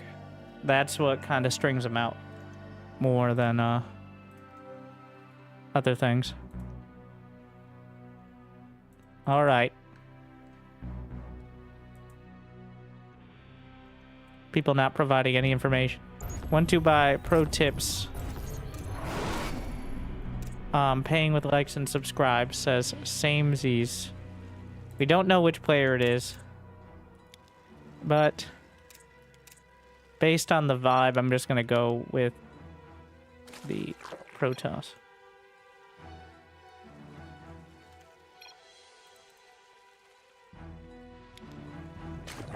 All right, and you guys tell me what they need to improve. Wait, how long is this game? Oh yeah, plenty of time. Tell me what they need to improve on. I'll be right back. Twitch chat coaching and YouTube chat. You can participate. Like and subscribe.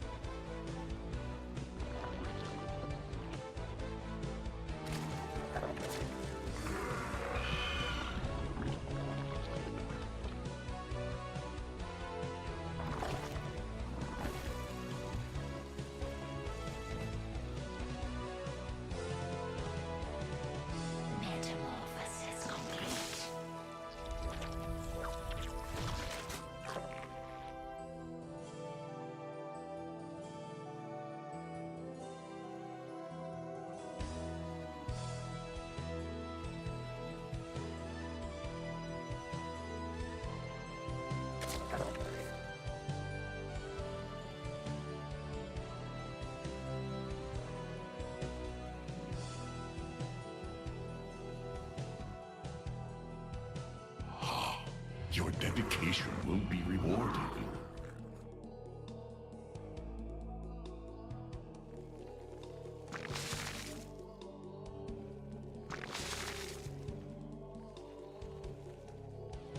Our forces are under attack.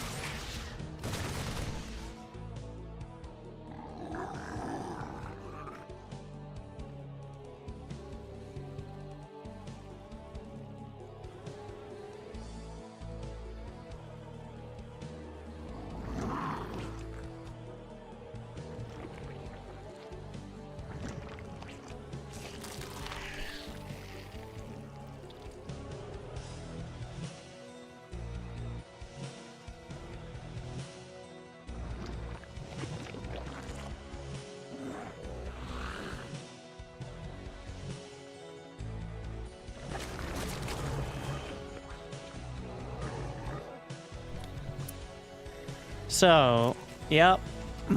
Oh, did I miss the action?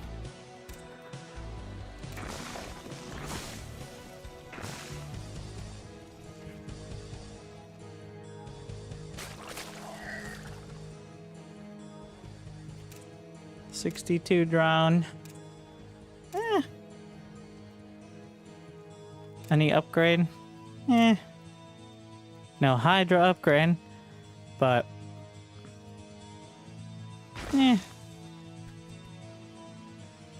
now there's no vision of anything happening.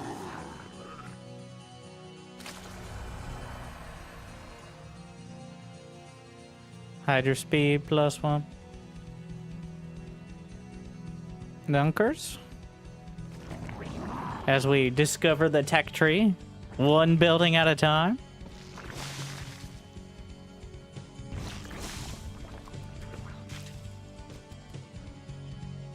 Plenty of money in the bank. Remembering creep tumors exist. Not that important when you have no units, so.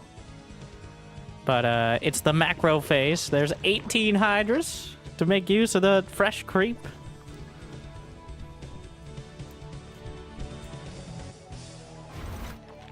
Now, we missed all the exciting drama at the start, but it doesn't look too bad from here. A ZVP build happening in the ZVT. Builds below the Diamond League. Metal League builds are just suggestions. Alright. There's no such thing as a ZVT or ZVP build. It's a Hydra build.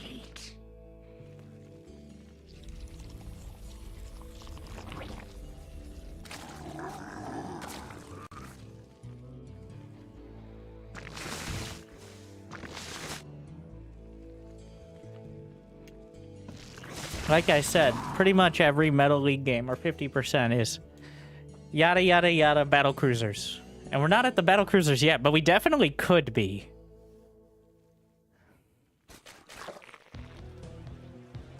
All rank is this? Gold or platinum, I think? Something like that.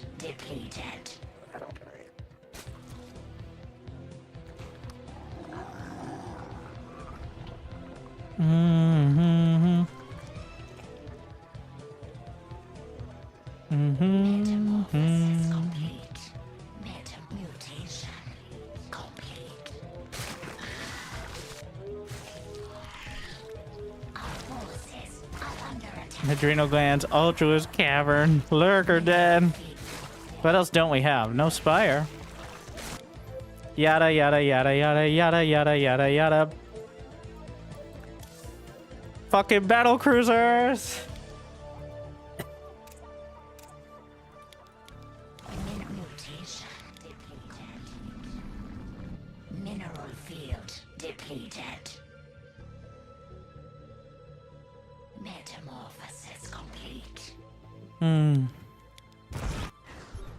All right, so we got a hive done. Can get, well, 200 supply, so it's time to make some mistakes.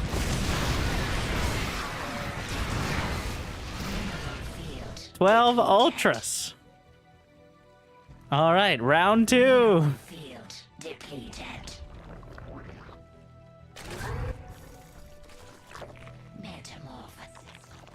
I haven't seen so much peace. Were you not here 30 minutes ago when we watched another game of the same level and it was exactly the same? Mineral 30 minutes is a long time for him, all right? Be fair, guys. It never been just an inordinate amount of time. 3 minutes would be a long time.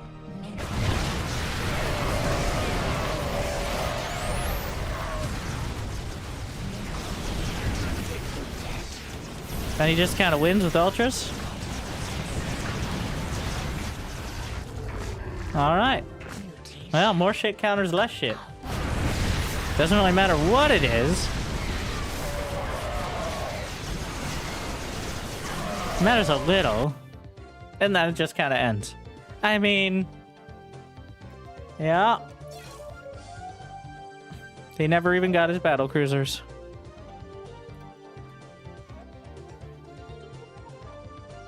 Ultra's pretty good at the lower levels. Yes, that was the relevant part. Alright, Ragnar. Our Platinum League. Ah, Platinum, the home of the Zergs. This is, so... Terran and Protoss hit a wall in gold because they can't build one very efficiently. Zerg speed right through because the Terran and Protoss don't know how.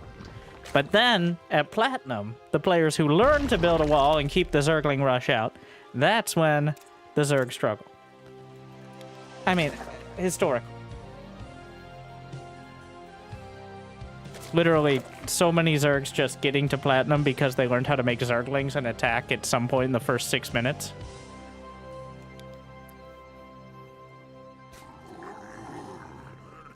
Okay, so option 1, we could do this sick patrol pathing.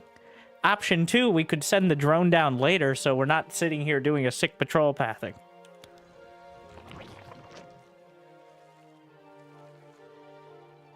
I think the sick patrol pathing is more fun, though. Ah, yes, Sim City, an Age of Empires term. Yeah, as you know, originated by Age of Empires.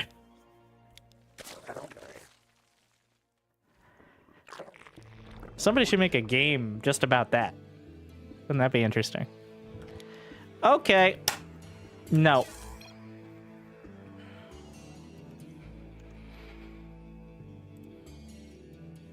Next.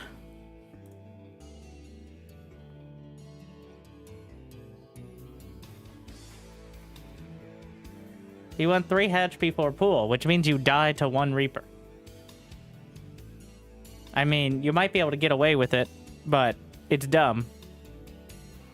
It's one of those, like, maybe if I do get away with it, I'm so ahead. And, you know, at that potato level, it might work. I'm gonna open it up again, because we don't have anyone next. If we did, I would just move on.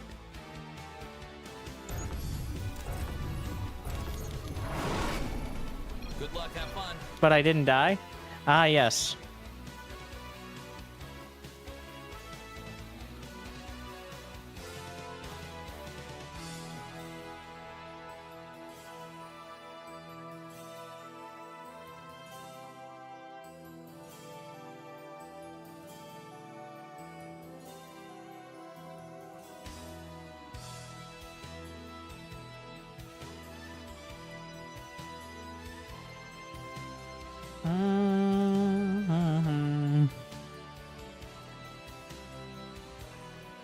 Where's my...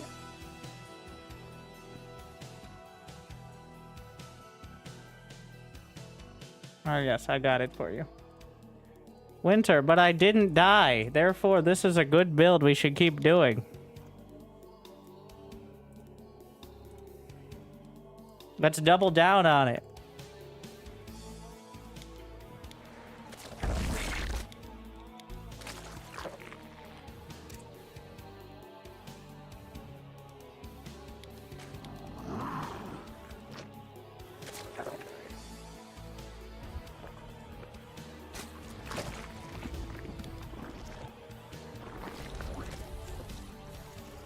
So a Reaper should be across the map at like 2:30 at the latest. If they have it later than that, they're just bad, or they didn't go Reaper first. So in this case, both.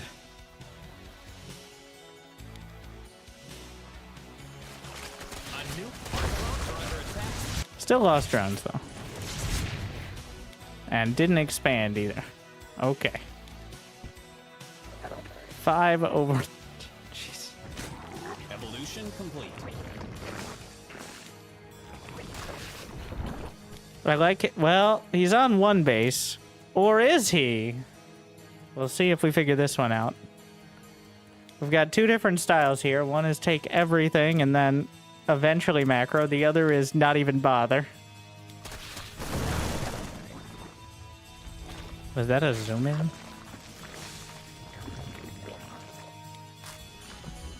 What do you keep zooming in on? Are you fat fingering your scroll wheel or something? Stop holding your mouse with your whole hand. The fuck? Trackball.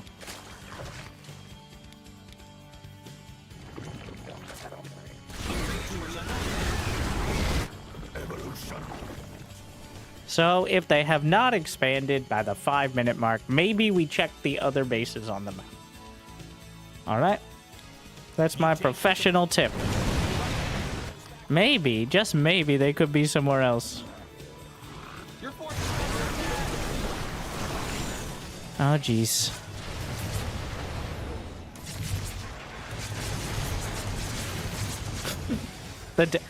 What I want to point out is the minerals right now.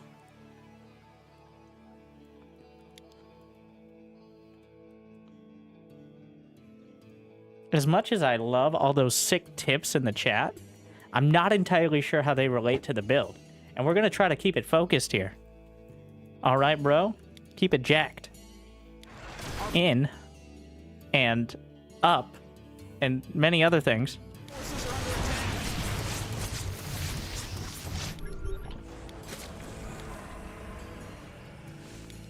So, both players have enough to build more than the current army they have on the field. High-sec auto-tracking is on the way. That base in the top left corner is still going.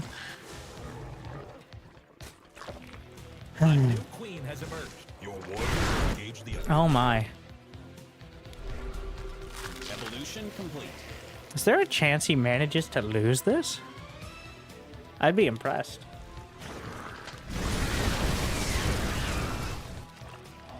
With the Terran going for the smorgasbord build, getting Ghost +1 attack and 2 armories. Who, me or the Terran? The fact you don't know tells me all I need to know. Your forces are taking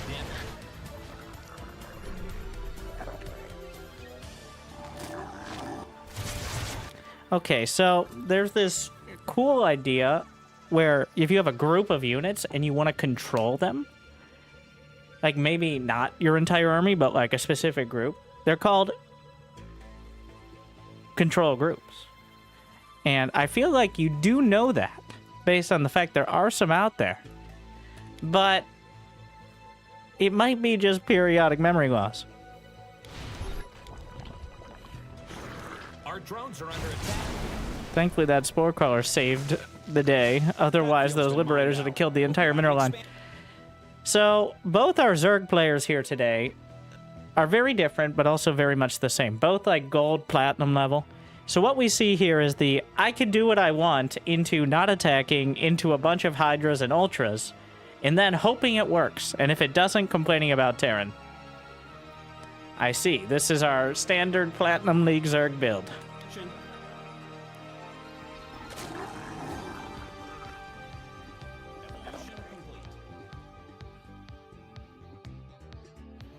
Has he mined out that base?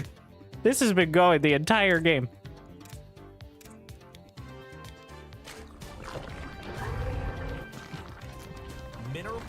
All right. Is Bane speed done? Yes. It's go time. Control groups? Never heard of her. We're running out of minerals back home. What if I aim the scans of warning? Let's just go. Fuck it. Is there anything that would... Okay. Is that a win? Does the game just kind of end? This like the same fucking game as the last one? Pretty much. Evolution complete.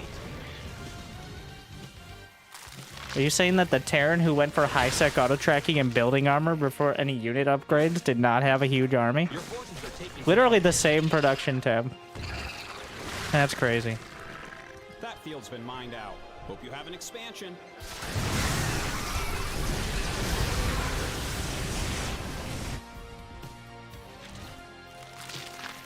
We're running out of minerals back home. I hope this is a I want to let him live so I can build more ultras sort of pullback, as opposed to a I need to play defensive sort of pullback.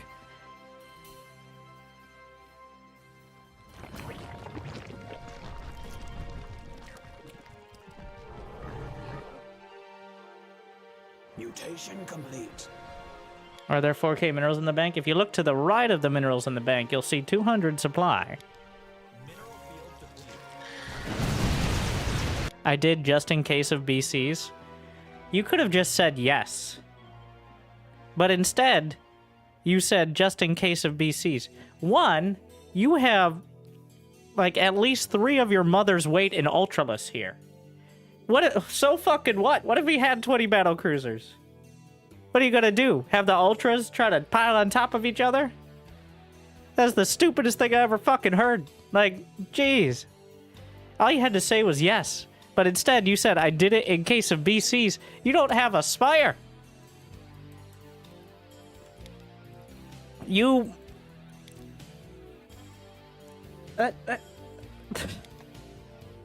It's BCs.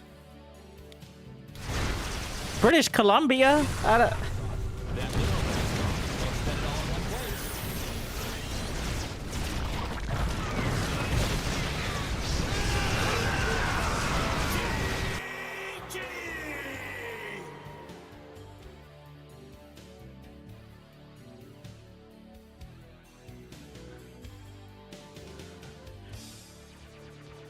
You see, you just gotta give him an opportunity to explain. Meanwhile, this base not scouted the entire game.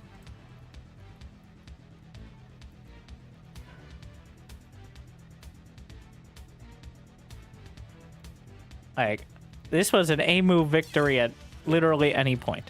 But, I do appreciate the, thought process there.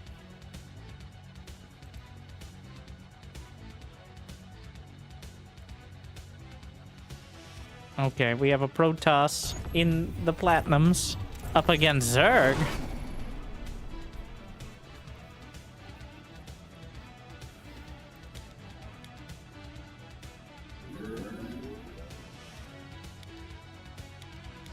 Nope.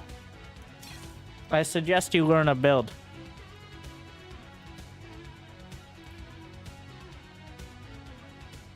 Remember, we have the 2 types of Protoss. The Potatoes and the... Okay, he's not random. I had to check. I wanted to check if he was random, because if he's random, I can make an argument for walling off on the low ground. I mean, walling off on the high ground. No. No. That's just stupid. There's no reason... is it a cannon rush? Even then, you can do the low ground. There's no point. It's just worse. It's not. Bad. Sad. Cowardly. It's literally just worse in every way. No. It's... Okay, so where before, in the same league, we had Khan, the Potato. Like, I know my build. I'm doing shift blinking. I'm getting storm. I got camera locations. Over here... The only hotkeys we have are 2 random probes. Got pylons and random locations at random times because it feels like maybe there'll be a hatchery in my base or some shit. I don't know what this pylon is. Build order? Alright, I prefer chaos, bro. It's like, you're not cool. We were in high school for 15 years and it wasn't funny then. Like, learn a basic build. That's not even a wall. That's not even like a half wall. That's just an embarrassment. Like, you're now expanding to the low ground, so you get none of the benefit of walling off, and all the risk. What is this? What are you, buying a home in 2007?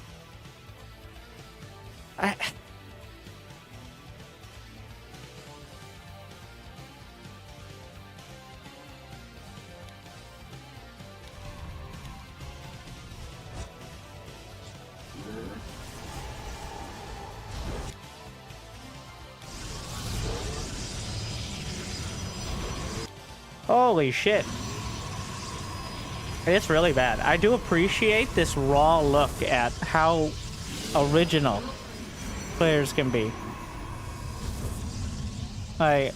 It's too annoying to try to build off this pylon, so we'll just build everything in the corner. Just throw a few more pylons on there. If only something could have kept the Zerglings out of our base. Unfortunately, we Protoss have never developed any technology in order to stop the Zerg from accosting us. So therefore, Zerg OP. This is like, curse your sudden but a completely avoidable betrayal. Literally 8 slow. I guess we're going Glaives. What this tells me, like, I don't know if this person has literally never watched a pro game, in which case, how did you find your way here? Or option 2, they don't care. Which is more respectable in some ways. It's not like they paid me for this, alright? It's pro bono, so... Like, I can't even blame them. That would track. But if they both watched a singular... Like, did you watch the World Finals? Did Classic at any point decide to randomly build shit in his main with no wall at his expansion? Would have been an even quicker Finals then.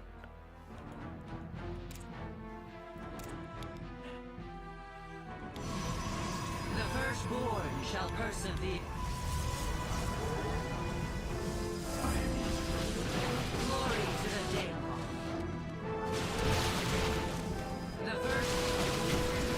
Unfortunately, it seems like it's gonna be fine because Glaive Adept sometimes just win. So this is why our other Protoss player is in Platinum and this Protoss player is in Platinum. We have the Classic player who doesn't know how bad they are, so is unfettered by the trappings of knowledge that weigh down so many arguably better but practically less accomplished players.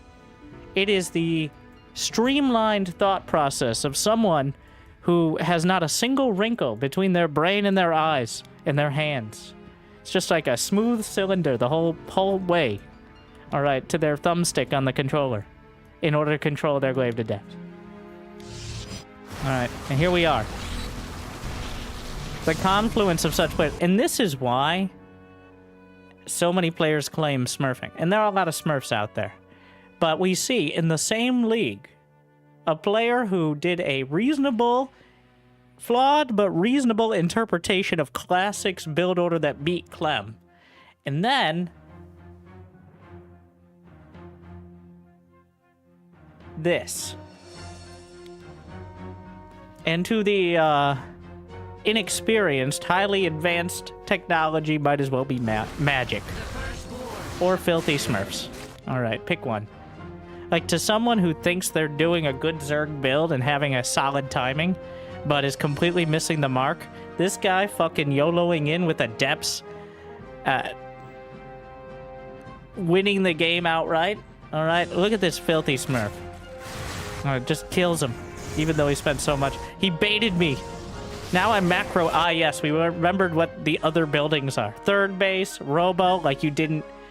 The exact time we need to macro is right as the Adepts are literally attacking. Like, literally physically in the mineral line.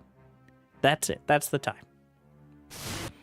That there is no better time to actually micro, so that's why we didn't. I do like how the micro is just watching them die to roaches, though. This is the micro we did. Like, no control at all. Literally just sitting there watching them die. Like, no target fire. Just a move. Thing is, he's gonna win. Like, it's gonna be fine. So it's definitely. I just watched your new player guide. It's definitely an intermediate guide. I have no idea what you're saying. All right. I believe I say this multiple times in the new player guide and in the description, but new player guide doesn't mean you just picked up the game for the first time. It means you've played a couple dozen games and know what the units are named, and the general idea of what an army looks like. But putting semi-advanced player or intermediate for something that's designed for people with less than 10 hours still, maybe 20, depending on how much they're like this guy, doesn't roll off the tongue.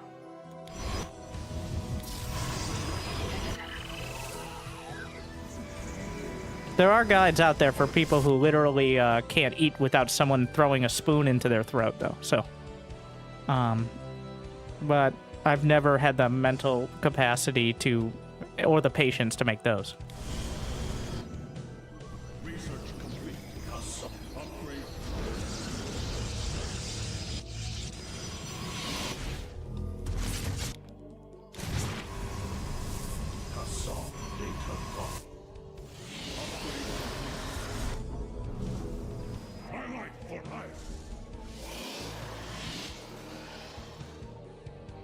I do love, yes, here we are. I've won the game, but now I'm just gonna get everything else instead of winning the game.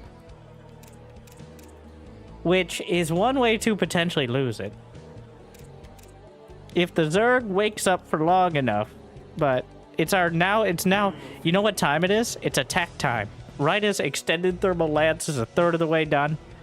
+1 shields. We got Storm maybe at some point, whatever. Go!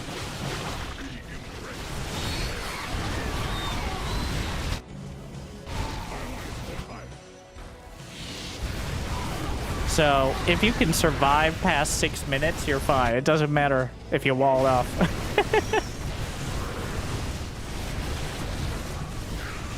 Where do you draw the line? Between one guy who does everything right with small mistakes and a guy who doesn't care what he does and still wins? Let's see. Somewhere between here and here. Somewhere in the middle.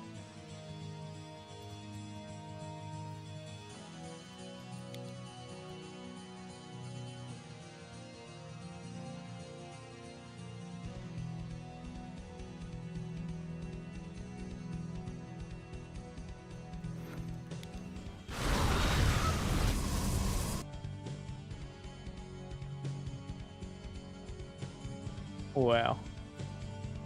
What a game. Beautiful experience. Impressive.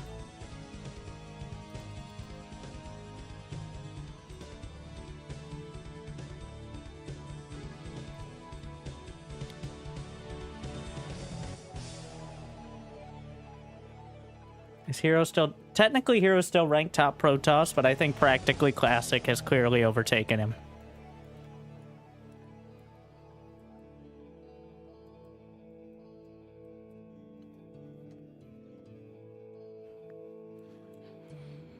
Like, it takes a little while. He needs to continue winning, but...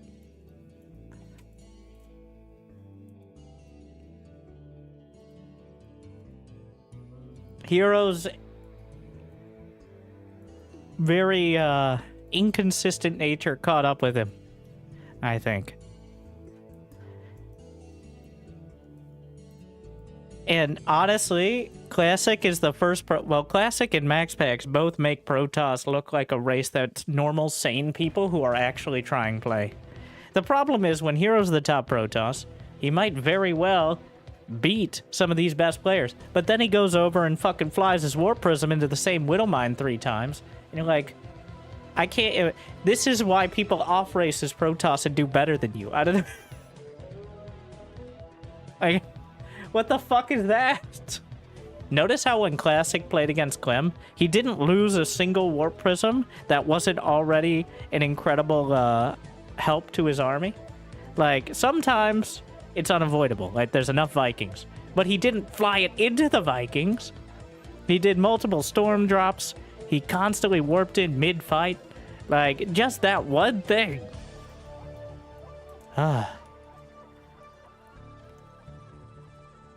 Not that one thing, but like that focal point of the entire game, that hero is notorious for not ignoring, but a lackadaisical relationship with.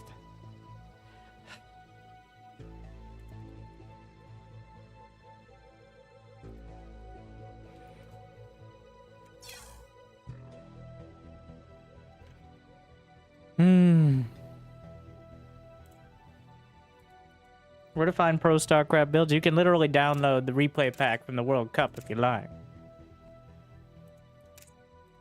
The players I'd recommend copying for each race that are practical to copy for each race are Cyril.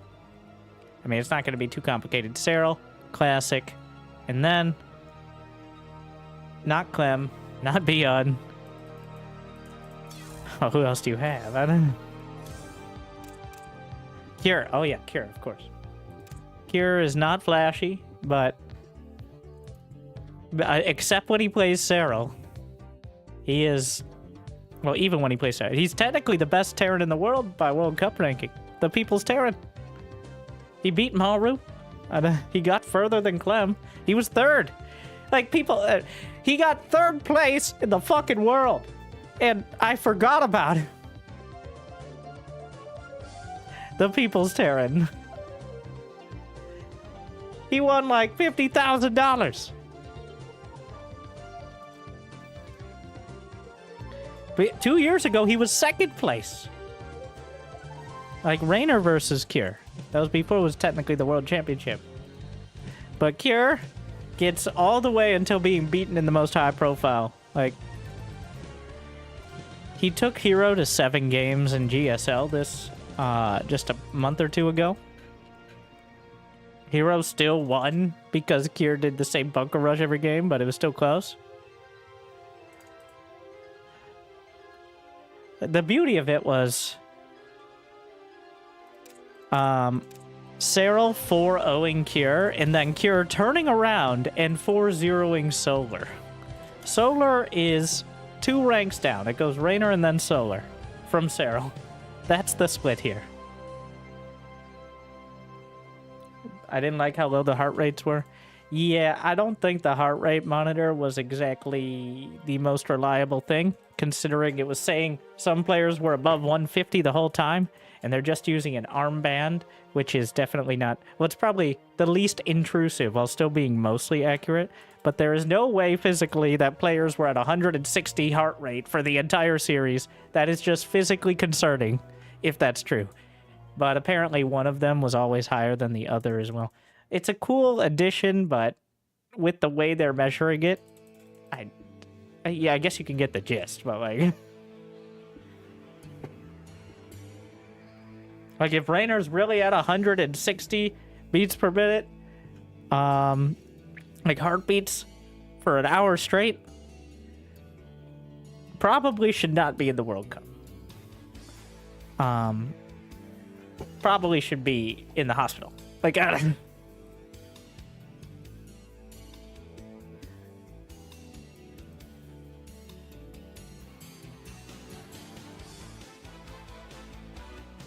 hit 180 versus Raynor? Yeah, I could see it spiking, but it definitely wasn't accurate. It's a cool stat, but I mean, anything that would be more accurate would probably be very intrusive while playing as well, so.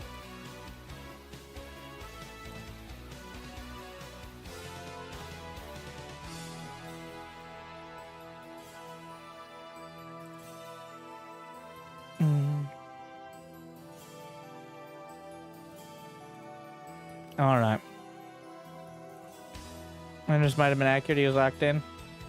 And I think it was probably still high, but like literally physically concerning.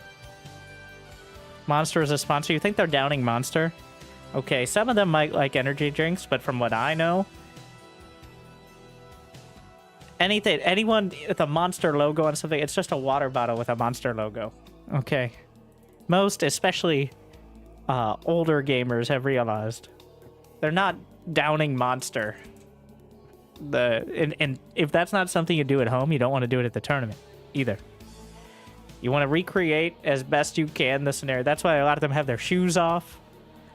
I don't know if they had any shots of them putting their shoes on or something, but at home, are you playing with your shoes on? You got your dress shoes on while you're playing some StarCraft? I don't even think Sarah is. Though, who knows? Like, he's got steel-toed boots in case he needs to go chop some wood or some shit.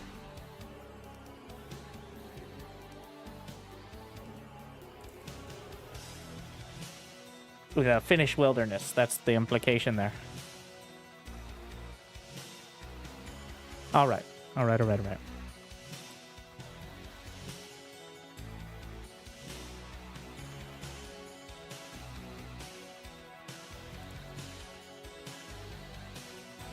Well, we're going to let YouTube go. Thank you for watching, YouTube. I'm going to play some Battlefield 1 on Twitch. I don't expect most people to be interested. I like it a lot. And I'm streaming, and it's a lot of fun. And, of course, the Battlefield hype. Battlefield 6 looks pretty good. Some concerns, but I mean, everybody wants it to be good, but thank you, YouTube. Doesn't like it when I switch games at all.